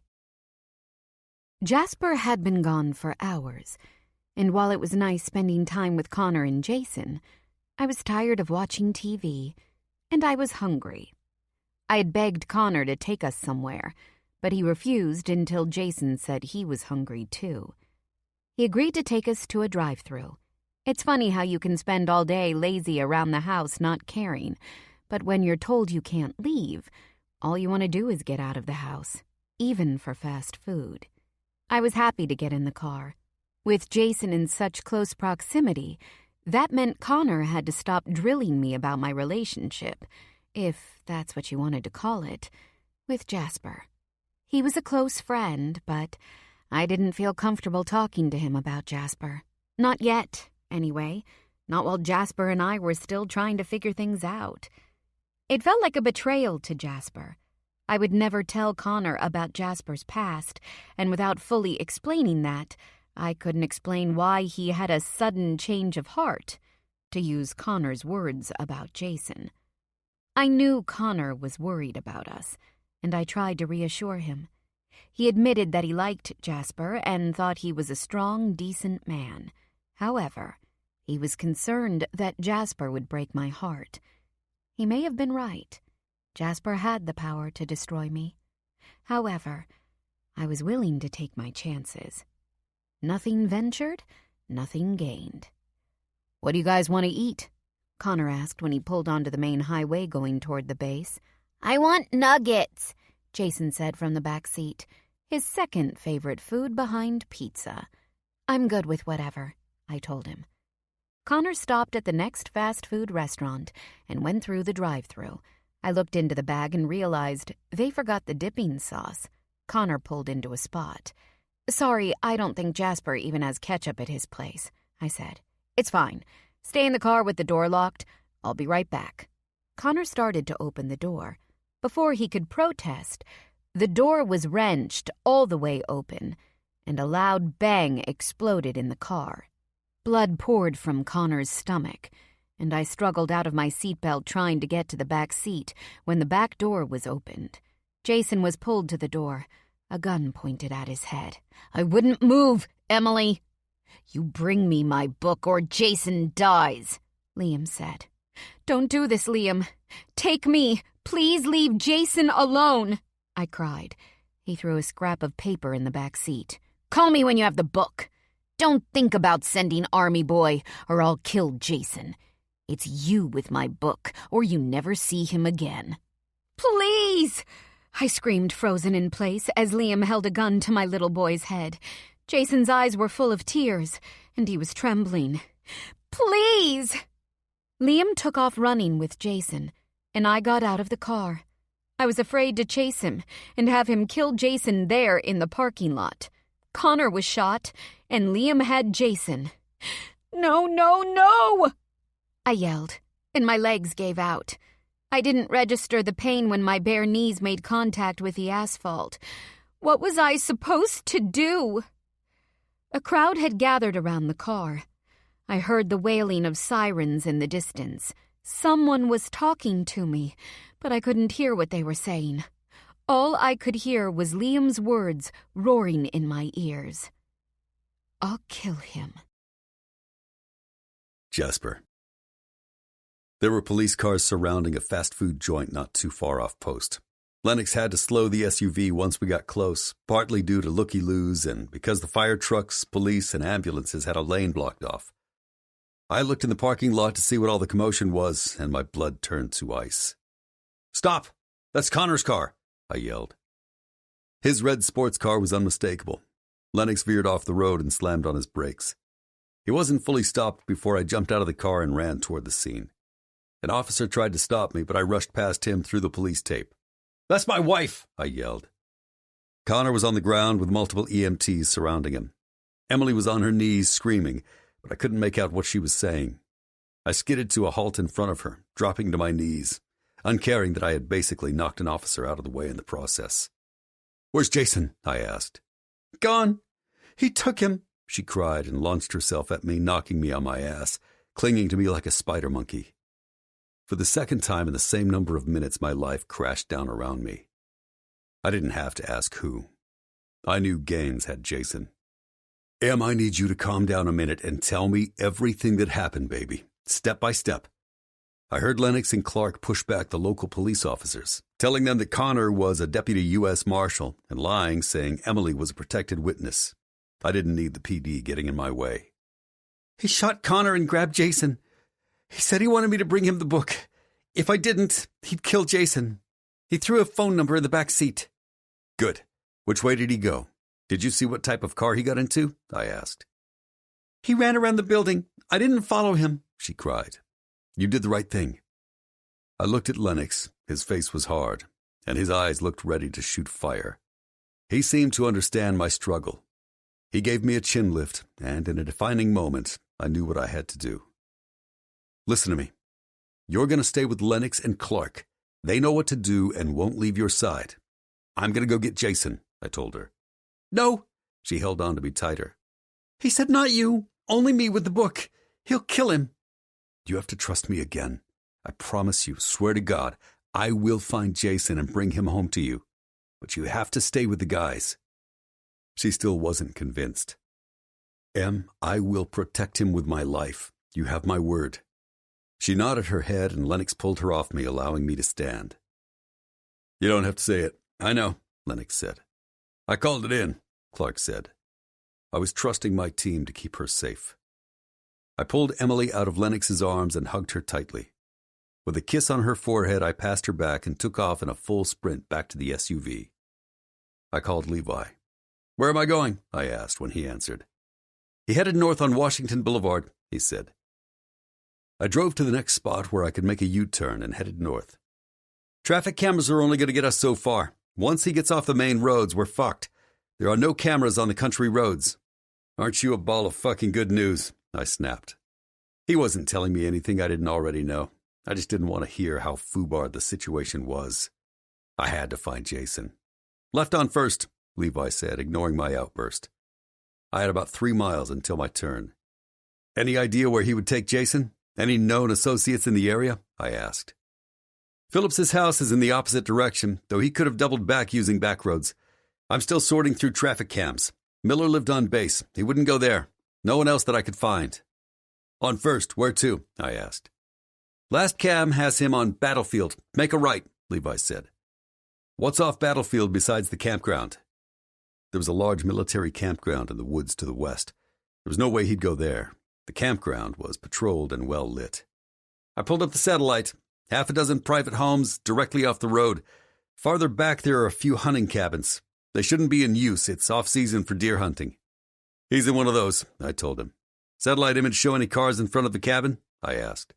"No visual. I can barely make out the rooftops with the tree canopy," he answered. "It will take an hour at least to get a drone in the air with thermal." "That would be extremely helpful. We could easily see their heat signatures." "Get one up," I told him. "Text me your coordinates for standby." "Roger," I acknowledged. I turned off a dirt road and pulled as far as I could into the brush, trying to conceal the SUV. I got out and shut the door. "Where are you going?" Levi asked, knowing I wasn't waiting like he had asked. "Hunting," 19. Emily. I was going out of my mind. 2 goddamn days in a row my son had been in harm's way. 2! Liam better pray that Jasper finds Jason safe, or I'll kill him. I've never hated another human being as much as I hated him. Emily, stop pacing. Come sit down, Clark said. I bit back the fuck you I wanted to say. Instead, I ignored him. It wasn't his fault Liam had Jason. But I was not in the right frame of mind to talk to anyone but Jasper. My cell phone was in my hand, waiting for his call. I prayed it would be soon. It had been hours. Hours! Liam could have been doing God knew what to my child. It was torture. I was in the deepest pits of hell. The phone in the hospital waiting room rang, and Lennox answered. It was only a few seconds later, and I could hear him saying thank you before he hung up. Connor's still in surgery, Lennox told me. I should have been more concerned about Connor than I was. My mind was completely focused on Jason. There was nothing left to give Connor. I know. What do you know? Lennox, I spit out, my venom finally overflowing. Do you know what it feels like to have your child held at gunpoint in front of you, then taken while you stood there and did nothing? Do you? I was going to say I know this is hard, but you need to stay hydrated. Adrenaline and dehydration are not your friends. Lennox held up a bottle of water. Well, I don't know what it feels like to see my child at gunpoint. I know what it feels like to see a deranged terrorist hold a gun to Lily's head. A man who had killed countless people, including his own wife. I know a little about that fear, yes. Those moments where you see your whole world in danger, afraid they're going to die. I get that you're scared and you need to lash out. I'm a strong man, Emily. I can take it. You want to punch and kick and scream? Do it. But you gotta know, Jasper's out there doing everything humanly possible to find Jason. He's a good tracker, smart, and he will get Jason.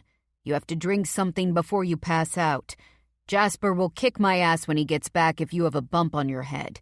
He's already gonna go ballistic when he sees how torn up your knees are, and you've refused to allow us to clean them. I'm sorry. Fuck. I don't know what I'm supposed to be doing.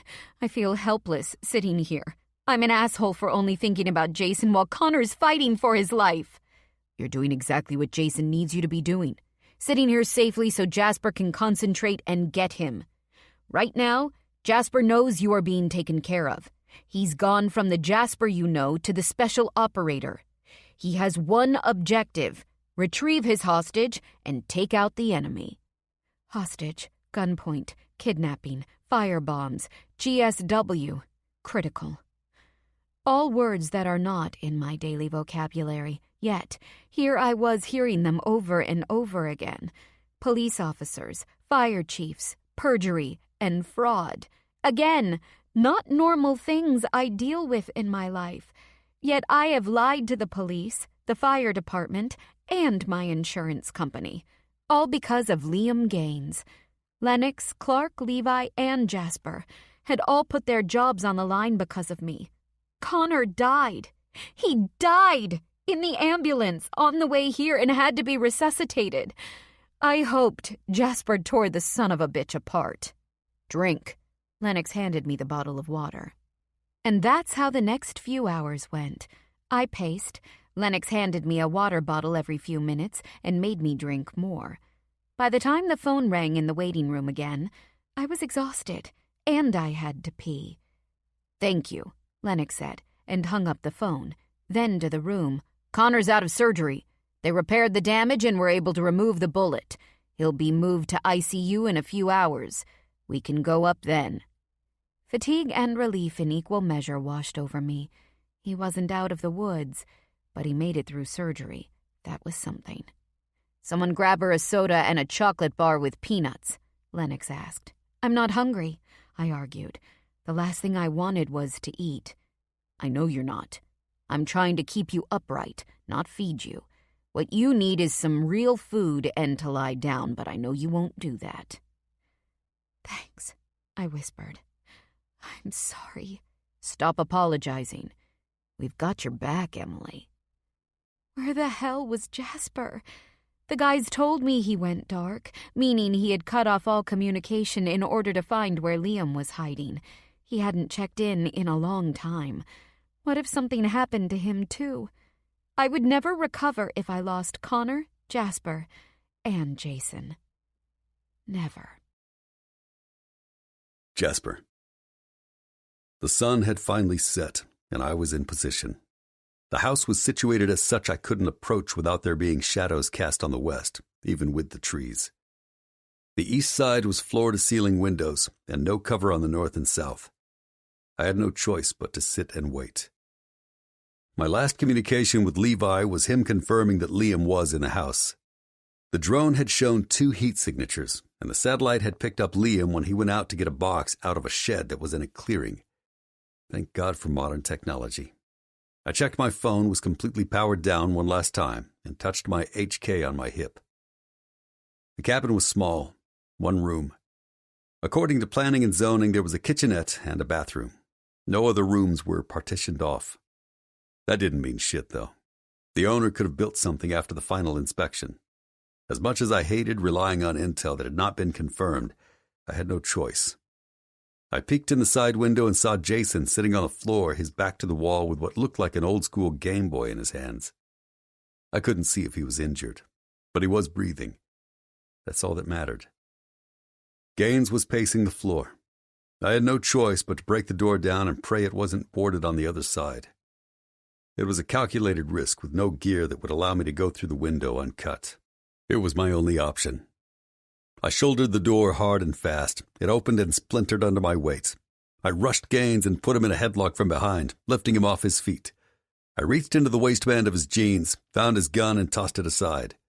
I caught movement out of the corner of my eye and saw Jason standing there, his eyes wide in fear. "Everything's fine, bud.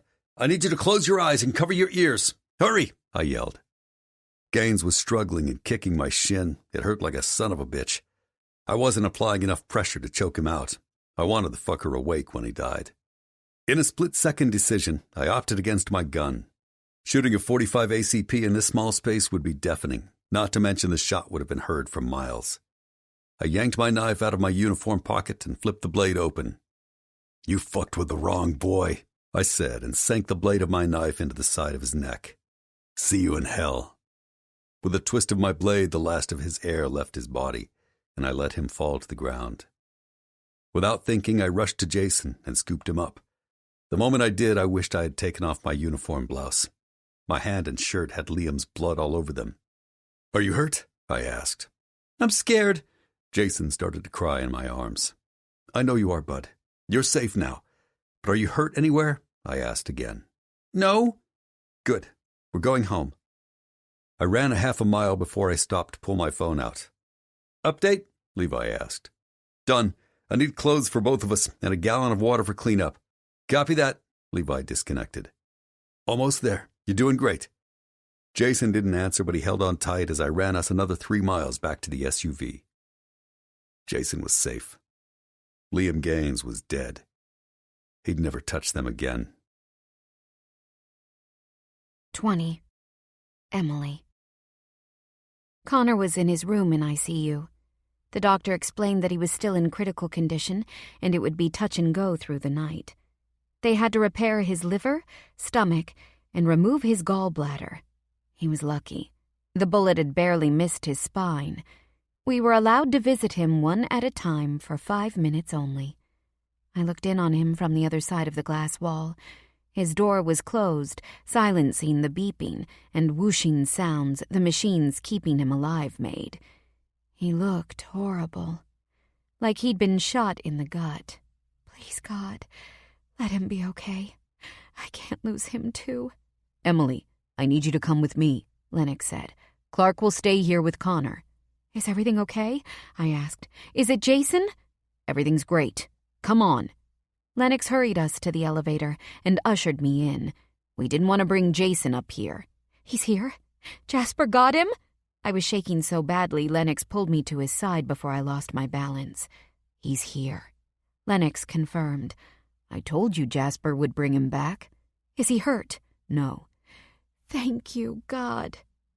The elevator dinged, the door opened, and Lennox walked us out of the hospital. Thankfully, Lennox was holding me up, or I would have fallen to the ground. There they were. Once again, Jason was wrapped around Jasper. He stalked toward me, his eyes never leaving mine. They were assessing and dangerous. He did a full body scan, and when he took in my knees, his nose flared, and he shot a look at Lennox before they came back to me. He stepped into my personal space, hooked an arm around me, and pulled me out of Lennox's arms and into his. He held us while I cried, and mumbled unintelligible words and sobbed some more. I was so overcome with emotion, I couldn't catch my breath enough to ask any questions. I peppered Jason's little face with kisses, unable to stop myself from touching him. He was here. He was unharmed. We'd work through the rest. "Connor?" Jasper asked over my head.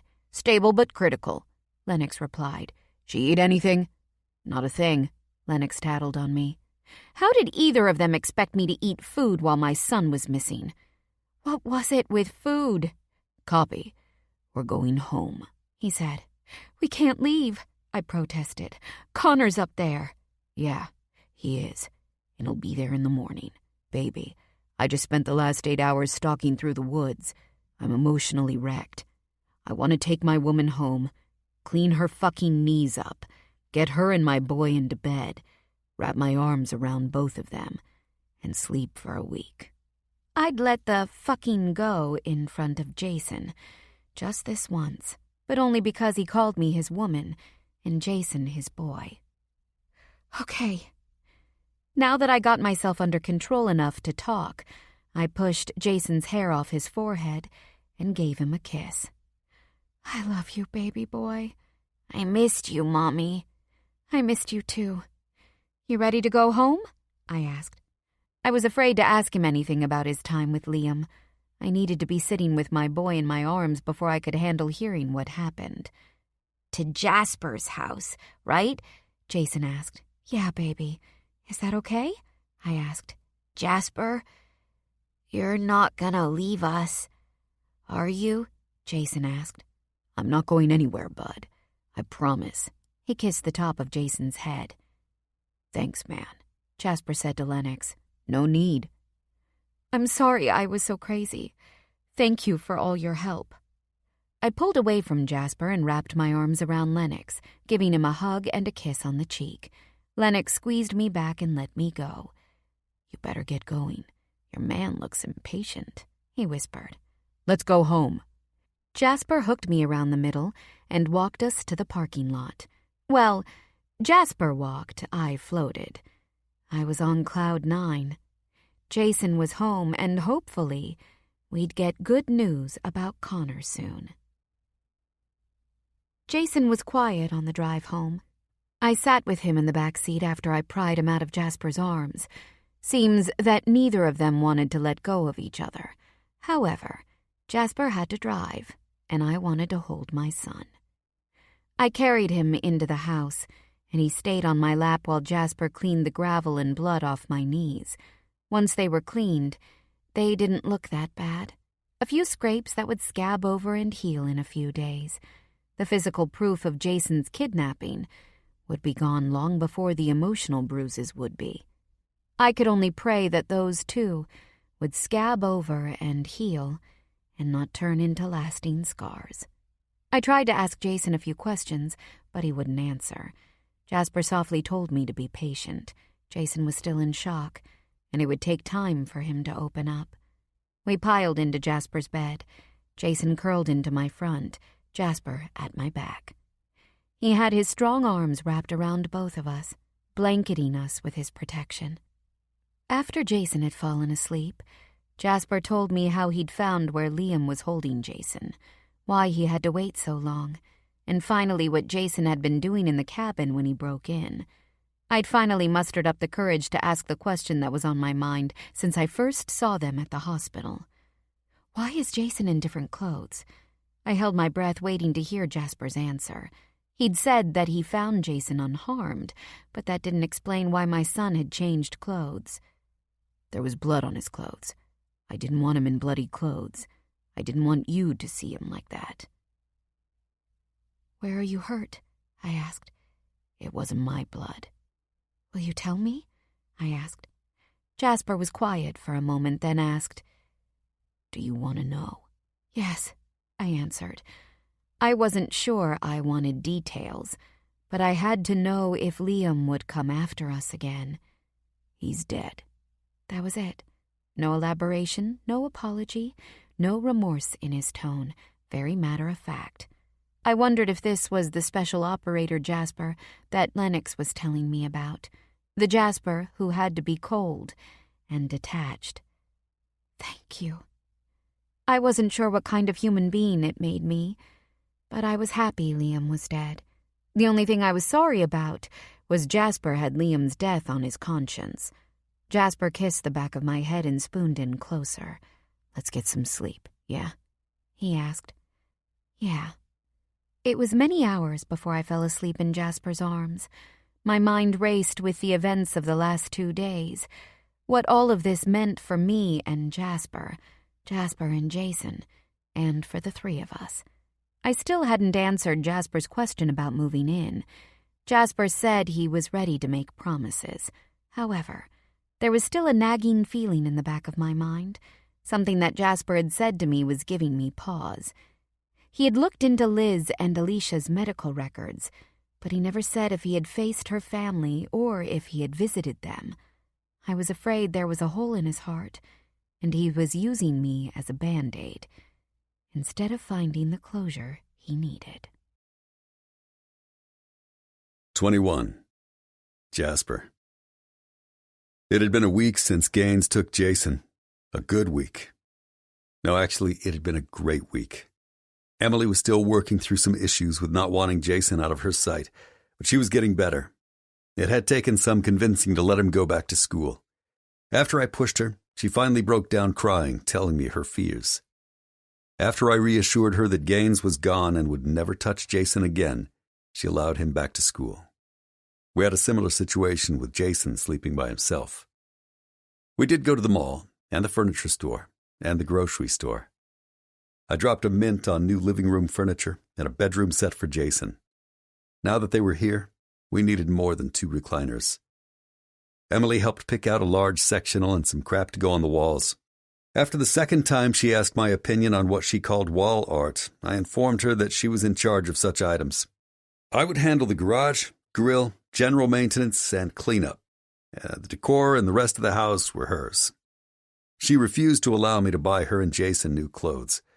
After a lengthy discussion, I knew I wasn't going to win and wisely shut my mouth on the issue. I did, however, put my foot down when it came to the groceries. We were learning, compromising, and it felt fucking wonderful. I admit I waited for the pinching in my gut when the 1-week mark hit. As fucked up as it was, I hadn't been with a woman for over a week since high school. The day came and went, and all I felt was a deepening connection, a gratefulness I'd had them in my life. Jason was doing great. Emily got him to open up about what happened. Hearing it through his eyes made me wish I had spent a little more time pushing my blade into Gaines's throat and twisting slower. Jason said that he was scared, but Gaines wasn't mean to him and hadn't hurt him in any way. When they got to the cabin, Gaines basically handed him a video game and told him to sit and wait for his mom to come and get him. Lennox and Lily had invited all of us over for a barbecue and poker. Jason was ready, sitting on the couch playing on the tablet I had bought for him. Emily refused to acknowledge that it was Jason's and referred to it as mine, saying I was letting Jason play with it. Whatever made her feel better. It was Jason's. But I wasn't going to split cunt hairs over it. I was learning, picking my battles. I went back to the bedroom to see what was taking Emily so long. We were already 10 minutes late. I found her staring at herself in the mirror. She looked fucking gorgeous in a knee-length sundress, her long silky black hair braided over one shoulder, exposing the other. She was a goddamn miracle. I couldn't stop.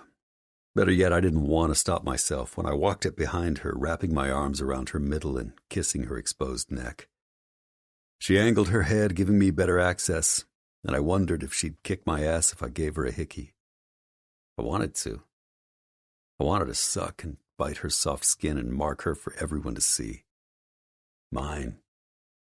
That feels so good, she moaned. I love that sound. We still hadn't moved past the making out and touching stage yet. Anytime she tried to go further, I put the brakes on. I barely let us round third base. The handjobs and kissing and fingering were crazy good. Getting to know her body and feeling her hands touch me drove me to the point of insanity. Each time I had stopped us from going any further was torture. Sweet anticipation. It was time. Tonight, I whispered against her shoulder, kissing her there. You'll be saying the same thing when I slide inside of you. I watched in the mirror as her eyes fluttered shut and her body trembled. Do you like that idea? Yes. What were you thinking about when I came in? I asked. Her eyes came open and she smiled. How happy I am. I reached over and shut the door. Turning her in my arms, I picked her up and sat her on the vanity, spreading her legs to accommodate my large frame between them. I kissed her deep and sound, laden with hunger and promise. When I pulled away, her lips were red and wet, so much like the other parts of her body when I was done. Do you think you can give me one quick one? I asked. Her beautiful blue orbs glazed over with need. Question is, can you give me a quick one? Game on. You better grab that hand towel, I told her. Why? You're going to need something to muffle your scream. You won't have my mouth to swallow your pleasure. It's going to be a little busy. Her eyes flared and she tried to tighten her legs around me. Oh no, baby. Spread 'em. I'm hungry. I quickly locked the bathroom door and got to my knees. I draped her legs over my shoulders and pushed her panties to the side. With a first lick, I was drunk with desire. She tasted so damn good. My tongue teased at her entrance and my thumb lightly grazed her clit. Oh my God, she mumbled. My last thought before I went to work devouring her pussy was, I hoped she remembered the towel, because I was going to tongue fuck her like she'd never been before. It might have been minutes, hell, it could have been an hour, but when she exploded on my tongue, the evidence of her orgasm dripping down my chin, all I wanted to do was start all over. She writhed and ground herself against my mouth, taking everything she wanted. It was so fucking sexy I could feel the wet spot of pre-cum in my boxers. All it would take was one touch, and I'd shoot off like a schoolboy. I stood up and wiped my face with a hand towel before I kissed her again. I pulled back, remembering we had to go. Don't change your panties, I instructed. What? Why not? They're all wet. I know they are. I want you in wet panties. I want you to think about me licking your sweet pussy all day. And baby, when we get home tonight, I am going to fuck you senseless. And after that, I'm going to lay you down and love you the rest of the night. With one last peck on the lips, I opened the door and left her standing there to think about what I said. The thought had crossed my mind to brush my teeth. However, I wanted the taste of her on my lips. 22. Emily. So, you and Jasper, huh? Lily asked, as soon as she could corner me alone. I couldn't help the smile that had formed. My plan was to play it cool, not show how head over heels in love I was with him. However, at the first mention of his name, I failed miserably. We were sitting on our back deck, watching Jason play with baby Carter on a blanket in the grass. I couldn't believe how much Carter had grown in the last month. He's getting so big. Have you started planning his first birthday party yet? I asked. You're deflecting, she laughed. Okay, I was, but not for the reasons she thought. I feel like it's too good to be true, I explained. How good is it? She dropped her voice and leaned in close. I wouldn't know. What? She screeched. Shh! I mean, we've fooled around, and that's good. But we've never, we haven't, had sex, I whispered. My face heated, and it had nothing to do with the beautiful weather and sunny skies. Wow. What do you mean, wow? Didn't you hear me? There's been no nookie, no home run, no knockin' the boots. Lily tossed her head back and laughed. I didn't see what was so funny. She had to have been getting some from Lennox. He didn't strike me as the type of man who would go too long without. Not that I often thought about Lily and Lennox's sex life. It was merely an observation on my part. I'm gonna be real honest here. I was worried at first. The first night you met Jasper, I told Shane that if Jasper tried to make you a flavor of the week, I was gonna chop off his balls. He's a great guy, but he has... I know what happened.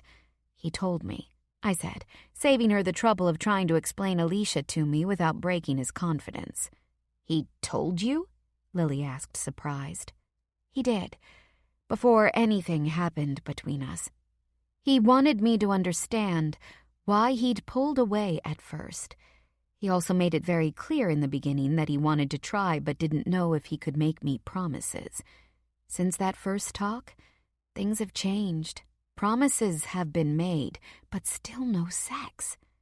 I sounded like I was some horny, sex-depraved trollop. It's not about not having sex, I explained. Sometimes I worry that it's me. I mean, I know about his past. He was very open about that, too, I grumbled. I hated thinking about all the women he'd been with. He used to meet a woman at a bar, take her home, have sex. It is you, she said, and my heart sank. You are different than the barflies he used to bring home. You are special to him. I'm proud of him for taking his time with you. Sweetie, you're not a one-weeker to him. You're his lifer. I don't know about all that. Thank you for telling me that. He keeps saying it, but you know when your feminine insecurities take root, it's hard to shove them aside. I'm really, really happy. I'm falling in love with him, I admitted. Actually, I think I've already fallen. And that worries me. It's not too good to be true, Emily. It's just damn good. And true. Enjoy it, Lily said on a smile. Is it crazy? I feel like a silly teenager and want to dance around because I've landed the hottest, strongest, smartest guy in the room? I giggled. Yes, I giggled like a teeny bopper. I wouldn't go that far, sister. I might have to fight you on who got the hottest and strongest. Lily joined in laughing with me. I had missed her so much. Missed this. What are you two women laughing about? Jasper's smooth, sexy voice floated over from the back door. Nothing, we said in unison and busted out laughing once again. Damn, it felt good to laugh. Dude, I think you and Lennox are screwed, Clark said, shouldering his way past Jasper. I bet they're comparing notes. You know, size does matter, boys. Yeah, you'd know all about size mattering. I thought I saw some penis enhancement cream in your locker. How's that working out for you? Jasper shot back. I don't know, pretty boy. You want to come find out for yourself? Clark deadpanned. So help me God, if you two idiots are discussing the size of your cocks in front of my wife, I'm gonna junk punch you both. Lennox added, joining us outside. Don't mind me over here, Lily smiled at Lennox. I know yours is the biggest, honey. 3 sets of jaws hit the ground before they picked them back up and roared with laughter. My shy, innocent friend just made a dick joke. She was normally the one telling them to stop the obscenities, and here she was joining in. That was goddamn funny, Lily, Jasper said. Good woman right there. I love you, Lillian. I loved that Lennox was demonstrative toward his wife. He didn't care if the guys were around. He touched and kissed her often, and had no issue with the guys hearing him tell her he loved her. Lennox had told me something in the hospital about how he had watched someone hold a gun to Lily's head. I wondered if that was why he didn't care that other people saw how much he loved his wife, because he'd almost lost her. Who's ready for some poker? Clark asked. Are we gonna wait for Levi and Connor to get here? Jasper asked. Levi can't make it. Family shit. He had to go home for a few days, Lennox explained, and I watched as all 3 men's mouths flattened in annoyance. Connor said that he had a date, but would be over for drinks when he was done. A date? I asked. I wanted to clap my hands in excitement, but stopped before I embarrassed myself. Yeah, with Harris? Lennox elaborated. Harrison, yes. Harrison had been at Connor's apartment every day since he was released from the hospital, taking care of Connor. I liked Harrison. He was a nice guy. He wanted a commitment, but Connor didn't and kept him on the back burner. Maybe the gunshot to the gut had woken him up and made him realize that life is short. As if either of us needed the reminder. However, Connor seemed to have forgotten how to be happy. I wanted this for him. I wanted him to find someone to love and have a life with. He deserved it. We both did. Connor never showed up. He texted and said that he and Harrison were taking a weekend trip, and he'd check in later. The 5 of us sat outside, ate good food, drank beer, minus Lily, and played poker. We laughed until we cried. It was a good night. And unlike the first time we all sat around the poker table, when the night was done, Jasper took me and Jason home. 23. Jasper. I struggled through the last hour of poker. Not because I wasn't having a great time with our friends. I was. We were having a blast. However, all I could think about was Emily perched up on the bathroom counter, me between her legs. The moment Jason said he was tired, I announced we were leaving. That brought about a round of ball-busting and name-calling. I didn't give 2 shits if the guys knew I wanted to get my woman home and all to myself. I also didn't care when Clark said it was nice to finally see me pussy-whipped. He could call it whatever he wanted. I was calling it heaven. When we pulled up to the house, Jason was already asleep in the back seat. He barely woke up when I carried him in the house and into his room. I set him in bed, getting ready to leave so Emily could change him into pajamas when he woke up. "Jasper," he said, his voice full of sleep. "Right here, bud." "Do we get to live here forever?" he asked. I struggled to find an answer that Emily would approve of. I didn't think she'd appreciate the "fuck yes" I wanted to say. So instead, I settled on, "That's up to you and your mom." "Okay." He rolled back to his side. I gave Emily a kiss on the forehead and left her to do her thing with Jason. I had grown to love that kid. Not because he was Emily's son, but because he was smart and wicked funny. He helped me fix things in the garage and asked 1,000 questions about how things worked. He was my buddy, and I loved having him around. I hoped Emily had made up her mind about staying. She still hadn't given me an answer. I was trying to be patient. However, I totally sucked at it. I moved to the bedroom, closing the door behind me. I pulled my tee, jeans, and boxers off, tossing them in the direction of the hamper. I thought better of the mess I was leaving on the floor and took 2 steps to pick up the clothes, knowing that Emily would do it if I didn't. She didn't need to be picking up after me. When I opened the lid to the hamper, I saw a pair of red panties on the top of the pile of dirty clothes. I groaned, remembering what those looked like against her pale skin. The lace, sheer enough to see the hair at the top of her pussy poke through. When I pulled them down her legs, I remembered catching a glimpse of how wet she had been, and I hadn't even touched her yet. Just the promise of my fingers excited her. I took my hard dick in my hand and gave it a firm tug. I needed to get a shower and take care of this before Emily and I got into bed. I was too worked up and needed some relief so I could take my time with her. The door opened and Emily walked in. She stood frozen as she closed the door behind her. I felt her gaze on me, warming my skin everywhere she looked. It looked like her hunger matched mine. I was more than ready to take her. It was more than need. It was a compulsion I never knew existed. For once, it wasn't about the sexual release. It was the bond, the connection I desperately wanted. She and I connected in the most intimate way 2 people can be, not mindless sex, but mindful sex. My emotions were fully engaged. "Starting without me," she purred. "Thinking about it," I told her. "Can I help?" She reached behind her and popped the lock on the door. She sashayed her fine ass over to where I was standing and slid the straps of her dress over her shoulders and let it pool at her feet. The strapless bra that could barely keep her tits contained came off. Next, she let it dangle in her hand for a second before she dropped it. My own sexy striptease. She hooked her fingers on either side of her panties at her hips and pushed them past her thighs until gravity took over, and they too were on the floor. She licked her lips, drawing my attention from her chest up to her mouth. "You are so pretty, Em. You take my breath away."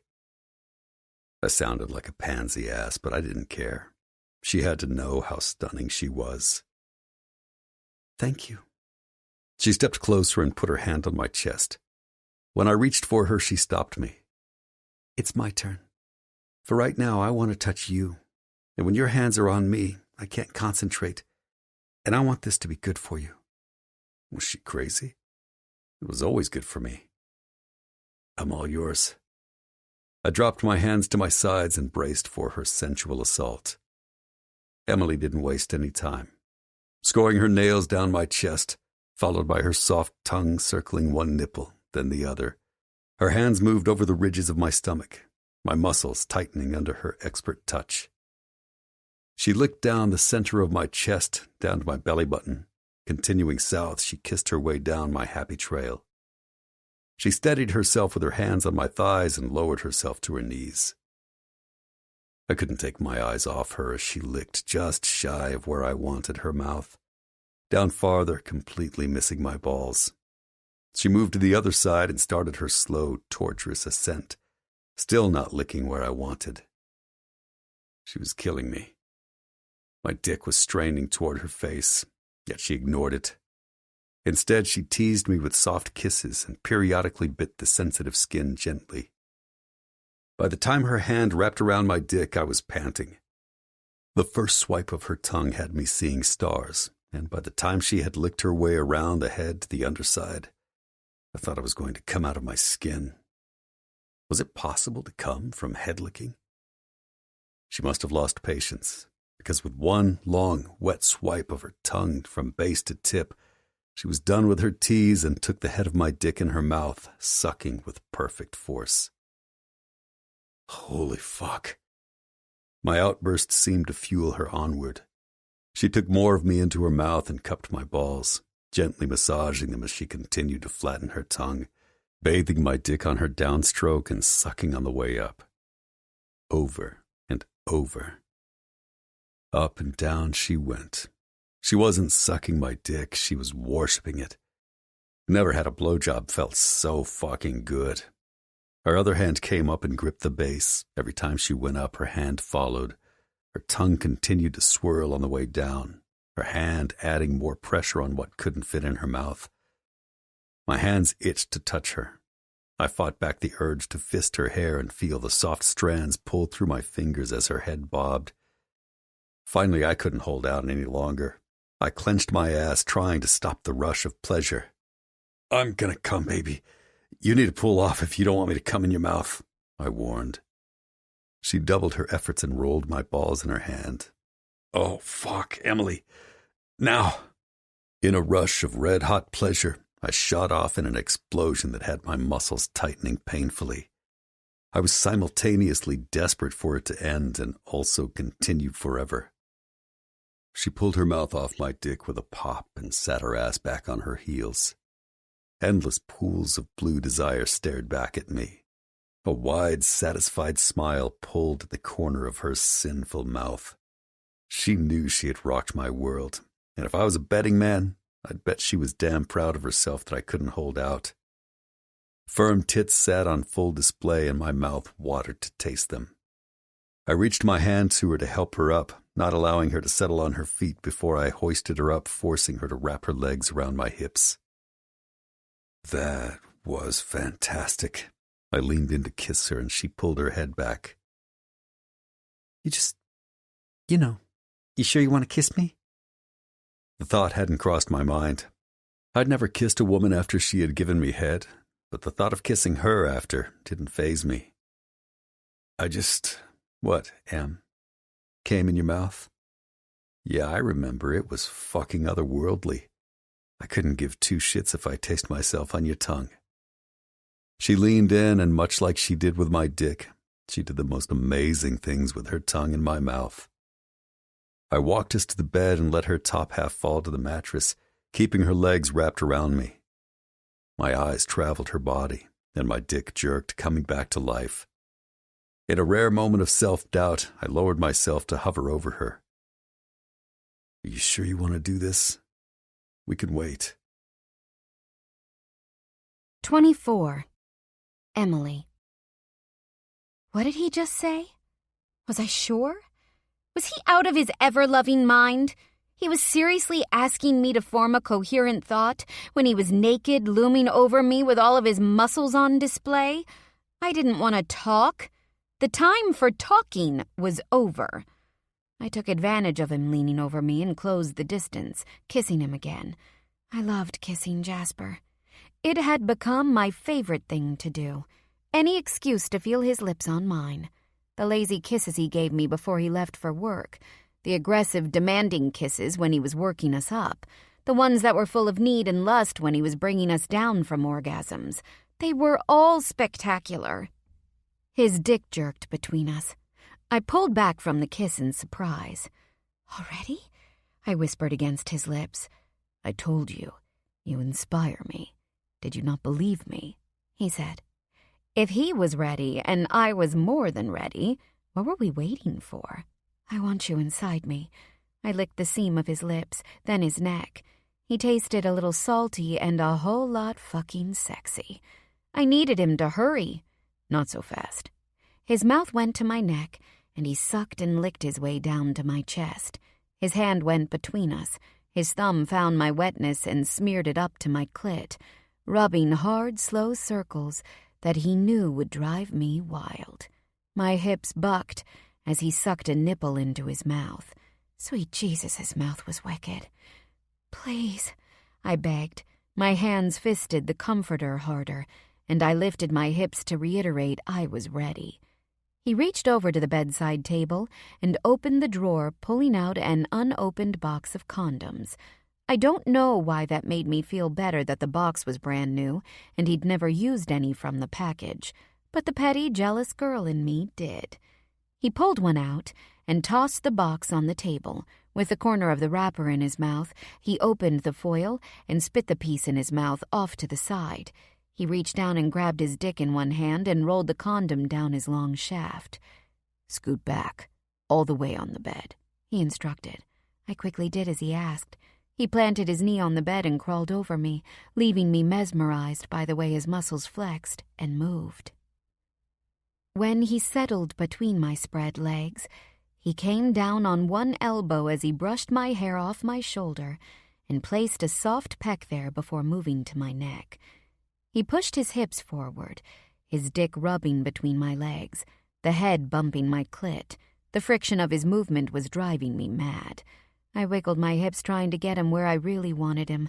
Finally, he reached between us, and in one long, slow glide, he pushed inside of me. My back arched, and I threw my head back. Oh, God! My skin felt like it was on fire, every part of me heating up. He pulled back just as slowly as he'd pushed in, leaving just the tip in before he thrust forward, giving me his full length. With 2 strokes, he had pushed me past all rational thought, and hormones took over. Baby, please move, I pleaded. Not yet. I don't want to hurt you. Now, Jasper, I need you to fuck me now. That did it. With both elbows planted on either side of my head, he fisted my hair. He pulled back and drove forward with such force, he moved us farther up the bed. I hooked my ankles and squeezed my thighs together and matched him thrust for thrust. I threaded my fingers with his on top of my head, just wanting to hold his hand as he picked up his pace. His face came up from my neck and found my lips. His kiss was in complete contradiction to the way he pounded into me. It was soft and sensual. A lover's kiss. The juxtaposition of sensations was spurring me closer to climax. He had said he was gonna fuck me senseless, and he was right. I couldn't think. I could barely breathe. He slowed his pace, changing the rhythm, hitting the spot deep inside of me, a spot I didn't even know existed. Slow it down, Em, he said. I can't, I panted. You can, baby. I want to go with you. He rocked harder, not helping his cause. I couldn't stop the wave that was building even if I had tried. He was rubbing some special magic button inside of me, and his pubic bone was scraping against my clit on every downstroke. Everything was escalating so fast, and just when I thought the dam was going to break and I was going to fall over the edge, nothing happened. The feeling kept building. "Oh, God," I moaned, pushing my head harder against the bed.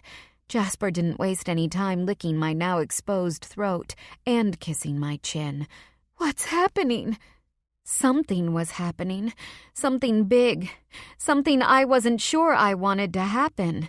Everything was sensitized. I could feel every fine hair on my body standing on end. "Almost there," he groaned. "Let go." I shook my head, trying to stop whatever was happening, but it wouldn't stop. "Oh, fuck." "That's it, baby. Fuck Emily." When it broke, it wasn't a dam. It was a geyser that shot me out of this universe somewhere far, far away. My vision blurred, and before I could let out a wail of pure, unadulterated bliss, Jasper took my mouth and silenced me. He slowed his strokes to lazy, gentle glides, bringing us both down to earth.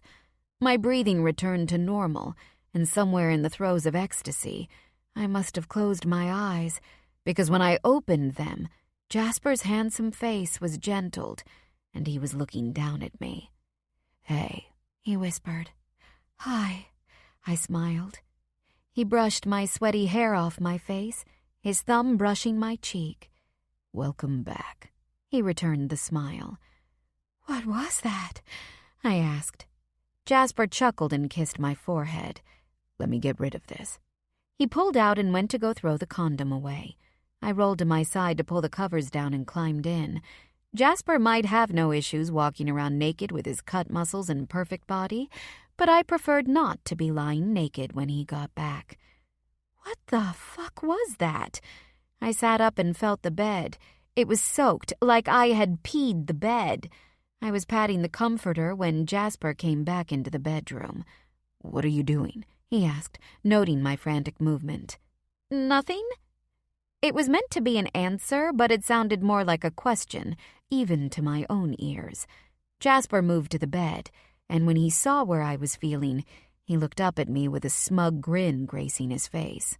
I thought I was going to die of embarrassment. I didn't know what to say, or how to ask. But this was ridiculous. Could a woman even pee when she was having sex? Because I think I peed the bed. "Why's the bed so wet?" I asked, my face heating up to 500 degrees. He didn't answer right away. He pulled the back covers, slid into bed, and once he was settled, he tagged me by my arm and pulled me to him. He tucked me in close and started to graze my back with his fingertips. "Why's the bed so wet?" he repeated, then answered. "That's all you." "All me?" I asked. I don't mean to sound like an ass, but I've had sex before, and the bed has never been that wet. "Good. Well, good for me. Bad for you, I guess." "What does that mean?" "I'm happy that I'm the only man that has ever made you orgasm so intense that you left the bed that wet. Bad for you, because if that felt half as good for you as it did for me, then baby, you've been missing out." "You got that right," I mumbled. I didn't know. Oh, God. I was really talking about this with him. We had just had sex. Mind-blowingly good sex. Earth-shattering, in fact. And here I was asking why the bed was wet. What the hell was wrong with me? "Know what?" he prompted. "I've changed my mind about asking questions. I'll Google it. We should just lie here and let me relax in my post-best sex ever buzz." "I gotta tell you, I'm pleased as fuck that you're buzzing with post-best sex ever high. But there's nothing we can't talk about. There's never a reason to be ashamed or embarrassed in our bed." "Okay." "And one more thing you should know. That was hands down best sex ever for me, too. And not just physically, emotionally, too. There might not have been anything sweet and gentle in the movements, but I felt every part of our connection to my soul." I started to drift off, the hand rubbing my back, lulling me to sleep. I should have put some clothes on in case Jason needed me. but I didn't want to lose the skin-on-skin contact. We molded together perfectly. 25. Jasper. I'm not drinking that fruity, girly shit. If I wanted a juice box, I'd take one of Jason's Capri Suns. I told Harrison when he offered me a try of his Blue Hawaiian. We were all at our favorite restaurant, great burgers and the coldest draft beer in the entire state. It wasn't too long ago it was just the four of us. Me, Lennox, Clark, and Levi would come here when we got home from a mission and enjoy a meal. Nothing screamed the good old US of A like a burger and beer. Now our tribe has grown. Lennox had Lily and Carter. I had Emily and Jason. And somehow Connor and Harrison came with them like a package deal or some shit. Over the last 2 months, Connor and I had formed a pretty tight friendship. He kind of slid into the group and fit in. Harrison was growing on me a little. His saving grace was that he was good to Jason. Connor's job had taken him away a few times, but unlike mine, he didn't leave the country. It seemed that the assholes of the world had taken a break from being assholes, and the team hadn't been deployed in over 3 months. I was starting to get a little restless. I was used to the rush of my job. I loved it. Even though Emily and Jason were waiting at home for me every day when I got off work, my job had become boring. It wasn't in my DNA to be a desk jockey. The only good part was I did get to spend a lot of time with them. Emily's laugh pulled me from my musings. Could you imagine Jasper drinking a fruity vodka drink?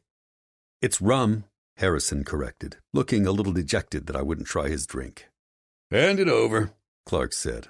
Unlike these pretty boys, I'm secure in my manhood. The table laughed. What the hell does not liking fruit juice with my alcohol have to do with my manhood? I asked. Nothing, I suppose. I just wanted to question your manhood now that Emily has your balls in a sling, Clark said. I shot him a look over the table and glanced at Jason. Oops, sorry. Mama, did you take Jasper's slingshot away too? Uncle Connor bought me one, but Mom said I couldn't have it, that I would shoot out the windows, Jason explained. Lily lost the battle, her water spraying out of her mouth onto the table in front of her. She quickly grabbed a napkin off the table to wipe her face. Yeah, Jasper, did Emily take your slingshot? Lily giggled. There was so much I could say about what Emily did with my balls and how fucking great she was at it. Unfortunately, with Jason sitting there, those thoughts died in my head. Bud, there comes a time in a man's life when he meets a woman. Not just any woman, but the perfect woman. When he meets her, she compliments him in every way. Now, when that woman comes along, a smart man, he knows that she's one of a kind and gladly hands his slingshot over. A man will always choose his woman over a toy. I get to keep my toys, right? No way I'm giving away my Legos, Jason asked. Your Legos are safe. Can I get you anything else? The waitress walked over to the table standing next to me. She was making me uncomfortable standing way too close. I put my arm around Emily and pulled her a little closer. Not for me. Babe, do you want anything else? No, thank you. Emily smiled and shook her head. She'd caught on to what I was doing. I think we're good. The waitress looked at my arm around Emily, then back at me, and walked away. You always get hit on like that? Emily asked. Everywhere, Clark helpfully answered. No, he's exaggerating. I shook my head, telling Clark this was not up for discussion. Emily knew about my past. I wasn't going to let her face get rubbed in my stupidity. If she wanted to know something, I would tell her. Not my friends, and not at a table where she could be embarrassed or hurt. I didn't like thinking about all the women I had been with, so I knew she sure as fuck didn't want to hear about them. So, Shane and I have something to tell you all, Lily started. Lennox threw his arm around his wife's shoulder and smiled. We're going to have another baby. Congratulations came out of my mouth, and a smile hit my face. Fist bumps were exchanged, and Emily got up to hug Lily. I had become a master of masking my emotions. This moment was no different. I pretended to be happy for my friends and toasted their good news. But inside my gut twisted and panic bubbled to the surface. Lily had almost died when she was delivering baby Carter. What did I do? I didn't stay and support my friends. My pussy ass ran. I couldn't see past my grief to stand by my friend while his wife and child were in distress. All I could think about was Liz dying. Seeing Lily pregnant the first time around was torture. I'd always thought that when the 2 rabbits decided to get pregnant again, I'd ask the commander to put me out in the field. A 9-month field assignment, so I didn't have to see Lily start to show and see the excitement on their faces. I was a coward and a complete dick. Now that I had Emily, I couldn't run to the Middle East somewhere and hide out. Fuck. The conversation flowed around me and I listened. Emily, sensing my mood change, had gotten closer. Her hand on my leg that was normally soothing did nothing. I hate to cut this short, but I'm exhausted, Emily announced. Yeah, it's getting pretty late. I need to get Carter down, Lily agreed. We said our goodbyes, more hugs and congratulations were said. By the time we'd gotten home, I had needed a minute alone. Emily didn't say a word when we walked in the house, and she took Jason to help him get ready for bed. I grabbed a beer and went out to the back deck. I sat out there long after I finished my beer, lost in thought. Why hadn't Emily given me an answer yet if she and Jason would move in? They were still living with me, but when she spoke to her mother, who incidentally was batshit crazy, Emily always said they were staying here, not living here. She hadn't told her mom that she was looking for places to move to, nor had she brought it up to me, but she had yet to make it official. I checked my watch, and it was well past 11. I'd been out on the deck for hours. I tossed my bottle in the trash, locked up the house, and checked in on Jason. He was sound asleep in his bed, exactly where he should be. As fucked up as my head was, one thing was certain. I loved Emily and Jason. I couldn't imagine my life without them. When I entered our bedroom, Emily was already in bed. Her back was to me and she was under a mountain of covers. That woman was always cold until I warmed her up, then all the covers ended up on the floor. I undressed and got into bed behind her, her sexy ass pushed against my dick as she tried to cuddle closer. I kissed the back of her head and tucked her in. Her ass wiggled again, and my dick jumped to life. "Babe," I warned.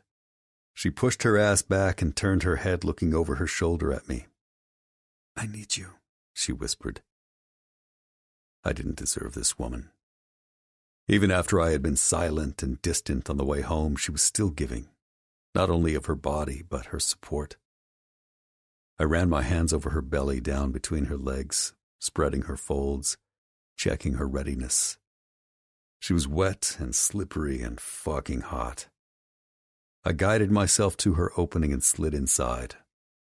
Home.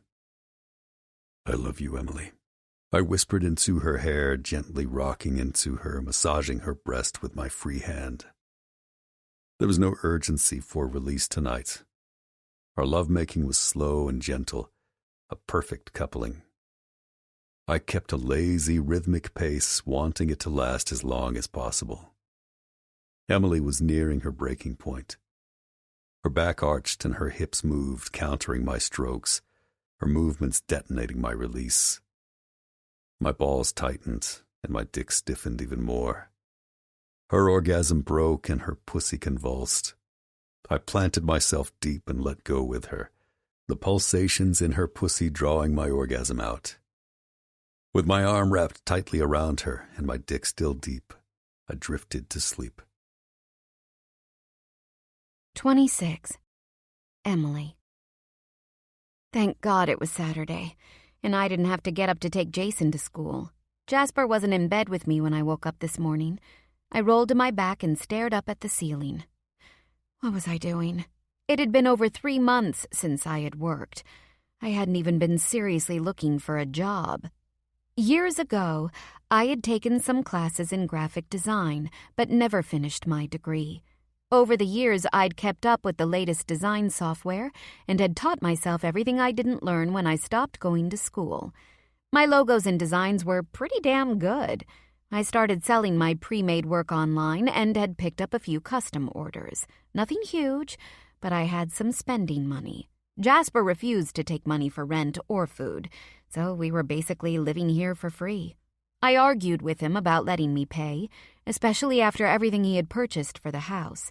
He explained that all the things I did around the house more than paid for rent.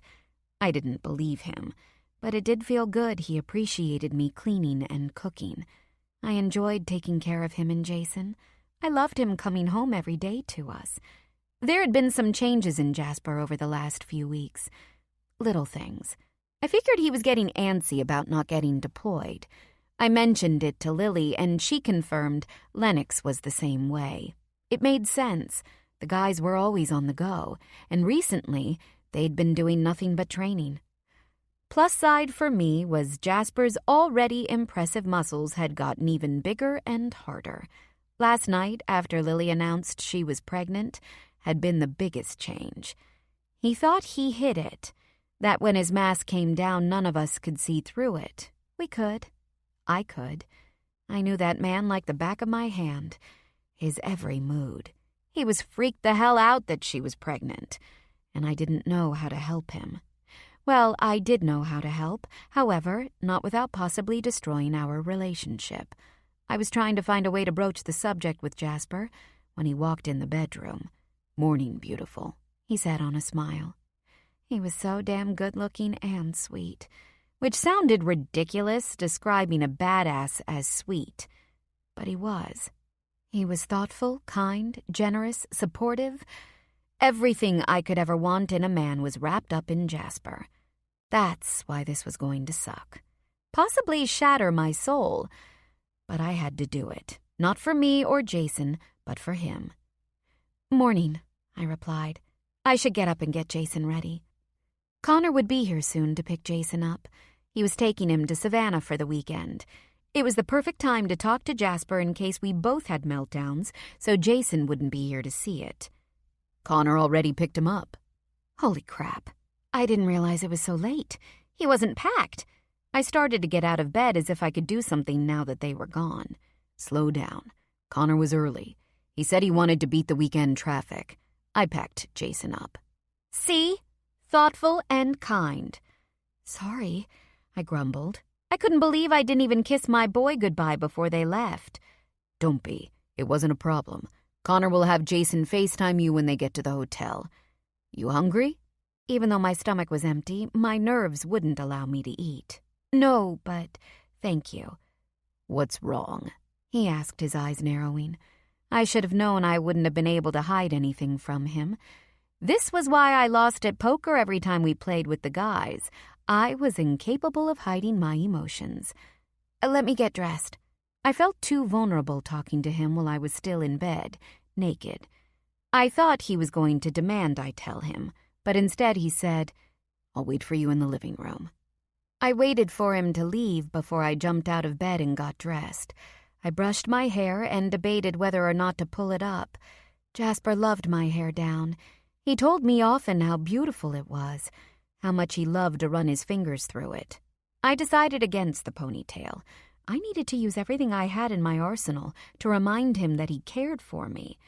If that meant something as silly as my hair, I'd use it. Stupid? Yes. Completely irrational? Yes. Yet there I was, trying it. Jasper was on the couch flipping through the sports channels when I joined him. He immediately turned the TV off and tossed the remote on the table. "What's going on?" he asked. No small talk, straight to the point. "Whatever it is, I can fix it." "I hope so," I grumbled. "We need to talk about Lily." "What about Lily?" "Actually, more to the point, your reaction to her being pregnant," I said. There it was. His mouth got tight. There was a shift in the air, and the mask came down. "That reaction," I pointed out. "I'm happy for them," he said, not acknowledging the problem. "I know you are, but that doesn't negate the wall you just threw up." "I didn't put up a wall between us," he argued. "Jasper, you have never lied to me. Don't start now. You might not be intentionally building it between you and me, but baby, you just built a fortress around yourself, and I'm afraid you're going to lock yourself in there." Jasper's expression was as hard as the very stones in the wall I accused him of building. Hard like granite. Unbreakable. "You think I'm lying to you? What the fuck, Emily?" Jasper stood and started walking the room. This was exactly what I was afraid of. He was not ready to hear what I had to say. No, I think you're lying to yourself. Before we started this, you told me you had to tell me something. When you started that conversation, you asked me not to interrupt you. I'm asking you now to let me talk, and you listen. He nodded his head, and I continued. It's time you deal with your feelings surrounding Liz and Alicia. I know you looked into their medical records, you read the files, but nowhere in that conversation did you tell me that you called Liz's family to speak to them personally, or had you gone back to Montana to make things right with Liz.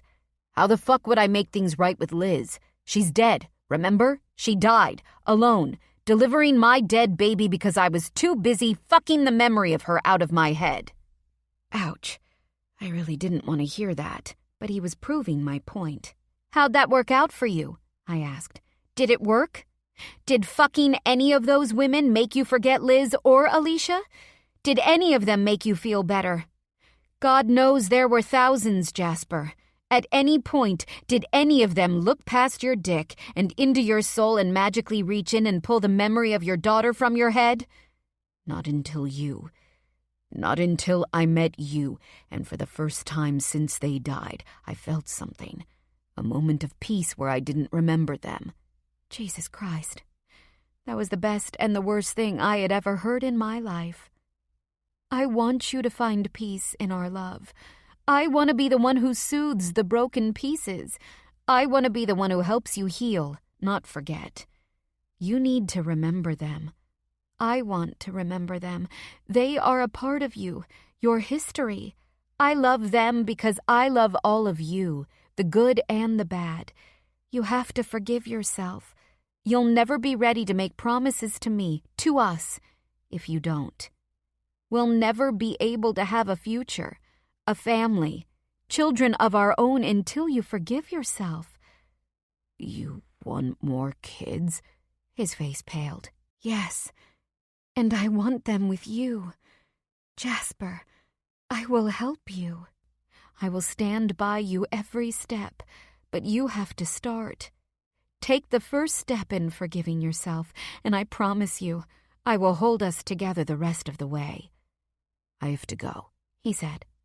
My heart dropped to the floor, precariously teetering on the edge of the cliff. One wrong move, and it would be shattered forever. The door slammed behind him. 27. Jasper. Shane thought you might be here. Lily's voice stopped my next punch from landing on the bag still swinging in front of me. My anger spiked, then I remembered she was pregnant. Everything all right? I turned to look at her. No. Where's Lennox? Is the baby okay? I stalked to her. Was she crazy? Why was she all the way out here? Shane's in the car with Carter. I asked to come in first, she explained. Why? To tell you this, she started. When you and the guys came to get me when I ran from Shane, you told me something. I've never forgotten your words. While you're trying to figure out whatever is going on in your head, I want you to remember what you said to me. When two people are destined to be together and share the love that you two have, there is no getting over the other person. You have to ask yourself, do you and Emily share that same love? The same kind of love that you told me I'd never get over in 1,000 lifetimes. If you do, you better hold on with both hands, because I'm telling you what's on the other side of this is worth it. You don't understand. What the fuck? This wasn't about whether I wanted to be with Emily. I loved her. I do understand. I understand that you are getting ready to throw something beautiful away because you refuse to let the shadows that still clouds your vision go. I love you, Jasper.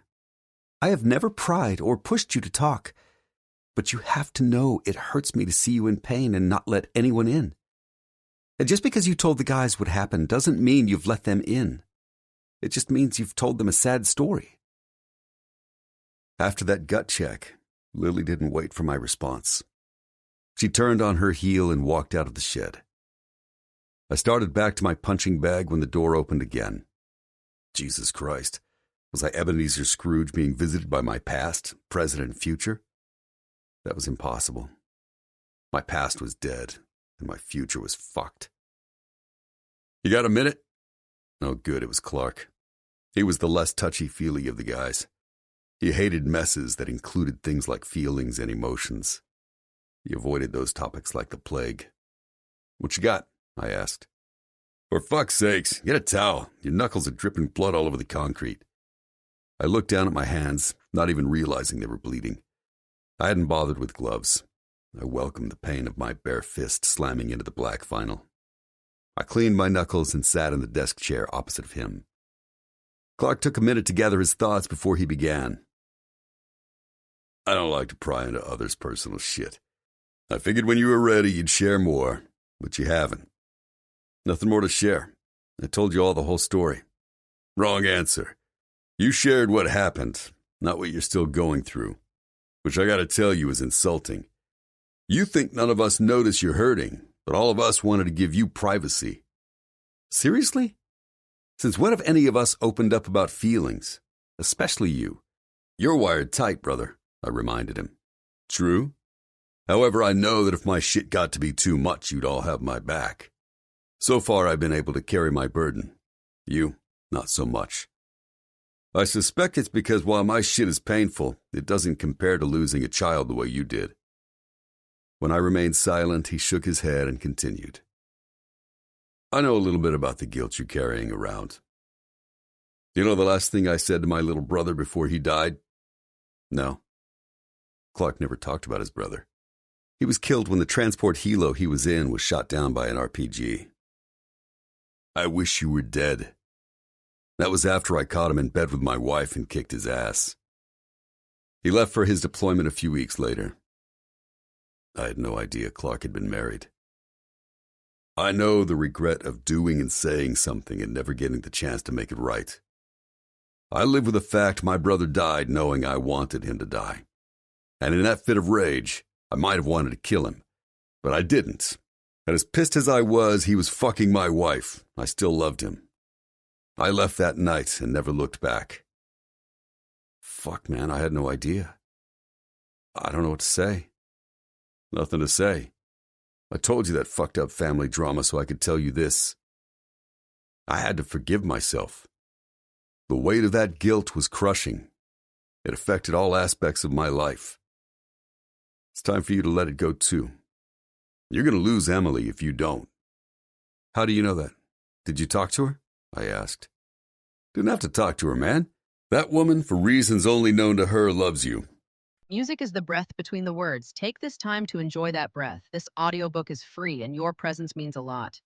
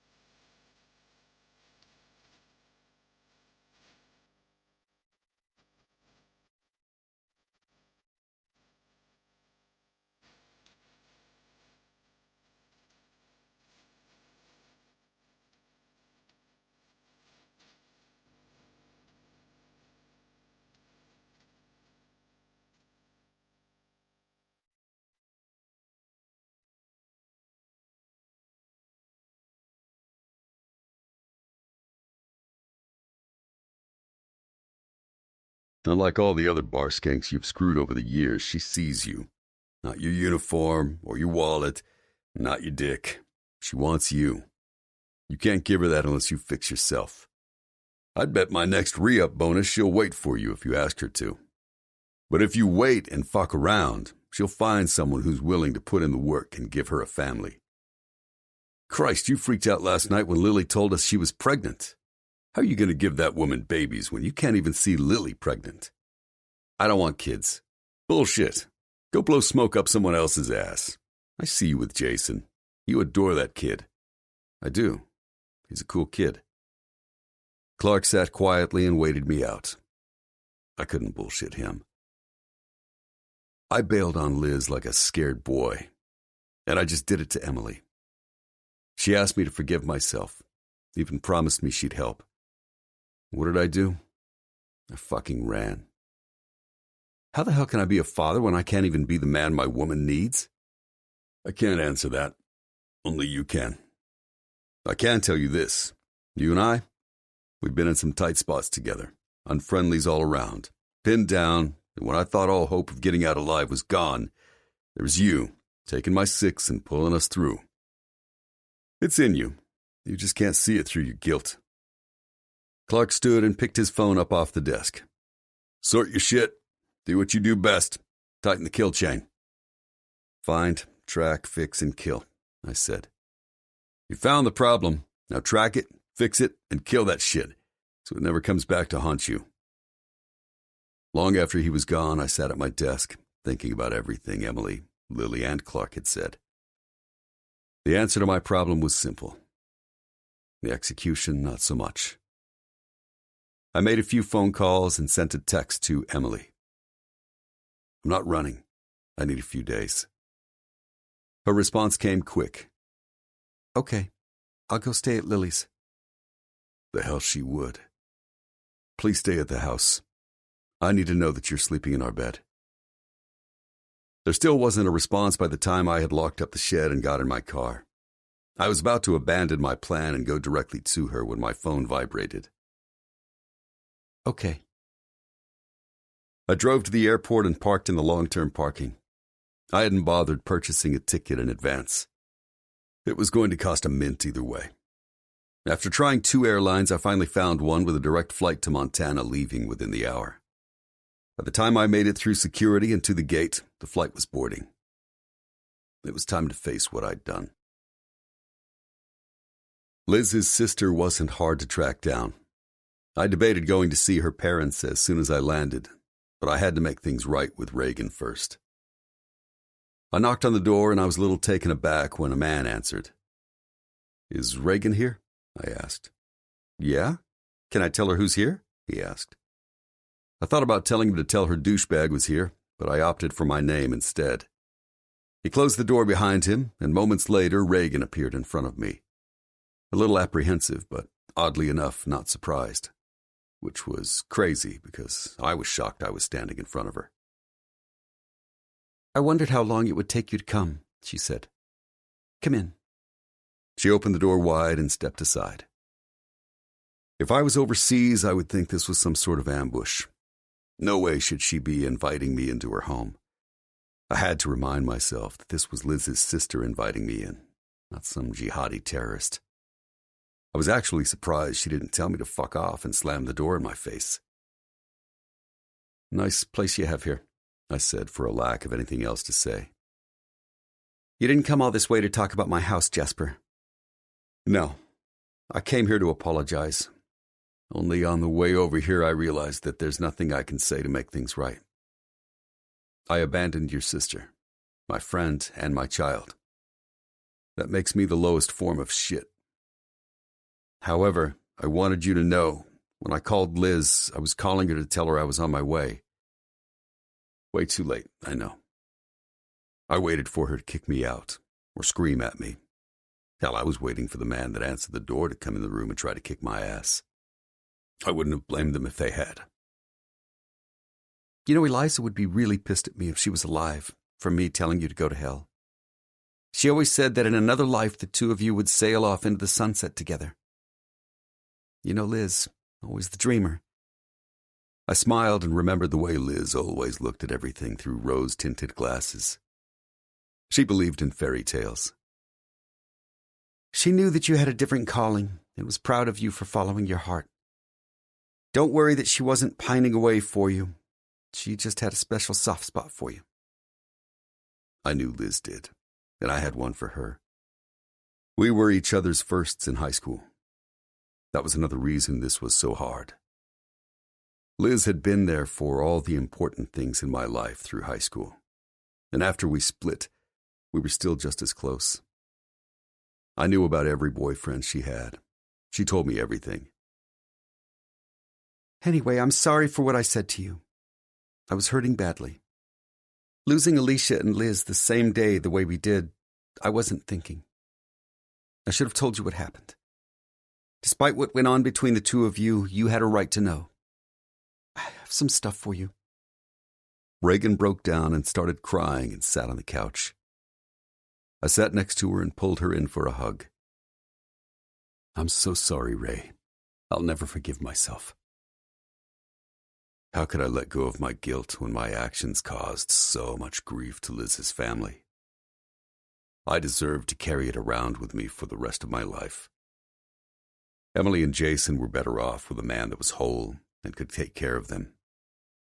It was better she found out now before she wasted any more time with me. She wrote to you. Liz did. She kept a journal. She knew that you'd come around, and when you did, you'd want to know everything you'd missed. So she wrote everything down for you so she wouldn't forget.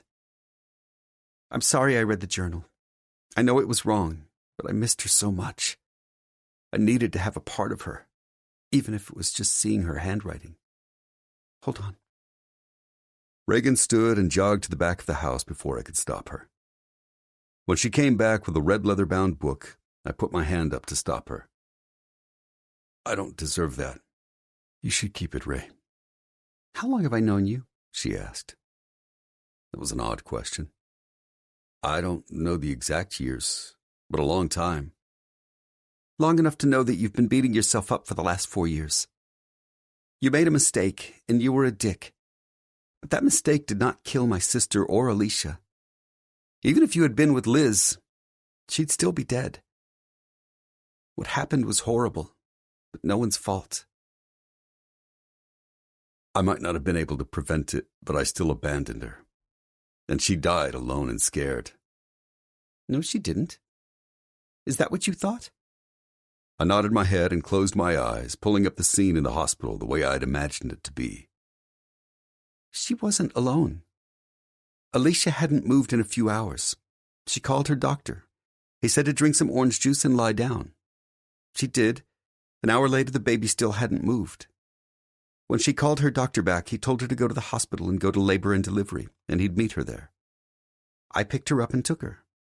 We were planning on going shopping after. Reagan took a deep breath before she finished her story. There was no heartbeat.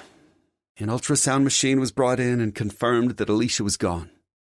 My parents came to the hospital, and it took hours for us to calm her down before she'd let the doctor start to induce her labor. Alicia was delivered, and Liz went into cardiac arrest, and her lungs stopped working. The doctors tried everything to save her. And I know you won't believe this. Reagan had to stop again and regain her composure. But it's almost like she gave up. She couldn't bear to live without Alicia and didn't fight to stay here with us. I believed that Reagan thought that Liz let go to be with Alicia, and I wasn't going to offer her my thoughts. If Reagan needed that to make things easier, who was I to question her? Thank you for being with her when I wasn't. That will always be my biggest regret. Don't let one regret ruin your life. You deserve to be happy. One bad choice shouldn't define the rest of your life. You know my sister would hate that for you. You have to forgive yourself so you can move on. I've already heard that more than once today, I mumbled. Really? Is that why you're here? She asked. I told Reagan the story. First, how I met Emily and how I behaved when I found out she had a child, to the robbery, all the way through today. I told her about Lily and Lennox, and how I left the hospital when their child was born. What I did leave out of the story was how I'd whored around all these years. I sounded like a big enough douche already. Wow. You really love her, don't you? Reagan smiled. I was a little uncomfortable talking about loving Emily with Liz's sister, but she deserved the truth. More than anything, she's everything. She brightens every part of my dark soul. And Jason, that boy is something else. You know, at 6, he can help me take apart a carburetor and clean it. The boy loves to build. Reagan had tears streaming down her cheeks. I'm sorry. I shouldn't have said anything. No. These are happy tears. I'm happy for you. You should be happy living your life.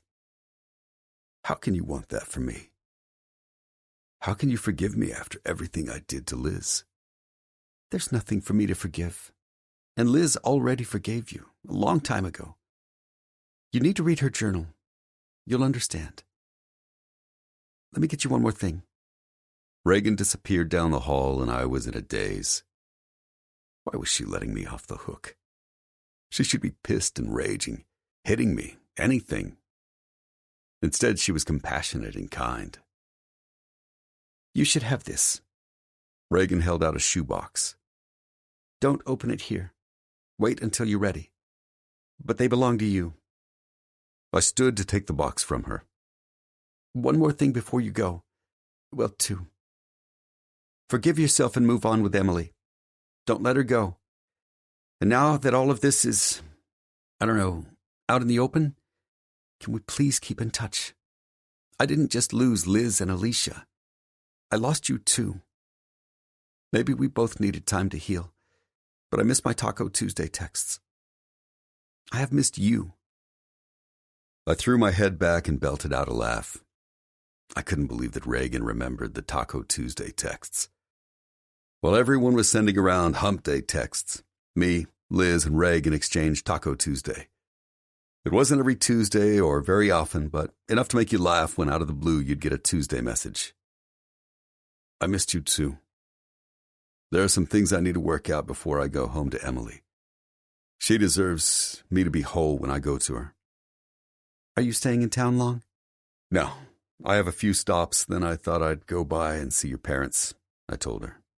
No dice, friend. They got the hell out of here and moved to Florida.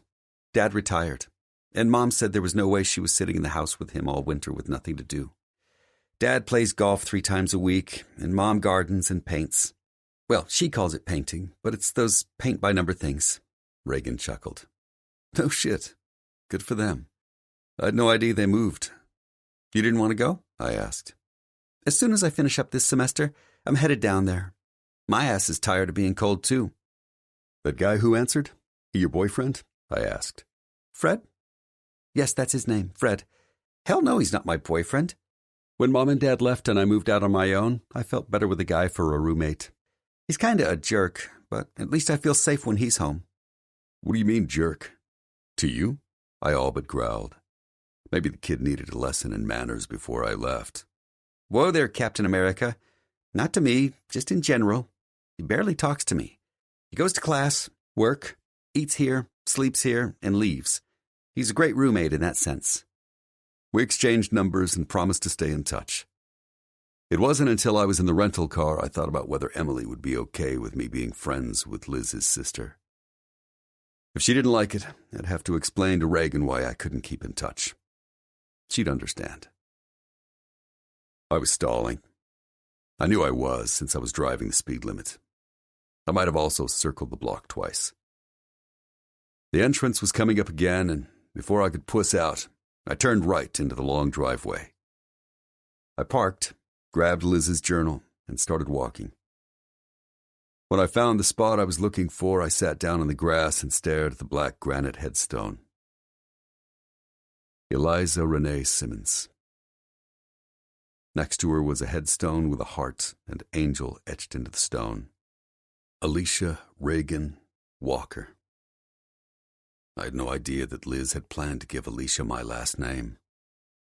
I was happy, yet felt very undeserving. Alicia was Liz's. She had carried her and nurtured her. I'd done nothing for them.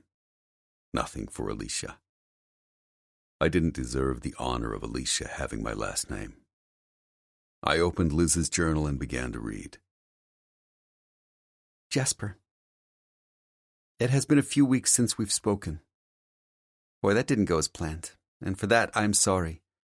I was so caught up in my own fear, I forgot about yours. I need you to understand that while this baby is unexpected, it is not unwanted. My fear does not equal indecision. I know now that I went about telling you about the baby all wrong. In my haste, I blurted out something that should have been handled with care.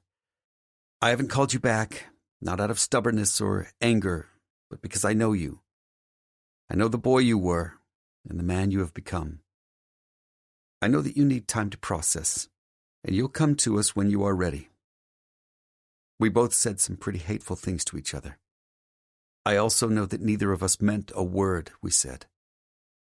If there is one thing I am sure of, that is, we share a deep friendship that is rooted in respect for one another. Our friendship will survive this. There is one thing I said that I regret most. I told you I was disappointed in you. That is not the truth. I could never be disappointed in you. While our lives have taken us on different paths to different parts of the world, one thing has always remained true. How proud I am to call you my friend. You are loyal, brave, and trustworthy. When the time is right and you are ready, we will work through this together, as friends. Just because we are not married or even a couple doesn't mean that we cannot love our child and parent him or her together. This child is as much yours as it is mine, and we will love it and share in all the joys together. Always, Liz. P.S. I am starting this journal for you. I will keep track of all my doctor visits and milestones, so you won't miss a moment of the baby growing. Consider this your first entry. Morning sickness does not only happen in the mornings. It is morning, noon, and night sickness. This baby must be a boy and is already taking after the walkers and proving to be difficult. You know I'm right. I will be glad when this part is over. I closed the book and looked up at the gravestones. I'm so sorry, Lizzie. I should have been there for you. I shouldn't have waited so long to call you. So many should-haves. There are so many things I regret. I hope you knew how much your friendship meant to me. I hope you truly believed the words you wrote. I know we would have been good parents. I hope you forgave me. God, I wish you and Alicia were here. I wanted her too, Lizzie. I promise you I wanted her just as much as you did. I have to go. I stood, looking at both headstones. I love you both. 28. Emily. There was a knock on the door, and my heart slammed into my chest. Then I remembered Jasper wouldn't be knocking on his own door. I hadn't heard anything from him since his last text message. I checked the peephole and smiled. "What are you doing here?" I asked. "Oh, nothing. Just thought I'd come see a friend."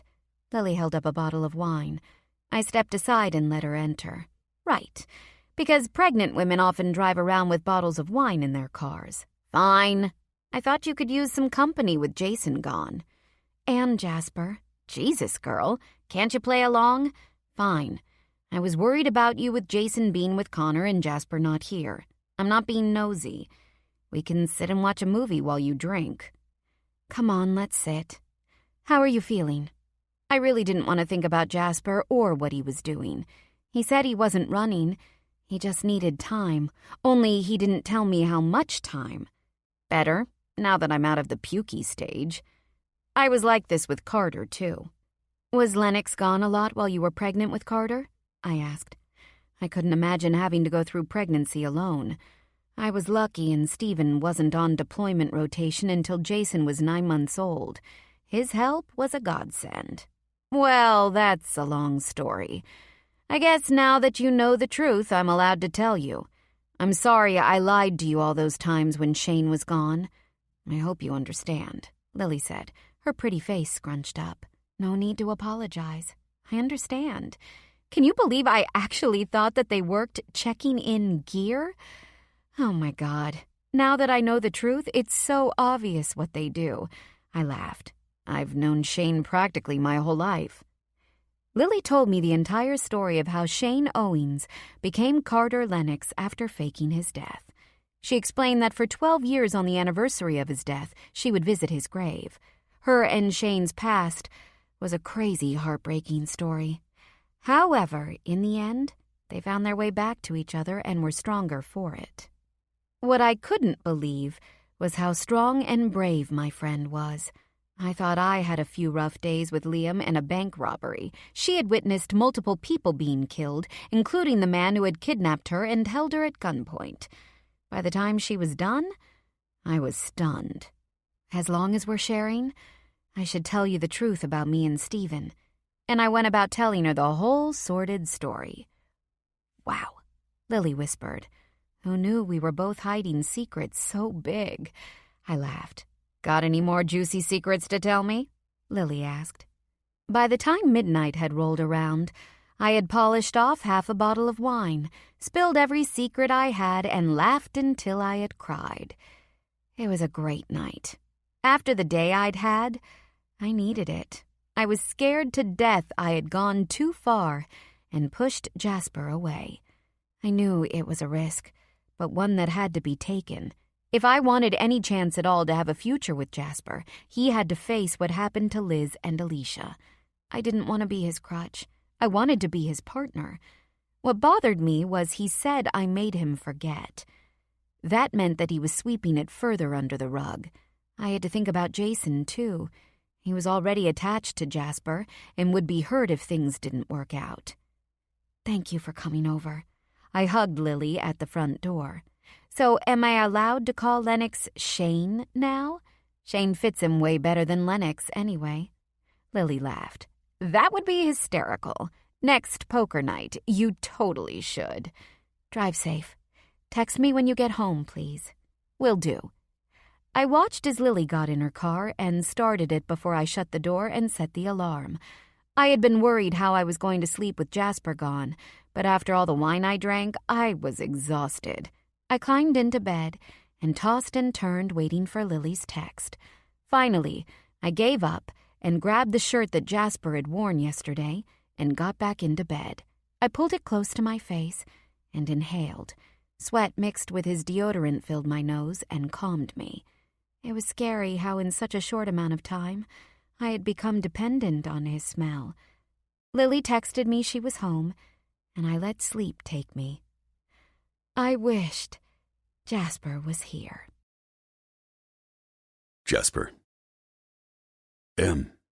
Baby, scoot over. Emily blinked her eyes a few times before focusing on me. Huh? What time is it? She asked. Almost 4. As much as I hated to disturb her, she was sprawled across the bed, leaving no room for me to get in. I was so fucking tired. I debated spending the night in Montana, but after going to the cemetery, I couldn't wait to get home. I hadn't traveled all night to get back to her to sleep on the couch or Jason's bed. I needed to feel her. She moved over, and one of my teas was in her hand. Baby, why's my dirty shirt in the bed? Because it smelled like you, she whispered in her sleep. She rolled to her side, and I slipped in next to her, wrapping my arms around her. Her breathing evened out, and I held her close. I could not lose this woman. And it had nothing to do with me needing to forget. That was my guilt talking. It had everything to do with the fact that she was the one. The one that I had to let go of my past for. The one who was my future. I love you, Emily. Emily. I had the most delicious dream last night that Jasper was in bed with me and whispered he loved me. It was so real that when I woke up, the room even smelled like Jasper.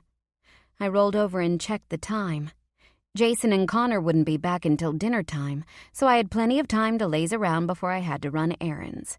I did a double take and looked back at the nightstand. There was a shoebox and a red leather journal-type book on top of it. I didn't remember those being there when I went to bed last night.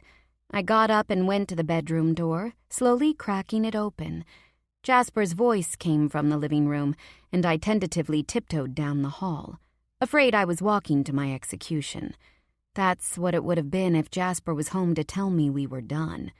Jasper caught sight of me, his eyes doing a full body scan, much like he'd done the first day he met me. Finally, he met my eyes, and his lips flattened in a hard line. That could not be good.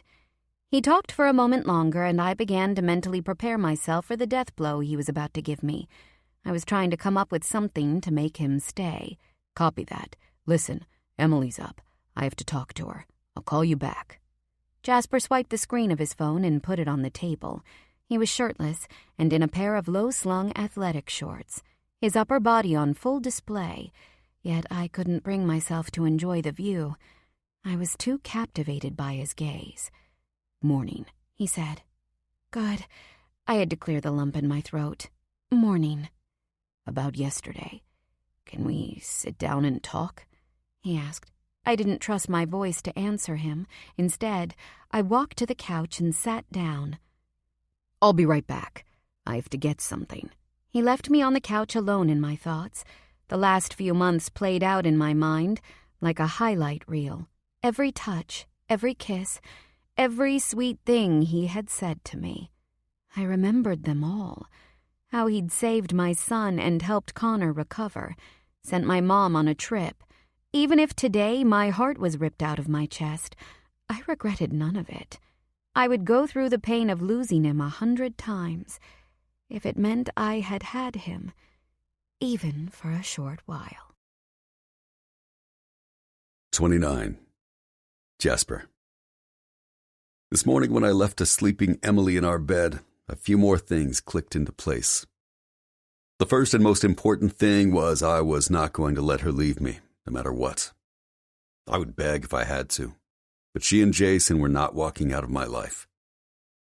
Emily was open and honest with me about everything. She trusted me, fully.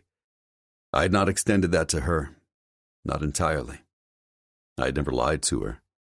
She pretty much knew everything about me with the exception of work. I trusted her, but not fully. Not the way she trusted me. I had not believed she was strong enough to shoulder the pain I had felt. If I expected her to come to me with everything that hurt her or worried her, I had to do the same. And telling her about it wasn't the same as allowing her to go through it with me. I grabbed the box and journal off the nightstand and walked back into the living room. I didn't sit on the couch next to her, instead on the floor at her feet. Truth time. Thank you. Thank you for being strong when I was weak.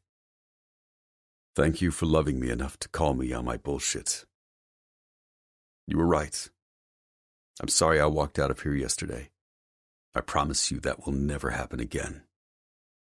I looked up at Emily and she was crying. I couldn't stop now. I had to get this out. You were right about everything.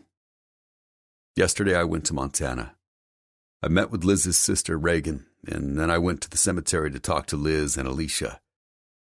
Reagan gave me a journal that Liz had made for me. I read the first page. I was hoping that you would go through the box and read the rest of the journal with me. Emily was crying harder, her face in her hands. Em, baby, you're gutting me. If you don't want to, I understand. No, she sobbed. I want to. I want to be there for you. Thank you for trusting me. I'm sorry I made you feel that I didn't, I told her. With shaky hands and the warmth of Emily's touch on my shoulder, I reached for the box and braced myself. I heard a sharp intake of breath behind me when I opened the lid. There was the smallest pair of patent white baby girl shoes I'd ever seen, nestled next to a folded cotton blanket that looked like it had smears of blood on it. I gently pulled the blanket out and unfolded it. Alicia's hospital blanket. I looked back in the box, and there were 2 hospital bands. One had Liz's name on it.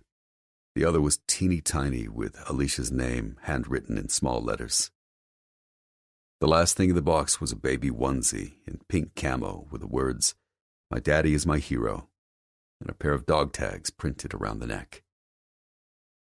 Both Emily and I sat in silence looking at the items. This box was all I had of my daughter. I turned my head to kiss Emily's hand on my shoulder, her hand coming away wet. I hadn't realized I had started to cry, but once I noticed, I let go. I was safe here, safe with her. My body shook, and I sobbed, finally letting it out. Emily slipped to her knees on the floor next to me and enveloped me in her arms, Alicia's blanket between us.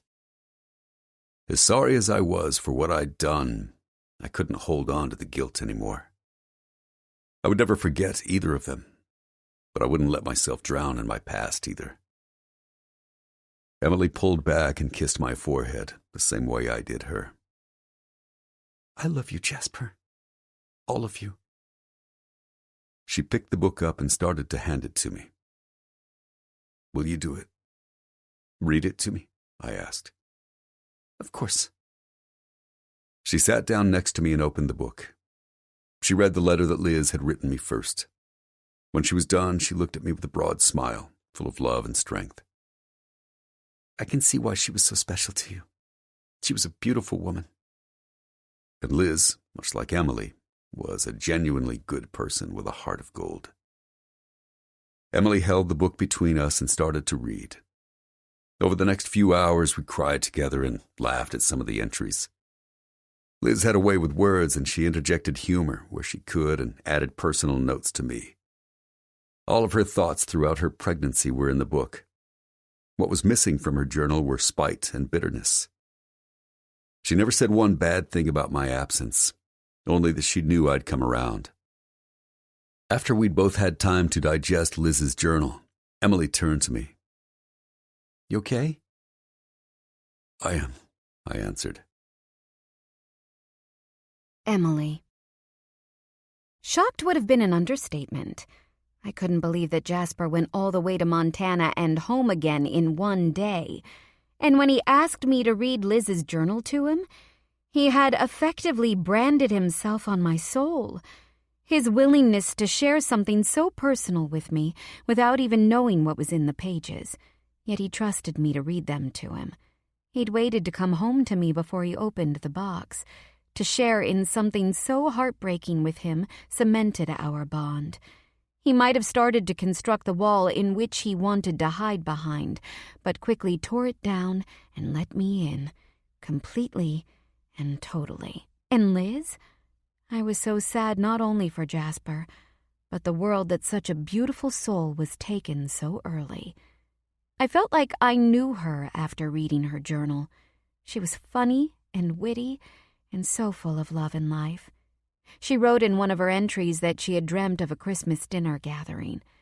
The dream occurred not long after she had found out that they were having a girl. She wrote that in her dream, they were all laughing around a large table. Jasper was there with his wife and kids, and she was there with her husband and kids. They had come together as one large blended family around Alicia. She had been positive in their ability to parent together because she believed their friendship was so strong. I'd have to agree with her. They would have made it work. And I wished that dream could have come true, and I was the wife at that table. Another thing I loved. Liz never said mine, I, or me. Instead, she used we, us, together. Completely unselfish in her love for Alicia. Thank you for sharing that with me. I know it was difficult. I kissed his cheek. I couldn't have done this without you. I loved that. But I was still a little nervous that even after all of this, he still was holding on to the guilt instead of healing. How do you feel? I asked. I watched him closely, a gamut of emotions playing over his face. When he finally answered, my heart soared. Free. I didn't hide my relief from him, and he used his thumb to wipe my tears away. I understand now. The pain will always be there, and that's okay. But I won't let the guilt stop me from having a future with you. I deserve to be happy. I deserve a future with you. And Emily, there is a future. And kids? I hated to ask so soon, but I had to know. It wasn't a deal-breaker per se, but his reasons for not wanting them might be. Only after you marry me. He smiled. And if I said I wanted 4 more? I'd say that you were trying to torture me. It would be my luck I'd give you 4 girls. Then Jason and I would be outnumbered and I'd get gray hair. Not to mention I might have to get a second job at McDonald's to keep them all clothed. But, baby, if you want 4 or 10 more, I don't care. As long as you are their mother, I say, bring it. I love you, Jasper. I love you, Em. How about I feed my woman and we get to practicing on one of your 4 babies? Jason's already 6. We don't want them too far apart. I thought you said you wanted to be married first. That's coming, and soon. He stood up and helped me up. One more thing. You know how I asked you and Jason to live here? I nodded. Offer rescinded. I'm no longer asking. You and Jason live here, permanently. Okay, I whispered. Are you hungry? He asked. I shook my head. Fan-fucking-tastic, because I'm starving, and we only have a few hours before Jason's home. I don't like to rush while I'm eating. He winked and picked me up, giving me no choice but to wrap around him. He walked us to the bedroom and stopped by the bed. I love you so damn much, Emily. I didn't get a chance to respond before his lips were on mine, and all thoughts started to fade into the background, all except one. He was free. This concludes Freeing Jasper by Riley Edwards, narrated by Troy Duran and C.J. Bloom. Copyright 2017 by Riley Edwards.